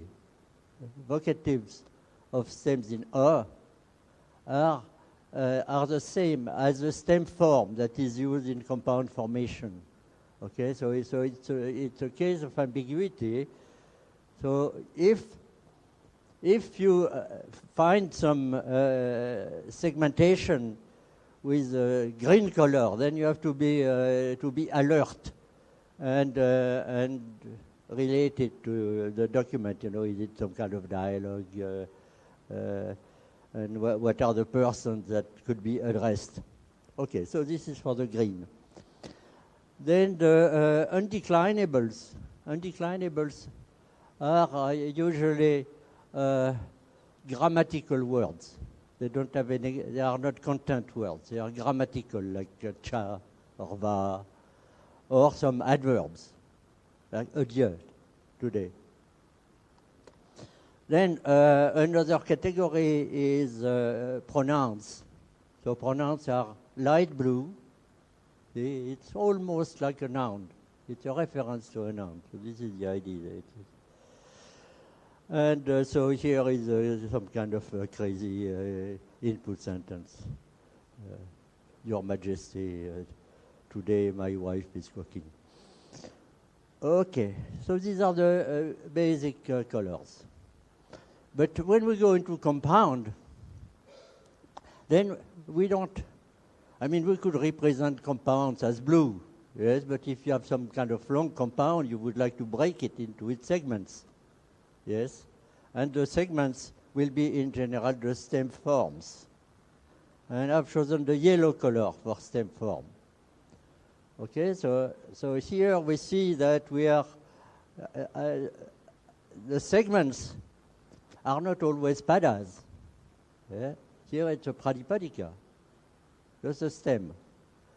So the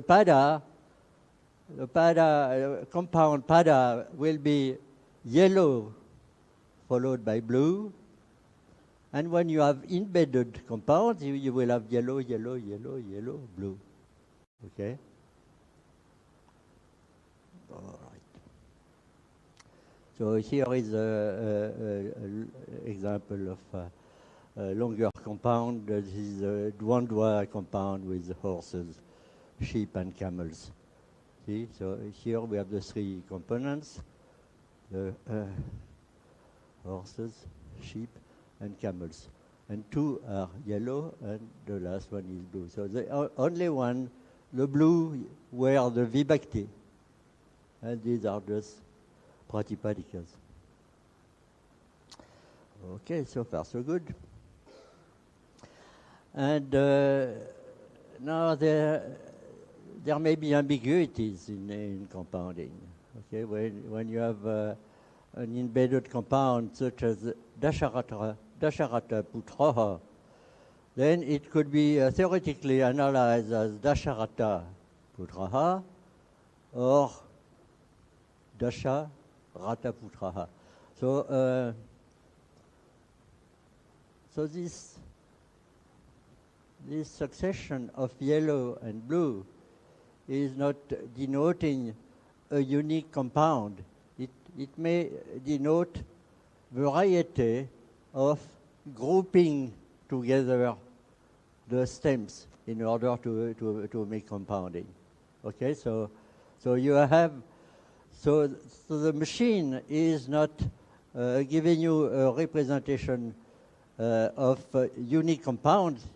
It's what I call pre-compounds. So these pre-compounds, you have to make a further analysis of how the various segments are grouped together and in which kind of compound in order to analyze a pre-compound into a precise compound.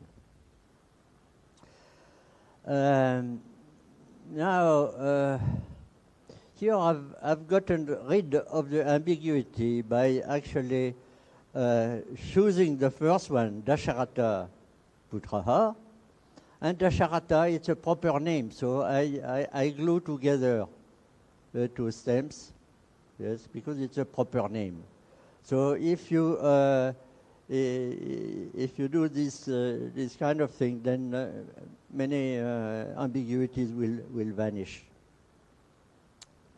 So here is a larger one. That's a famous one that appears at the beginning of Panchatantra. See, it has 10 components. So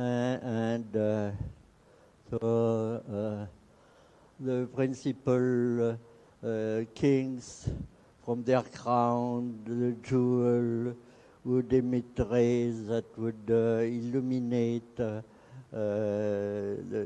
group together would illuminate the pair of feet of the king. See, you're praising some king that is so great that all the kings around, yes, they are just good enough to illuminate the feet of the king. So this is, the charm of Sanskrit poetry. And if you try to translate that in English, and you lose everything. You lose everything, yes. You have to say the feet of the king, blah, blah, blah, blah, blah, blah, by the main kings, okay? So you're losing all the effect, yes? So my point of view is that Sanskrit is untranslatable, yes, and people should learn how to read the real text, yes? Or else poetry will be just mangled. Okay, now, all we had were Tatpurushas and Dvandvas so far. Now we are getting into possessive exocentric compounds, the Bahuvrihi. And Bahuvrihi, it's a different kind of beast, see, because it's not a Visheshya, it's a Visheshana. Okay, so it means it's not, you cannot understand it stand alone. You have to associate it with a Visheshya. Okay, so it's like an adjective. So they may transform their right-hand component in order to assign the compound some gender that is not allowed in the original right-hand nominal. Okay, so in terms of parsing, the gender is not a synthesized attribute, but it's inherited from the surrounding noun phrase, head. Okay? This is something which is a difficulty for beginners. And this is a very common construction. So for instance, typical one is Pitambaraha. See? It's not a cloth which is yellow. It's he who wears a yellow garment. Yes? And so you have to assign it the gender masculine or feminine. Here it's masculine. Typically this is an epithet of Vishnu. Yes? But this masculine form, Hambaraha, of its right component, it's not a valid form of the neuter substantive Ambaram. Okay? This is not a correct form. So it's only when you construct the Bahuvri that you have to erase the original Vibhakti and put the Vibhakti which is inherited from the noun. It qualifies. Okay? So, so I don't want to have them blue, and I want to bring your attention to the fact that it's a Bahuvri construction. Okay, so here is a case where it's obvious that it's a Baouvrier, yes, because precisely it's not a form of emballam. Okay, so we generate. So in my machinery, I have to generate extra form for such substantives, usable only in IFC, infinite composite, on right side position, and I color them in this cyan color. Okay. And the same mechanism is used to enter forms of lexical entries which are restricted to the IFC role, like Kara. The Kara is not a standalone PADA, as it can be used only as the right-hand side of a compound like Kumbhakara. Okay, so Kara is also in this cyan color. So far so good. It's nothing surprising relating to Sanskrit morphology, yes. But there are some difficulties. Here is a trick. See? We have a difficulty concerning feminine substantives, like Darmstadt. First, they must generate an IIC ended in the feminine suffix R. See? So it's not just the Pradipadika, the first part. It's the Pradipadika with the feminine suffix, Darmstradt. So Darmstradt, Kara, exhibiting horrific fangs. But the difficulty is that we must also license a segment in the masculine stem, Darmstradt, to allow constructing a Baouvrier compound which is itself usable as left component of further compounds. There is a slight difficulty here. So I use this khaki color in order to signal the difficulty. See, because here this looks like a compound, but this is not actually an IIC. It's an IFC of the inside compound. Okay? This so this difficulty is I don't know if it has been analyzed in the Sanskrit tradition. Panini deals only with generation. Yes, he tells you how to generate padas. Okay, so he does not need to discuss this kind of problem, which is Shabdaboda rather than generation. Okay. All right. This occurs relatively rarely. Yes, so this is a little bit a contrived example. Yes, but you must allow for it, or else it's not complete. And of course, the compounds are not always just green. Yes, because you can make compounds in Sambodhana. Okay, so here I have three vocatives. Okay. I honor thou, great illusion, enthralled by fortune, blessed by the gods. More on frozen compounds. So now we have seen all the regular nominal compounds, but there exists also exceptions. See, the regular compounds, they have two main properties. The first one is look. Look means that on the left part, on the left segment, you delete the vibhakti and you keep only the pratipadika, only the stem. Okay?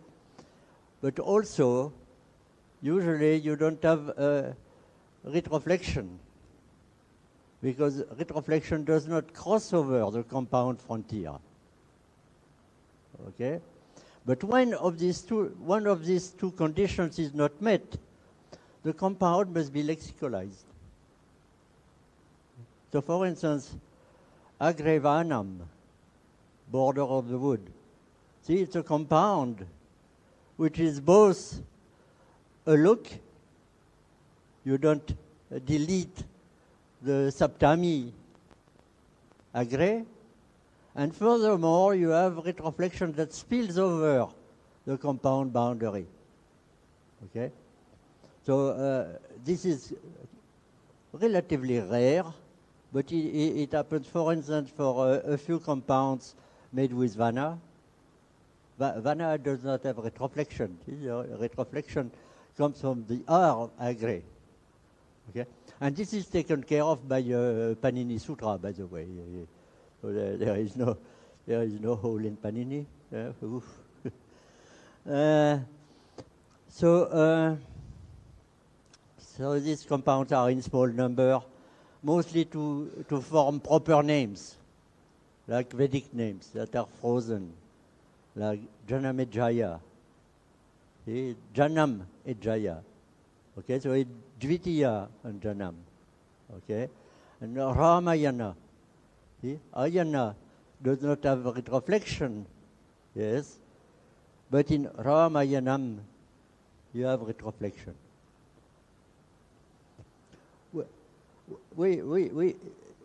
Which does not occur, by the way, if you have a son named Ram, and you say, I'm going to tell you about the travels of my son.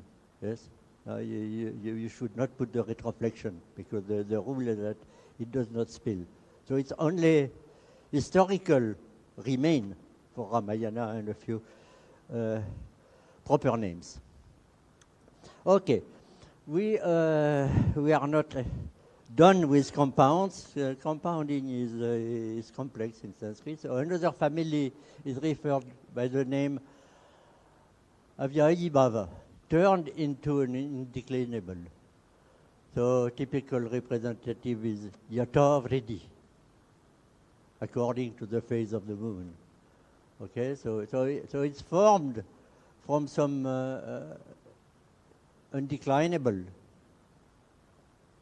kind of adverb, and it's joined with the right part, which is a special form, which is a neuter singular form. Okay, and here we have a problem of vibhakti, see, because vriddhi, it's not a proper pada. Okay? It's not a form of vriddhi, which is a feminine stem. Okay? So it can occur only in this kind of situation where you're making a compound that turns an indeclinable into a full adverb. And so I use the color of adverbs, indeclinables, purple. And for the IIC, I use some kind of pink. So it evokes compounding, but with slightly different colors. So you can spot that it's an adverbial. See, all these colors are not just to make the screen nice. Yes, it's to help you select the correct decomposition of the sentence. Okay, and now absolutives. Absolutives are colored mauve, keeping with their adverbial nature. Let me skip this example. And this Avyayibhava compound family, it's not, some are very irregular. Okay, so it's some kind of weird family. Like you have a supa prati with some sauce. See, here the prati is on the right side rather than the left. Okay, and yes, these absolutives, they are credentas. Yes. And there are many, many credentas. Most of them are participles. And they are colored blue. Yes, because they are nominals.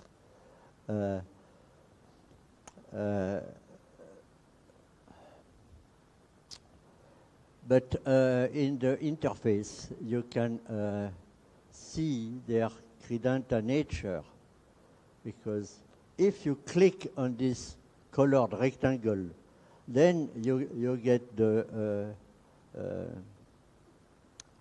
you get the actual morphological construction. Okay, so it tells you that it's a participle coming from that root with some suffix and so on. And other generative adverbs are the so-called tacile, like ubayata, which are colored mauve also. So you have some variety of undeclinables. Now, finite forms of verbs are usually represented as a single segment. That is the potential preverbs. They are glued to the root form. This is contrary to the original design of my segmenter, where the preverbs were kind of floating in the screen. So it was rather confusing. So now the preverbs are analyzed separately by the segmenter, but when I show it to the user, I glue all the preverb prefix to the root. So verbal forms are one segment. And blah, blah, blah, blah. Let me not go into all these details. And another variety of compounding. Now this is verbal compounding, the so-called periphrastic perfect forms. It's the usual perfect goes by duplication of the root. And sometimes duplication is awkward on certain roots. So you can use this other construction in which you have actually two segments, and one is a special form in arm, like awesome, and the right-hand side is a verbal form, but only of the auxiliaries, as, bu, and kur. Okay, so for instance, here is a crazy sentence, asam chakre, khayam masa cha, and here we have two periphrastic perfect forms, one on kur and one on as.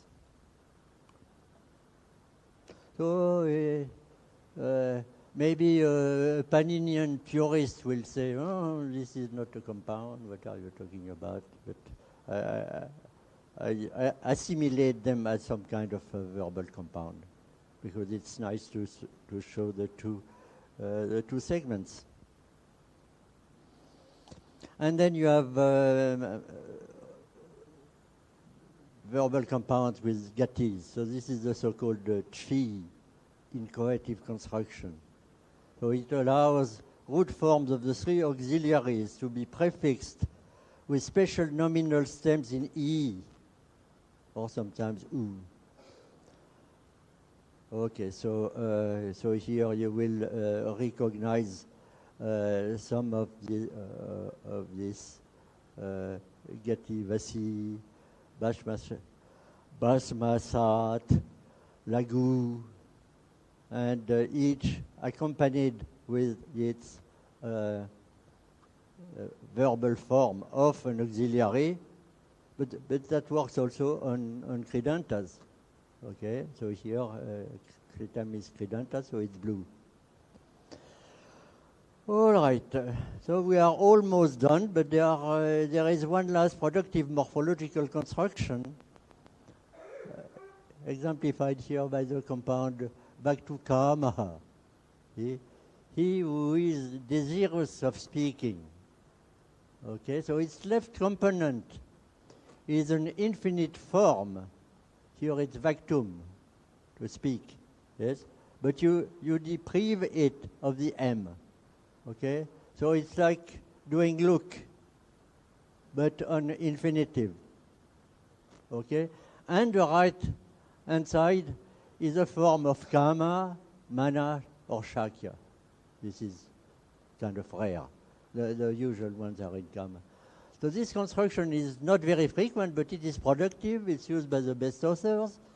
It's stated as a vartika to this sutra. So it must therefore be accommodated as a specific construct. So we use the orange color for the infinitive segment back 2, while we use the cyan color for the IFC segment kama. So by analogy with the previous compounds. Okay, so here is an example. Punarapi, back to kama, back to kama, ivarya, lakshyate. So here we have some complex sandhi, see, where visarga is dropped. Okay. And so that concludes all the kind of regular construction in Sanskrit, I'm claiming. So there are some unusual formation that you have to decide whether it's treated as some kind of productive scheme or whether it's put in some database of exceptions. Okay. So you have a sutra that is used for that. It's some kind of garbage can of various constructions. So you have bizarre isolated items like Jai Joda in the habit of hitting one chin. I don't know where that comes from. So all these are rare, irregular, so they are lexicalized once and for all. So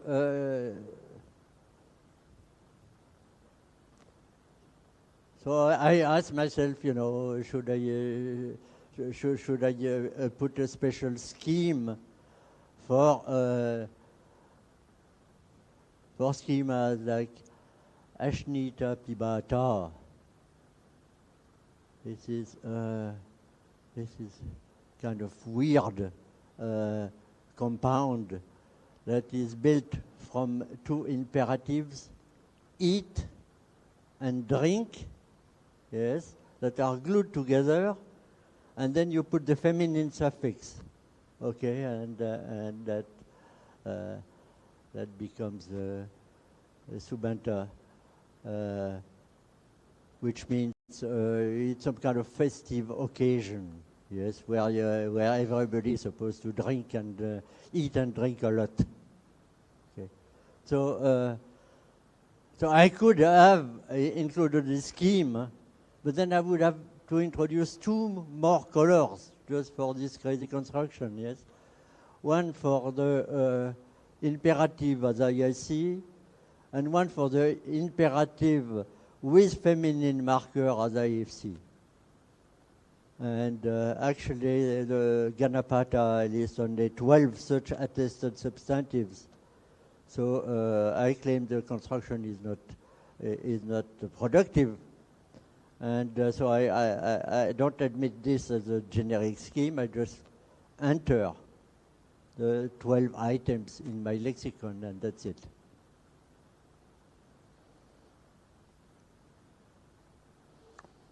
One last color is this black. Black means incorrect. Incorrect. So this is part of some story.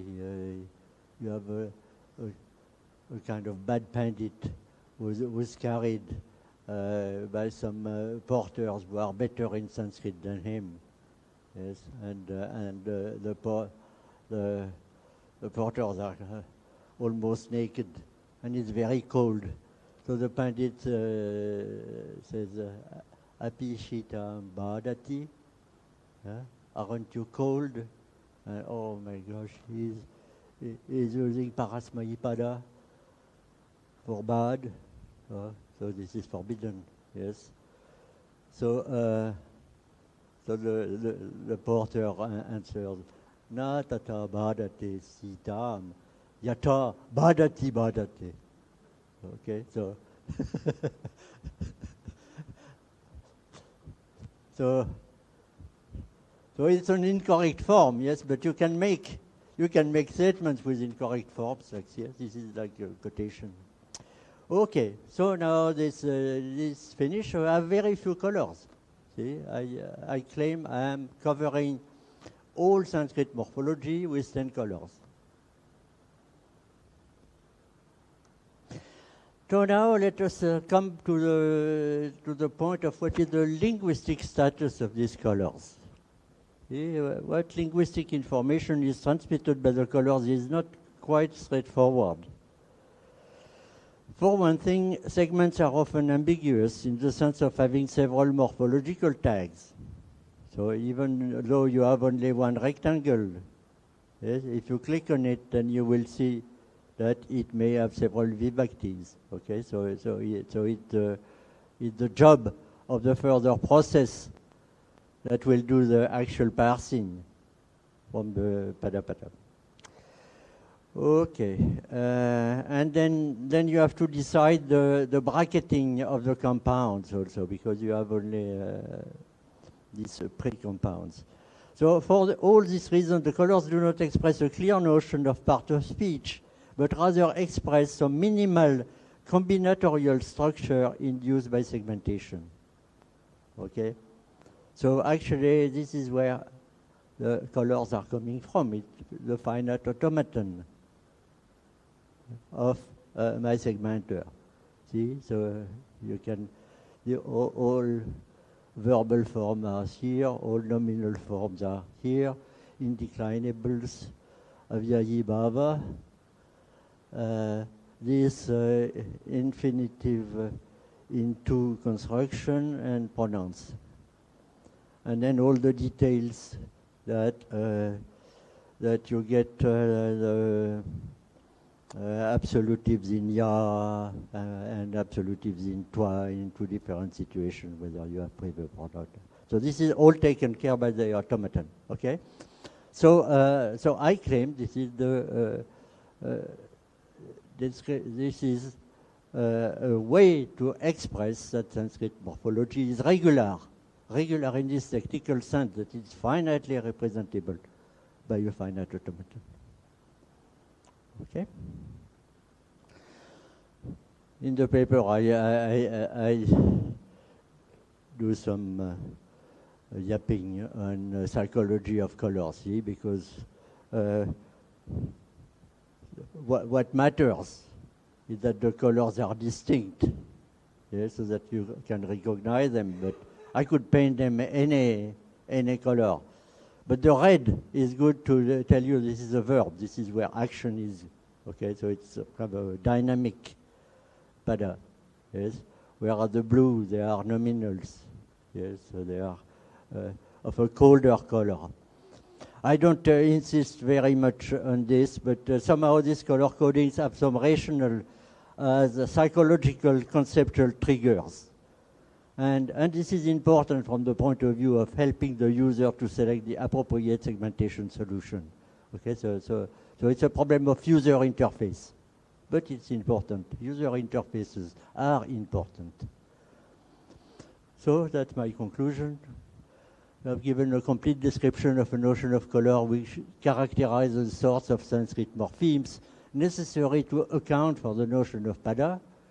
All productive constructions of surface Sanskrit morphology are covered.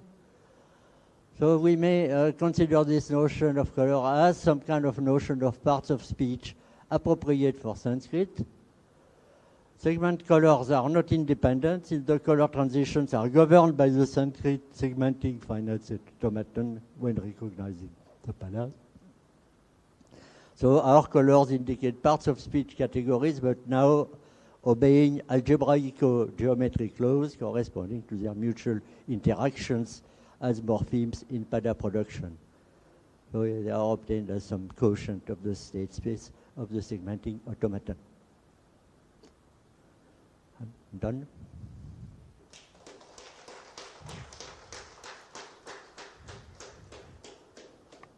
So questions?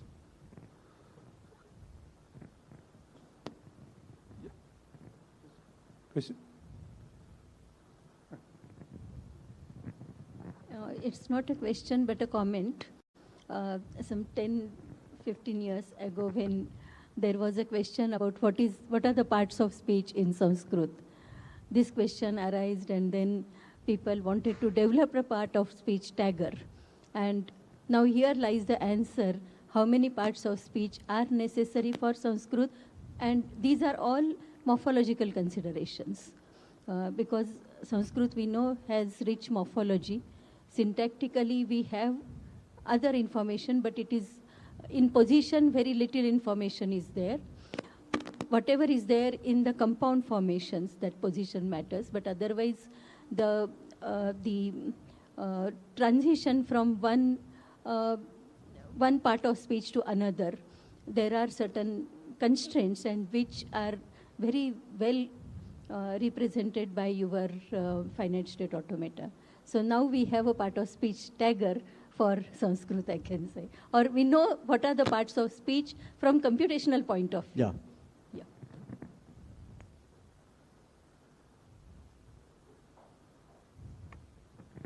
So first, humans teach the machines. Can the machines teach humans something? Is there some algorithm that you developed? Is it good for humans as well, or of no use for humans? I mean, if I would want to become a machine, would the algorithm help me? Well, maybe I can say something about my initial motivations. I was interested in reading in the original Sanskrit text because I found the translations were very confusing. The same text could have many variations in translation, so I wanted to understand. But it was very hard for me. I started Sanskrit at a late age, so I could not do Sandhi Vicheda. This was just too hard. So I thought, okay, let's build a machine that will do it for me. Okay? And actually this turned out to be a nice computer science problem. Okay? So I don't know if this answers your question. But doing the machine helped me a lot to understand, what is Sanskrit morphology, and how the segments relate to each other, and what are your choices for choosing characters and so on. And I have quite a few customers, so some people think it's helpful. No, I think it is helpful. Anybody who has used these tools, even while you are at the learning stage of Sanskrit, it does help. I mean, I can say that. Okay, I think in the interest of time, we should move on to the next talk. So let's thank Professor Huet once more.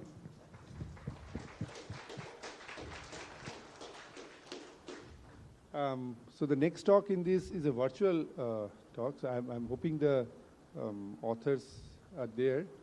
So this is using TEI for digital Sanskrit editions containing commentaries. So this will be presented virtually by Tanuja Ajotika, but I think Ketaki ji is around, right? Yes, okay, yeah. So answers, we can still ask questions. She can answer all our questions. Yeah. Yeah, so Tanuja ji, can you hear us?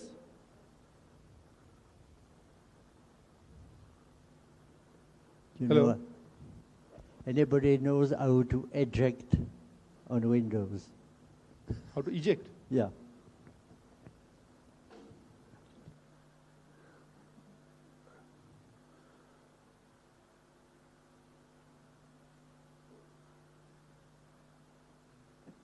How do I respond to this? Can I? Hello, can you hear me? Yes, yes, yes. Everybody knows I will eject on Windows. Eject. No. Hello?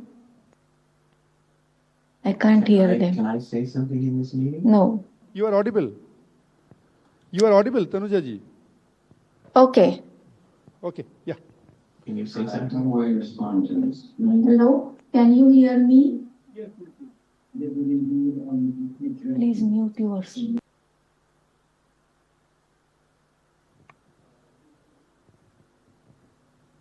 Say something to me. Yes. Tanuja ji, you are audible. You are audible. Yes. And you are also visible. So you may please start. So it's 20 minutes so that we can have some questions in the end. Yeah. Okay.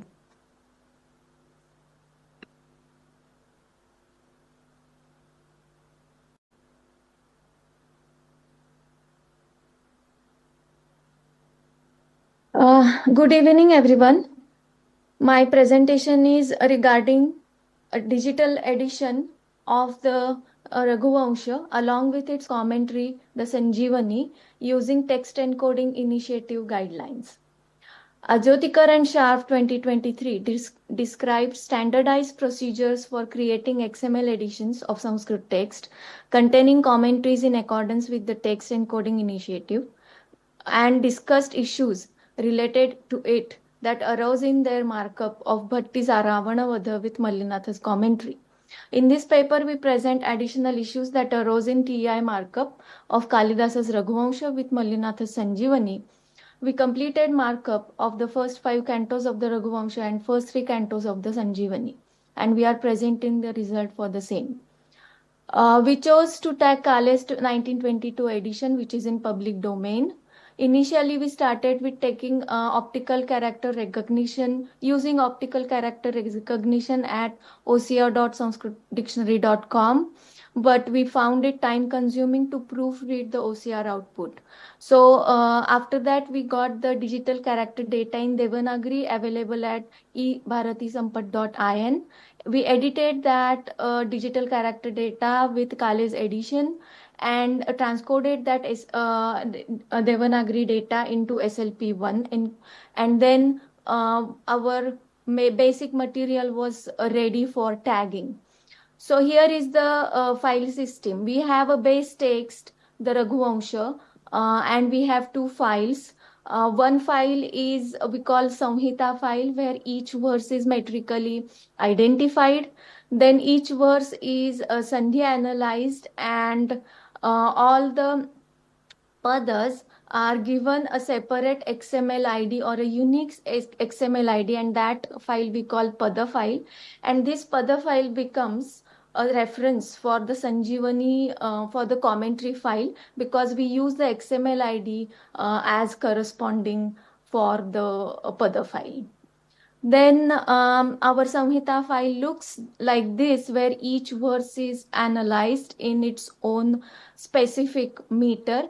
It is important because when in Sarga 2, there is predominantly the Upajati meter, where Mallinatha says predominantly it has a Upajati meter, but he doesn't recognize each and every subtype of the Upajati meter.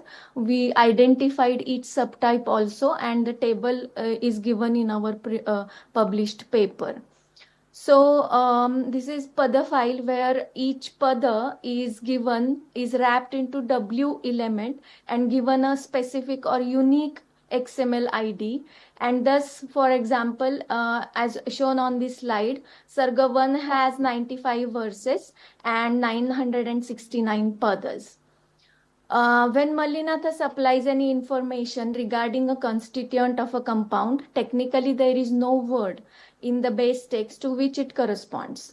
In such cases, we split the compound pada in the Padapata file into its constituents and set each constituent in an M element, as you see in this screenshot, where the word Parvati Parameshwarau is split into 2 constituents, Parvati and Parameshwara, because Mallinatha gives derivation to the word Parvati. So each constituent is wrapped into M element, and again assigned a specific XML ID. Thus, we have in 3 sargas almost several such segmented constituents. For example, in second sarga, there are 1039 padas and 99 are again split like this.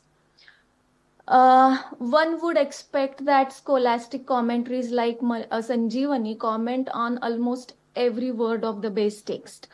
However, Mallinatha does not always cite the exact pada of the base text. Even without explicitly repeating a compound or other word analyzed, he provides a compound analysis or derivation and just thereby refers to the original reading implicitly. In such cases, we add the whole pada analyzed in the commentary, in a commentary file, in a W element, provided with the attribute value pair type equals inferred. As it's shown in this screenshot, the shlagha viparyayaha, this word is not mentioned by Mallinatha, but he analyzes that compound. So we tag it using the attribute value pair type equals inferred.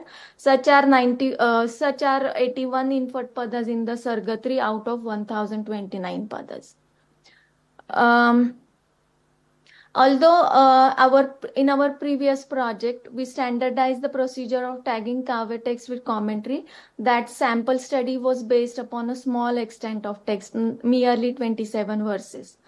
The project of making up the first 5 cantos of the Raghuvansha with Sanjeevani extends the tagging of such text with commentary significantly.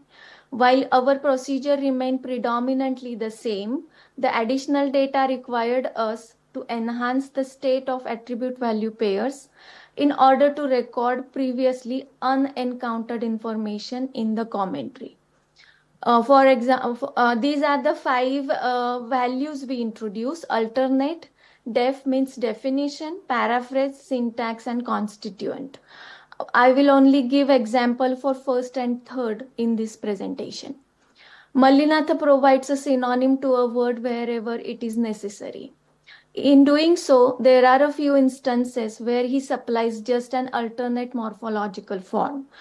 For example, in the Sarga 1, Vruddhatvam Jarasavina is the base text, where Mallinatha says Jarasa Jarayavina. Jaraya is an optional form, not a synonym of Jarasa. To accommodate this, we just add type equals alternate, that information, recognizing that it is not a synonym but just an optional morphological form. Mallinatha sometimes elucidates a word in the base text with a paraphrase. For example, Vanaya Pita Pratibadha Vatsam. Here he supplies Vanam Gantum to explain the word Vanaya.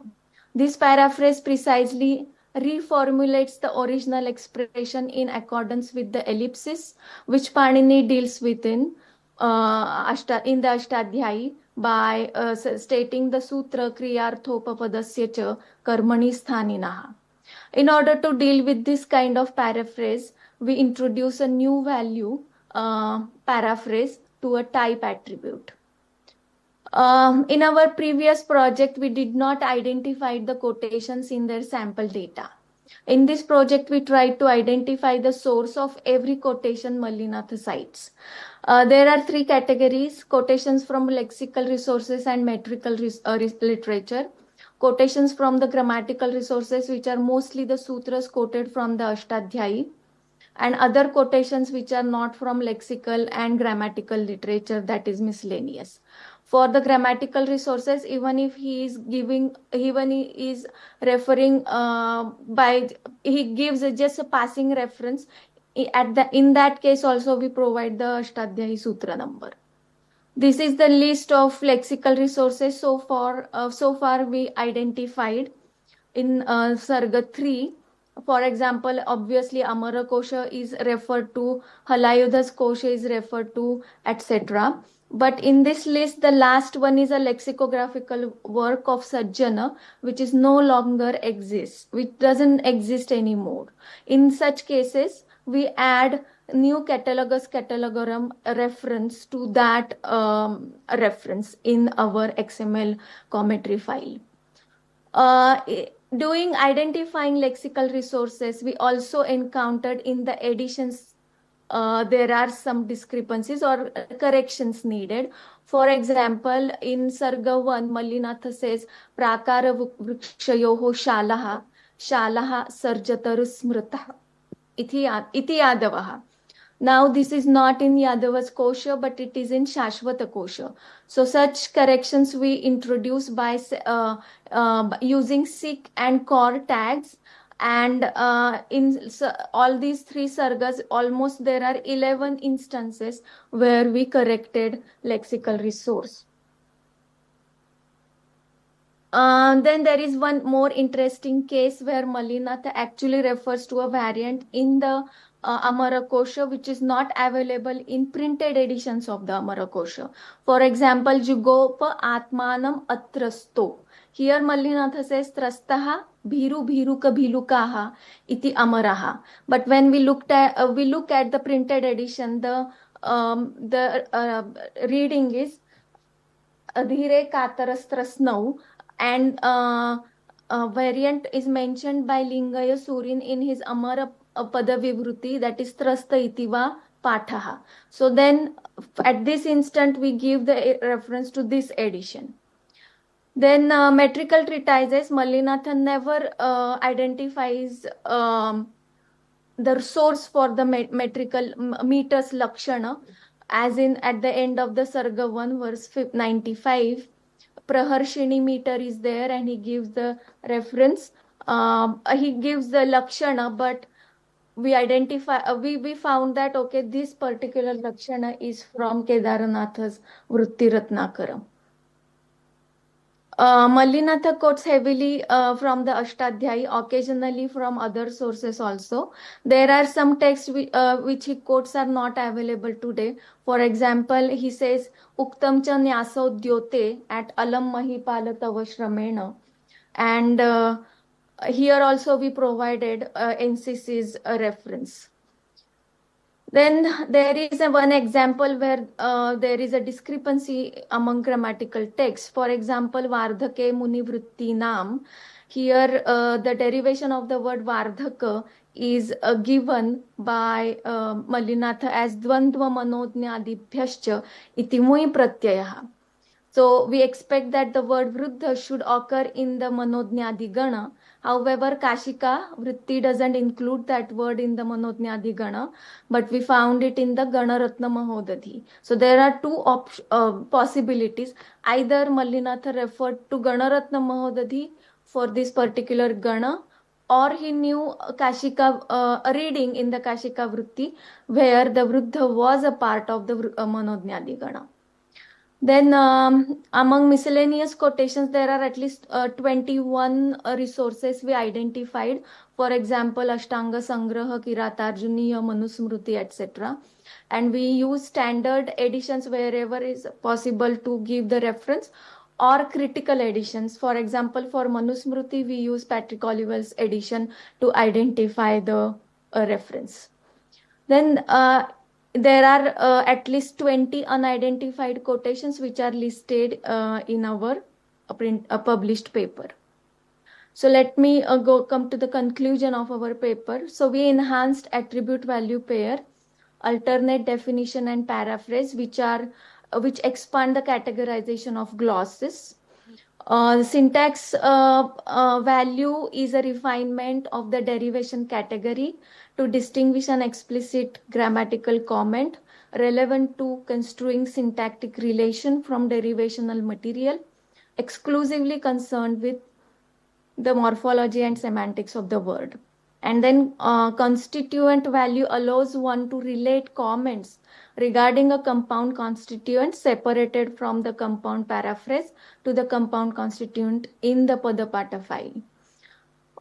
We contributed substantially to the constitution and analysis of this text. We verified and corrected source citations, listed those that remain unidentified, added references to the NCC for non-extant works. We added sources of citations where Mallinatha doesn't reveal them. This gives us opportunity to make significant philological contributions. The contemporary shift of the principal medium of knowledge transmission from the printed word to the digital medium is transforming philology into digital philology, which is future of form of textual research. Thank you so much, and these are the acknowledgements. If there are questions and you can hear me, I would like to answer. Thank you very much. Question? Yeah. Hello, Tanuja. I have a question. Yes, namaste. Namaste. The question is related to the compounds. Parvati Parameshwarau. Here, Parameshwarau also can be split further.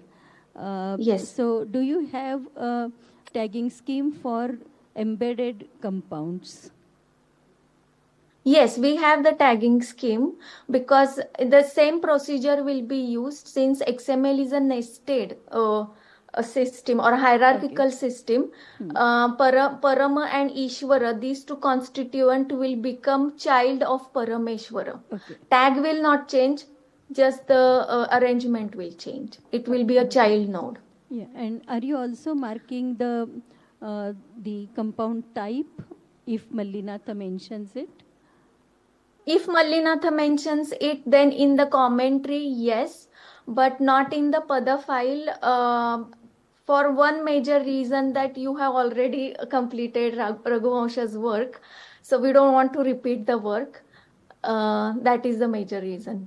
Okay, but I know that there are mistakes in those files, whatever we have done. Yes. And we we can correct it, but we don't want to repeat the task. Fine, but if this is you are marking it only if in Sanjeevani Tika it is there, right? Yes. Otherwise you are not marking. Okay, fine. Okay, thank you. Hello. So just wanted to ask one thing. You showed the source file or the mool file. So can you show some snippets from the commentary, how the markup has happened in the commentary side also? Yes. Can you see my screen? No, you have to share screen. Now we can see. Yes. Okay, so this is the commentary file, and this is again the preamble. Okay, so basically this is the division where type equals verse, then correspondence is verse 1, and we give each section a separate XML ID. And wherever, for example, here segment type equals derivation, even saha samaso vibhaktya lopascha, etc. He gives explanation for vagarthaviva where the word occurs. Now here with this core S1 V1 W1 type equals derivation will be, how Mallinatha analyzes vagarthaviva, that is tagged here. Or basically we can also automatically extract the anvaya with the help of the core attribute here. Because S1, V1, W1, W2, W3 will be the original verse order in the Pada file, and here in the commentary file it is rearranged, and the chorus will help us, chorus attribute will help us in identifying the rearranged order of the verse. So Anvaya can be automatically extracted.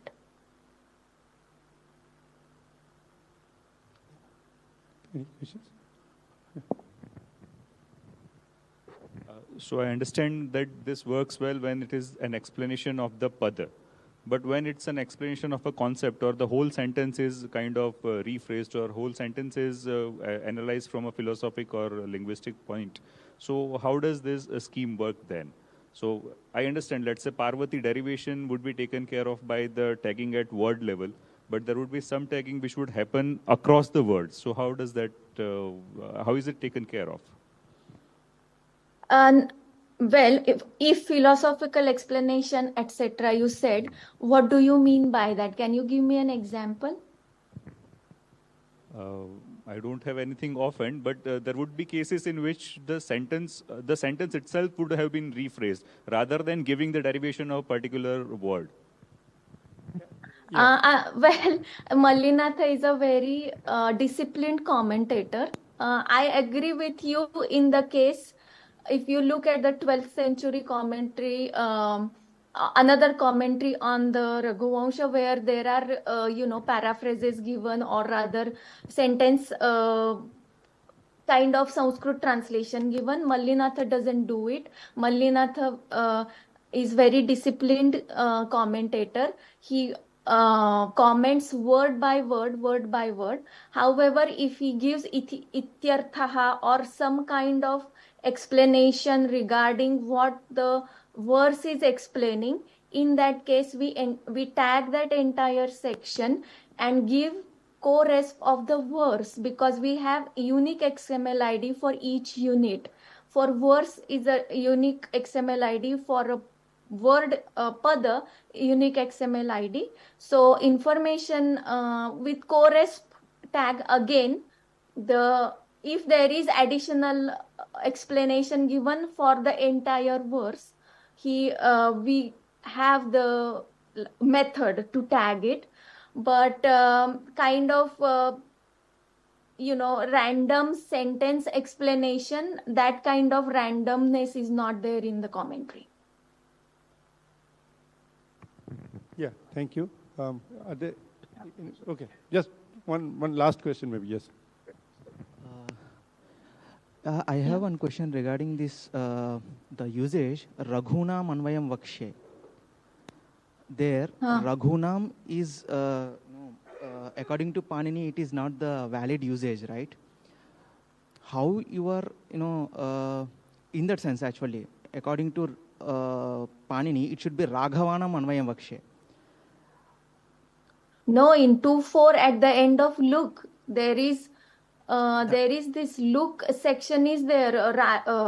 I can't remember that sutra immediately, but Raghunam is plural, where the plural is there, then the apatya pratyaya will be deleted. Apatya So pratyaya will be Raghunam is a valid usage according to Panini. According to No, Panini, this is not a Paniniya. This is Paniniya. So that is Panini. Raghunam is a valid usage, but I am saying in that sense it should be Raghavanam. You might have seen that discussion in Kaumudi and other granthas.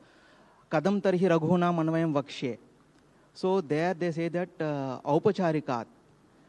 Okay, so it should be Raghavanam. How you are handling such instances? In Mallinatha also, you can see, there Raghunam Atra Lakshanaya, Aupacharakatvat, Aupacharat. Raghunam means here, it is figuratively speaking that Raghavanam only.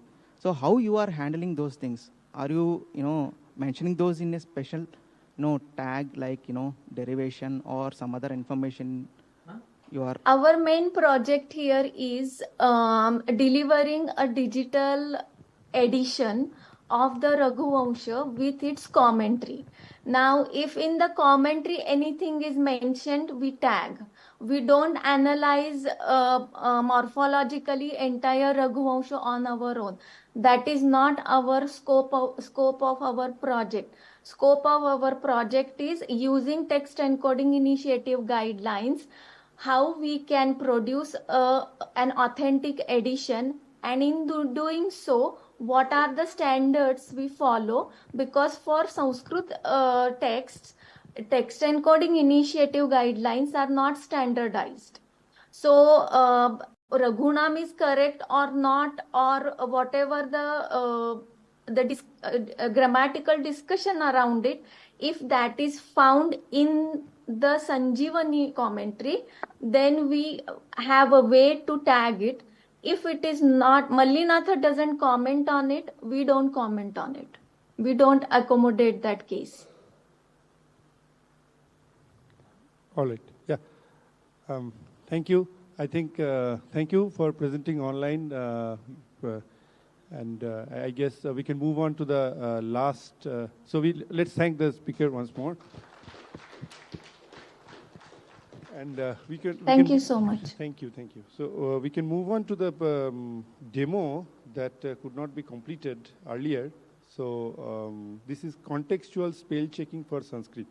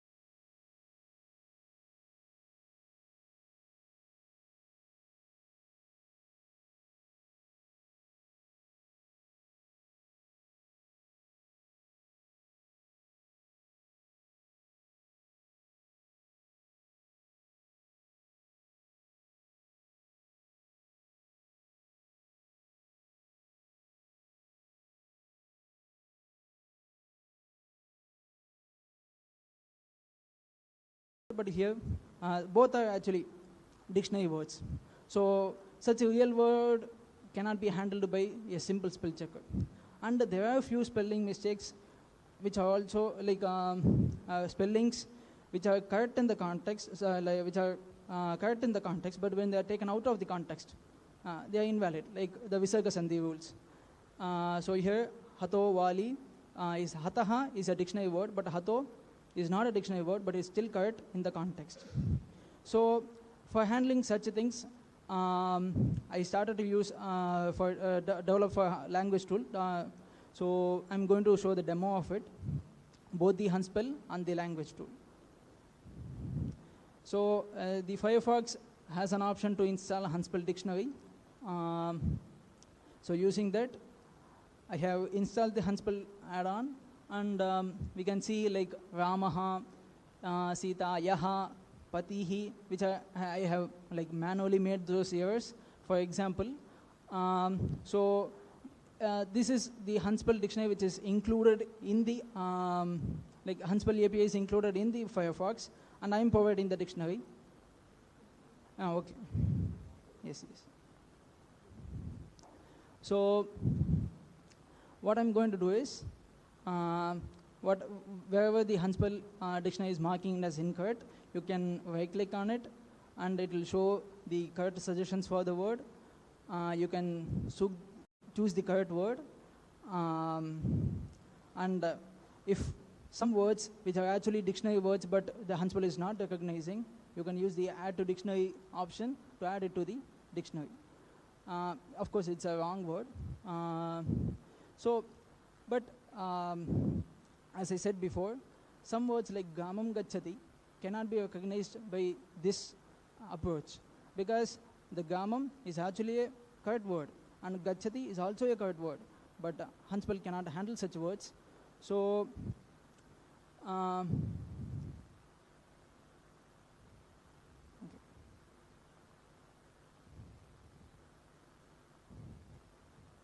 the same thing, I'm going to use it here.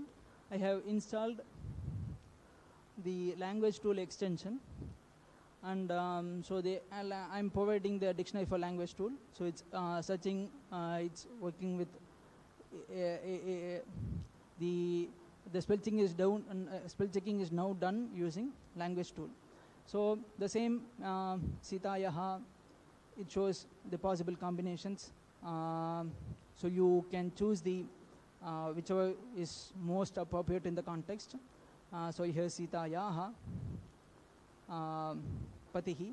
So this can be handled. This can be done in Handspell itself, but the below one, which was not recognized earlier, is also now recognized. So we can see मकारान्तस्य पदस्य पुरतः यदा कवर्गीयवर्णः भवति तदा मकारस्य अनुस्वारः अथवा ङकारः भवेत् इति. So we can either choose the anuswara or the parasravana sandhi. So this is the main advantage of using language tool. I'm going to show a few more examples.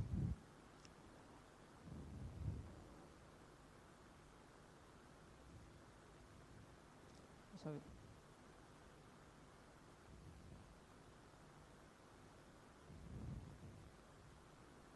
Yeah. So here again the Vyanjana Sandhi problems. So this should be etamna or etanna. So I'm going to choose etanna for reason. Then it should be either samshayam chindi or sansayam chindi, but not samshayam. The makara is invalid.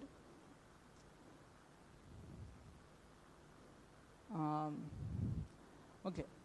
So similarly, evam bhavantaha, vaktum arhanti. Here it's actually the vowel which follows, so it should be makara, not anuswara.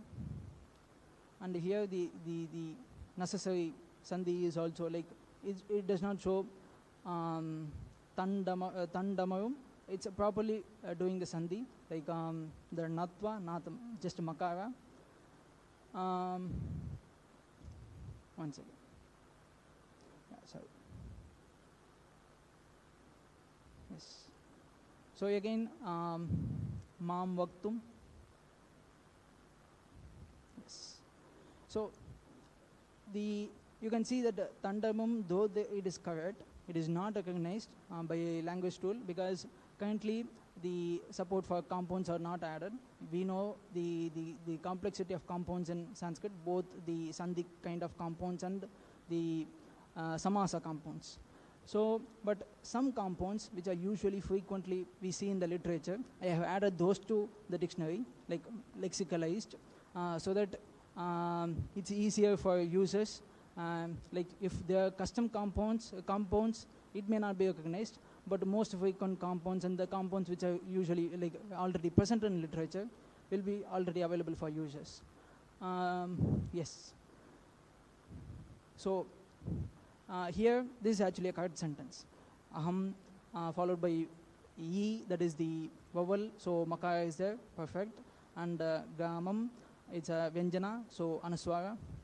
So it's a good sentence, and it's the language tool and Handspell working together analyzes the recognizes the sentence properly. Okay. So here is a story that I extracted from Samskrita Bodhini. So just for real world usage. So here also the book actually purposefully did some sandhis for the convenience of the user because it's a beginner text, so it does not do some sandhis. So apopam apahritya, etc. Evam avadat. So all the similar the makara related sandhis. So what I wanted to focus here is the shakayam upavishtaha. This is actually wrong, we know, so we are correcting it.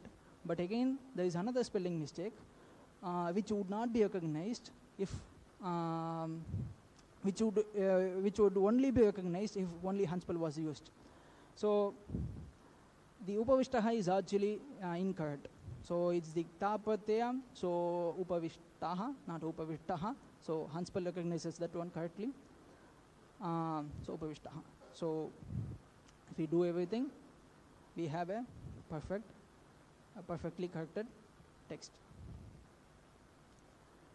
So this is actually an the upavishtaha was actually a OCR problem. Right? The ta instead of that one, it was actually ta. The OCR didn't recognize. So the Hanspal and language tool, the spell check as a whole, can help us correct mistakes in OCR. Last but not the least, I want to take an actual real-world example.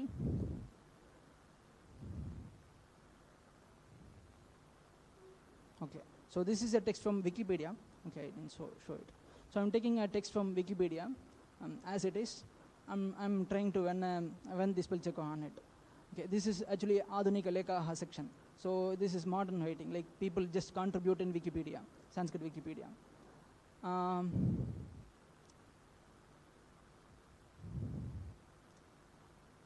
I think it's taking some time to run. Yes, it's done.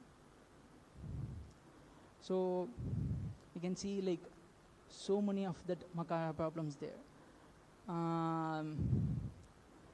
So I'll just fix a few. This one, this one, this one. So some words like Nepala Deshaha is also like already in the text, so it is recognized.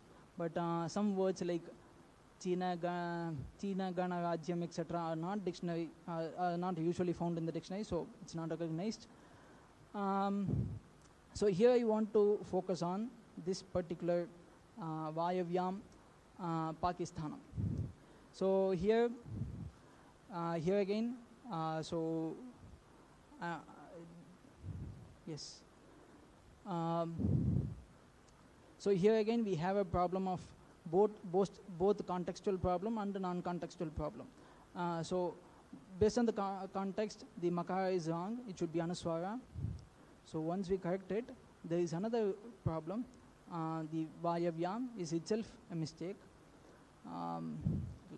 Show. Okay.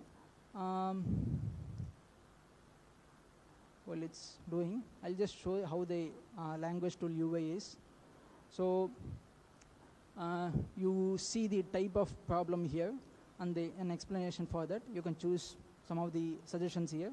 You can either ignore it or you can accept the suggestion, or if we click on the more details, we'll go to the Ashtadhyay page, or it can be any resource. Currently I'm looking to the Monuswaha Sutta and Parasavana Sutta. So users can get a context and a pramana, proof of why the thing is wrong, and they can further study about it. And if they want to like disable the rule everywhere, like if they want to intently want to write in such a way, they can disable the rule using this one. So the Vayavyam is now done. So we can mix, we can like fix the Vayavyam here also. So there was extra ya. We can fix that one. So yeah, yes. So other than that, so this is still in progress. The work is still in progress. I have to still add frequently used compounds so that they are easily recognized. And I am planning to add some basic grammar rules using Upapada Vibhaktis, which can be recognized in such a way. Then Visheshana Visheshya, sorry, there's a spelling mistake. And it can the language rule also can be used by extending it using a past tagger, disambiguation softwares, programs, and so they can also be used for style checking. Like usually this double danda is people make the mistake, so we can replace it with the actual double danda. And I'm planning to provide a public API, so people can use it. Since it's open source, so these are all like in progress, is planned for the future. So thank you.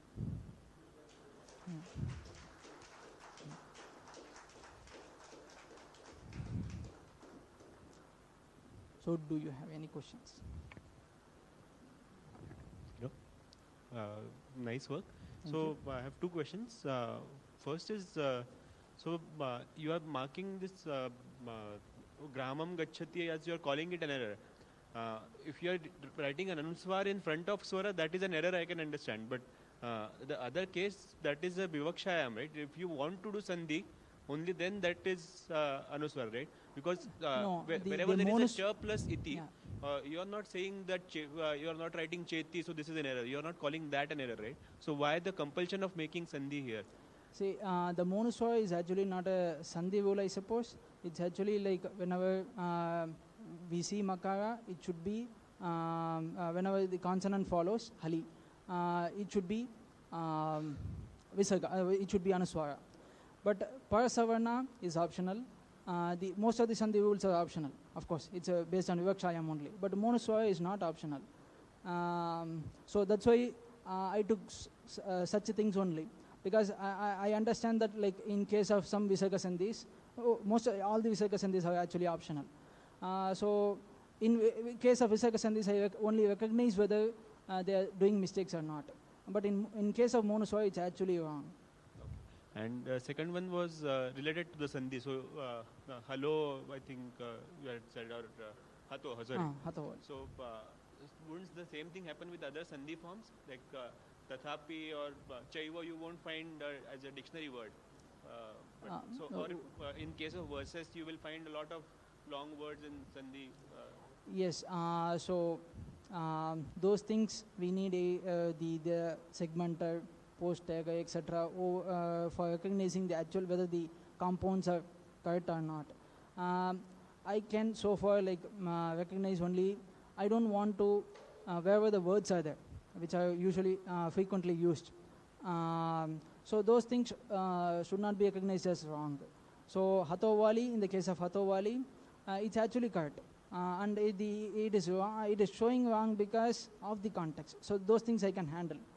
But if you want like long words which has sandhis and samasas, then we need to incorporate advanced tools. Okay, because this was primarily asking from the sense of correcting errors in verses, because that is what most literature is in. And when you say public API, do you mean some installable software that we can use? No, it's the language tool is bulky because it supports a lot of language, around 30 languages. And Hunspell is actually C++ and language tool is Java. So installable will not be very much easy for people. But I'm like discussing with the language tool people, Daniel Neighbor, so for incorporating the Sanskrit, etc. into the language tool itself. Till then, I'll be providing a public API like the HTTP, this one, so you can like send a text to it and such spell check it. Got it. Any other question? So I think one of the things is you mentioned it, but you should be rather calling it grammar checker rather than spell checker. Right? It is still checking only the spellings. I am no. Okay, it is not the monuswara. as you were saying, Okay. monuswara is a grammar error, not a spelling error per se. Of course, grammar error will have a lot of other things, but at least it's towards that. Anyway, other questions. This is actually a very interesting work, and this is probably more useful for. There was this question in the previous thing, right? Can computation tools help people learn Sanskrit? Surely, no, correct? So this you can, yeah. Any questions on this? So the Hunspell is downloadable, right? I can use it as a plugin, correct? The Hunspell Sanskrit. In an editor, you can use it as a plugin. You can also use it as a command line tool. Yes, you can. So I can. Okay, fine. So I can but, just run it Hunspell over a you Sanskrit can, file. But language tool is actually very bulky. No, so basically then I can plug it in with SPL and I can just run it over. Yes. It's open source, so Correct. anybody can download it. That's actually. But only quite the dictionary won't be available for now because it's part of my PhD. So. Oh.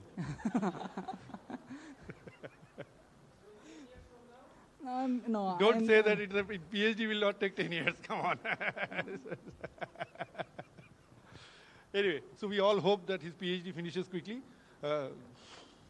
But till then, you can use the public API.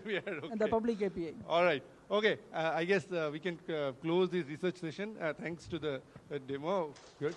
Thanks to all the speakers. And we are running extremely late, but I'll hand it over to Martin for the next session, the sponsor session. So we should quickly finish it. Yeah. Okay, so we've got 2 sections in this session. We're having 10 minutes, including question and answer per sponsor. So I'd like to first thank the sponsors, because we wouldn't be having the 7th ISCLS without you. So deepest thanks for all who have sponsored this event. And it's so important to have these events, and we will continue and improve each time. So first, from Indica, I'd like to call Shiva Kumar GV to present. So you'll have 10 minutes, including Q&A. If you want Q&A, then 8 minutes, and we'll just get you set up now. And welcome.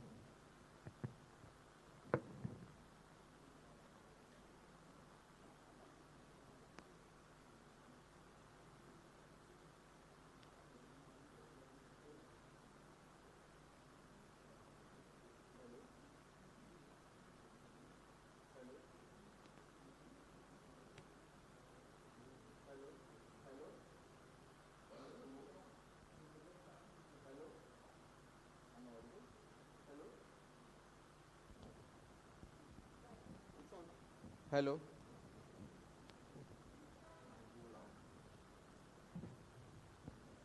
Dhanyavad, Martin. I will not take much time. I know it's the end of the day. My name is Shiv Kumar. Namaste. I am from Indica. Interestingly, I must be one of the few in the country to have a designation which is Sanskrit based. So my designation is Guru Sadhaka Sachiva.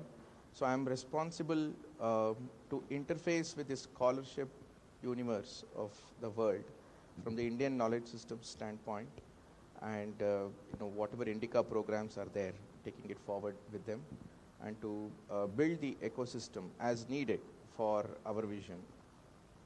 Some of you will know that we are a institute for Indian knowledge systems. Obviously, Sanskrit is the foundation of Indian knowledge systems, and that is why we are very interested in this conference. We've been a part of this in the past also, and we would, we are very, very happy to be supportive of this program, of this conference.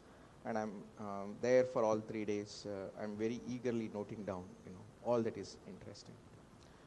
Interestingly, 25 years back, I did my MTech from IIT Bombay with a special focus on AI and natural language processing. Life was very different at that time. It was more symbolic AI, and then it's moved to statistical AI, and now it is neural networks, and the textbooks look completely different. But the possibilities are significantly not just encouraging, but exciting. I'll come to that point, why I mentioned that. So as I had noted down some points, I found a reflection in the papers being presented also. So we have, 3 kinds of papers, a set of papers with linguistic insights, and a set of papers with partial pedagogical insight. That is, we are very interested in linguistic insights being transformed into pedagogical instruments, so that the Sanskrit as a language learning proliferates in the world. And I saw, some of the tools were partially in that, Sir Arnab also mentioned in the last paper. That is something that we would really like to proliferate, pedagogical transformation of linguistic insights into pedagogy. We also saw ontological universes being represented, which also needs to significantly increase. For instance, we should be able to say how does the Rita universe in Rig Veda look like in comparison with the Dharma universe in the later Vedic texts, and what is the ontological universe overlap, which is too difficult to do manually today. It requires computational tools. I know that Vedic texts are not subjected to such morphological analysis in the tradition, but I still gave an example for the sake of it. But there are several other such examples where you can take two texts and you can see how words create their own universes, clusters, and then where is the overlap, where the overlap is not there, because that gives deeper insights, which today manually we are drawing it here and there somewhere. So a lot of insight is lost in the Sanskrit corpus. That is one. But we are even more interested in things when ontological representations transform themselves into civilizational and cultural insights. For instance, in the 18 Puranas, how does the universe of Srishti Sthiti Laya look like? Because all Puranas start with a Srishti section. Now, I have searched for it. Such a PhD thesis also is not there, So because this is non-trivial and requires a lot of textual analysis, which is not possible otherwise, but computational approaches coupled with now the kind of computational power that we have and the evolution of AI, neural networks based AI, it is possible to do this kind of analysis. It will be very, very, civilizational insights, cultural insights will be very productive in that. So we are interested in pedagogical insight and civilizational and cultural insights. And of course, as scholars, you are all the time doing linguistic research and ontological research. So Indica, some of you know, as I said, it's an Institute for Indian Knowledge Systems. And we have 16 different divisions within that. Some 3-4 divisions will be of great interest to you. We have a journal/magazine called Indica today, where many of you can, as scholars, you can write articles with your insights in computational linguistics and Sanskrit. We have a platform called Indica Courses, which is offering a lot of courses in in various texts, Nyaya, Yoga Sutra, hundreds of such things, and many of you are in a position to offer your own courses on Sanskrit, and that platform is available for you. We also run a lot of conferences and symposiums. Not all, so at least in some of the conferences, I see many of your insights will be very relevant. We can even run a Sanskrit and computational linguistic, special area conferences also. So I would like to, kind of offer our platform for your expression and also engagement, because we are engaged with the entire Indian knowledge systems universe across the world by offering grants, research scholars. In fact, I saw one of the papers produced by Center for Policy Research and Governance. Indica had given a grant to that organization also for Indian knowledge systems. So we are here to serve you and the causes that you represent, and we are very eager to engage with you on that. We'll continue to be your partners. Thank you very much. I'm there for the next 2 days, and I'll eagerly look forward to engaging with all of you. Dhanyavad.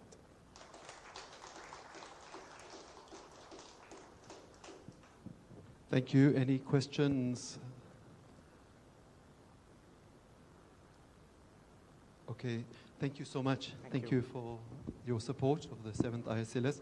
So I now would like to call Satdeep Gill from Wikimedia Foundation. He will be presenting Wikisource Loves Manuscripts.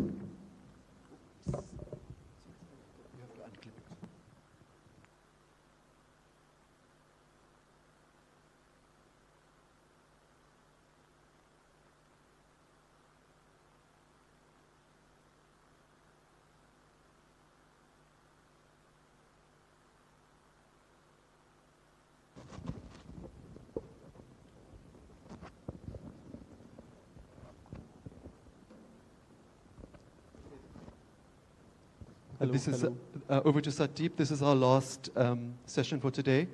And then there will be a bus leaving to Ostel for those staying at Ostel. And tomorrow we'll have breakfast at 8:30 is breakfast 8:30 tomorrow. it is. So we'll see you all for breakfast, and over to Satdeep now. Yeah. Hi, everyone. I know it's been a long day, and I won't take a lot of time. So I'm Satdeep Gill. I work with the Wikimedia Foundation. I was going to ask who here has used Wikipedia. Can you just give a raise of hands? But it was good to see a presentation about using Wikipedia here in a couple of seconds ago as well. Next slide, please. But who here knows that Wikipedia has a lot of other sister projects? Oh, that's good to know. I work with the Wikimedia Foundation, the nonprofit which runs and maintains these projects, which are more or less, no, all of them are volunteer built and maintained. So Wikipedia is like you all know, an encyclopedia. We have a dictionary, and we have a transcription platform called Wikisource. And today I'm going to talk a bit more about that and how we're also working with manuscripts there. Next slide, please. So Wikisource, as I told already, is a transcription platform. It gives you an interface where you have the PDFs or deja vus, and then you can transcribe them there using OCRs in different languages. So we support more than 70 languages, and there are new languages being incubated right now as well. Next slide, please. So here is an interface, a demonstration of how it looks. So you have an image on one side, and you have different OCR options. Some of them are paid, but they are available to Wikisource contributors for free. Like the Google OCR, the Google Vision API engine is available for you for free to use, and then create transcriptions here on the other side. And we have incorporated Transcribus, which is for handwritten text recognition, and you can train your own models there and then plug into Wikisource there as well. So with that context, I'll move to the next slide. We started a year back. We started a project called Wikisource Loves Manuscripts. So Wikisource, the transcription platform, and how we can help manuscripts transcription on this. And we were inspired by the Balinese community, which has a huge repository of palm leaf manuscripts. So they worked with them and they brought them online, and now they have their own Balinese Wikisource, which is mainly Balinese manuscripts that they have transcribed using using this platform. And in this pilot, we continued working in Indonesia. We worked in 3 different regions, in 3 different languages: Balinese, Javanese, and Minangkabau language. And we helped digitize more than 28,000 pages of manuscripts. And the best thing of Wikimedia platform is the collaborative editing that we bring. So more than 100 people, new and experienced contributors, joined the effort to transcribe some of those manuscript pages online as well. Next slide, please. And this is one of the inspiration that what the Balinese community did for us. So we not only are transcribing, there is a data platform where you can write what the coordinates of the different manuscripts was, from where they were scanned, and the Balinese community did this amazing work about Balinese manuscript around Bali Island and the other islands. Where did they scan the different manuscripts from? And this has been really inspiring. Next slide, please. And to support this, Wikisource Loves Manuscript, in short we call it WILMA. We did some partnerships, like with the British Library. They have huge collections of manuscripts, so they shared 76 Javanese manuscripts with the Javanese community, and they're working on the Javanese Wikisource to transcribe them. And now we're using the manuscript that the British Library gave, to train Transcribus models. And as some of you might already know, Transcribus is a handwritten text recognition engine, but it helps you create your own HTR models. So you can create them, and you can make them public, and you can even plug them into Wikisource. And we have this, like the existing models, we have them available in 25 different Wikisources and languages already. And again, this is a paid service, They give some free credits, but it's a paid service after that. But for the Wikimedia communities, they're again available for free. And then we also partnered with UNESCO for some outreach, for some events. We did some proofreadathons with them. Next slide, please. And now we're taking it beyond Indonesia. We had a call for invitation where volunteer communities and even experts, GLAM institutions, they reached out and they wanted to bring Wikisource Loves Manuscripts into their communities.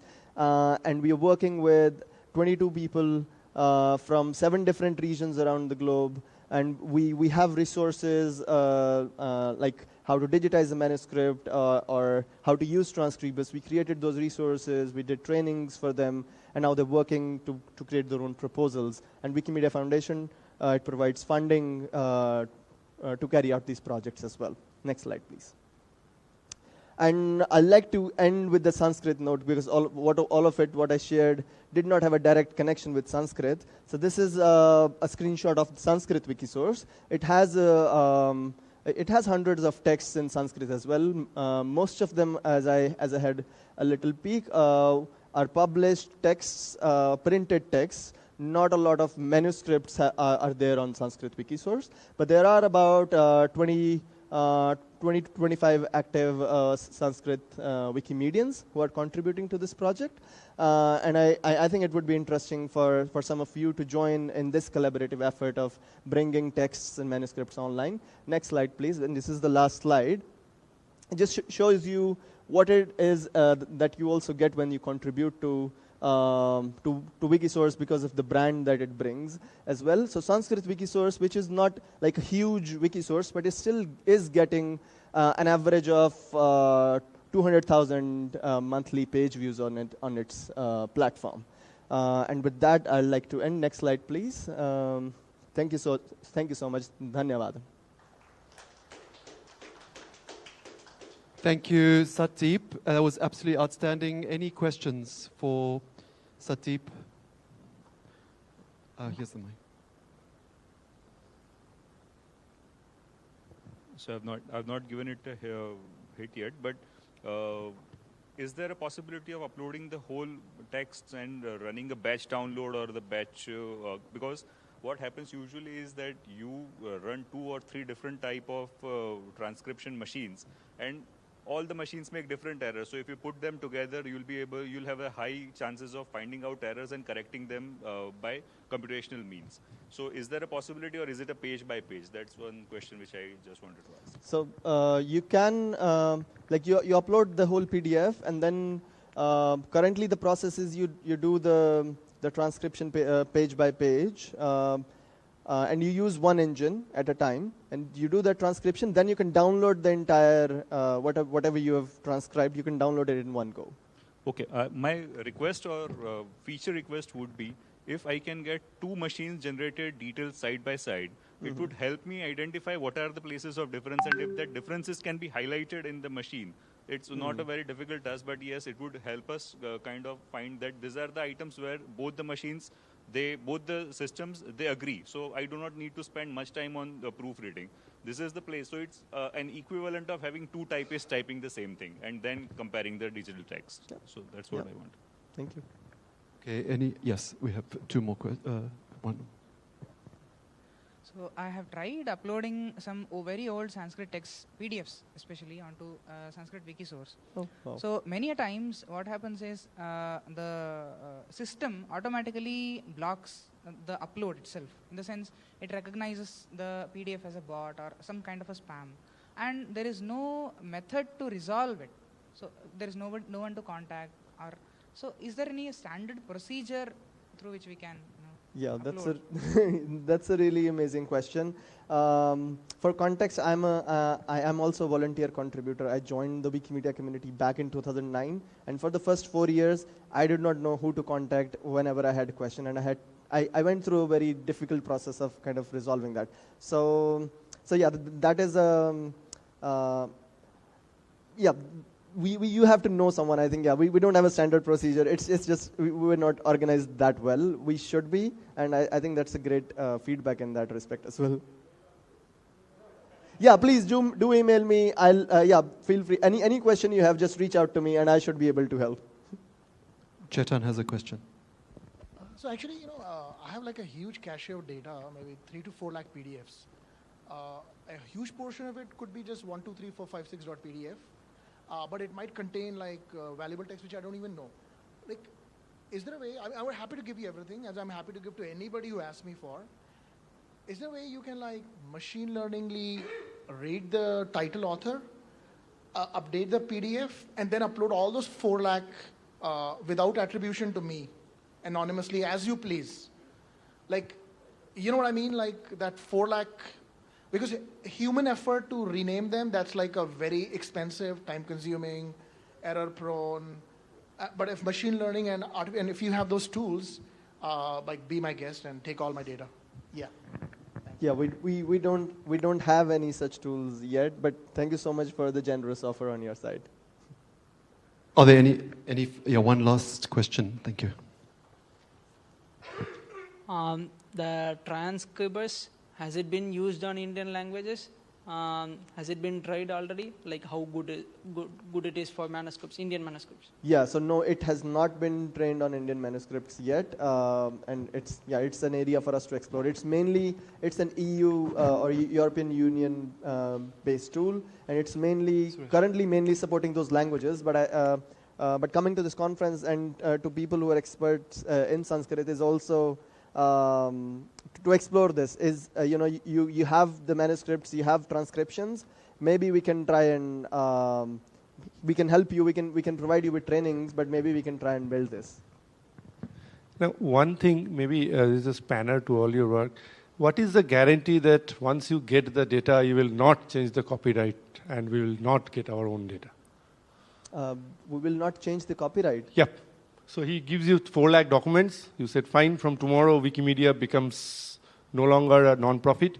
It is acquired by a company, which means he has to pay to get his own data out. Yeah. What is the guarantee that this will not happen? Yeah. So since we have the licenses on all the Wikimedia projects, the license itself says that this is Creative Commons by share alike, mainly, and there can be like public domain, which is CC0.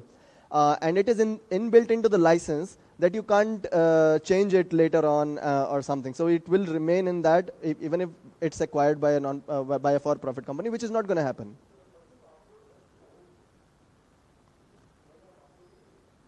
Yeah. Yeah. No. So there isn't any other default. Like all the default options you have are Creative Commons only, and you can't go and change them, and you can say later on that we are changing this all into all rights reserved. We can't do it we don't accept on Wikimedia Commons, on the project where we upload the books, we don't accept anything other than that is freely available, that is Creative Commons or public domain. Yeah. Thank you so much. Thank you, Satip. Thank you everyone for being here today. This brings us to the closure of the first day. And thank you to our team from Sri for being here. If anyone has any feedback from day one, something you want to see improved or changed for day two with the food or tea service or anything, just come to us and let us know. And then there is a bus leaving. It's ready waiting to Ostel. If you need to get to Pondi, you can always, Ostel is about halfway to Pondi, so you can always take that bus. Or if you want to stay around in Auroville, you can stay and explore. And then there's the Integral Transport Service. You can look them up. You should have the number also. They can taxi you, or there's rickshaws at the visitor center. There's a lot going on in Auroville. If you've still got energy, I'm sure you do. I'm sure you've been energized by today. And thank you very much. We'll see you tomorrow for breakfast. It's North Indian breakfast tomorrow. Today was South Indian.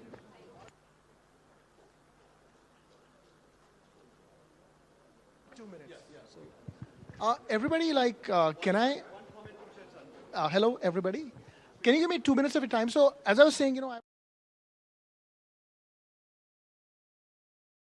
ask you, since you're technologists, is there a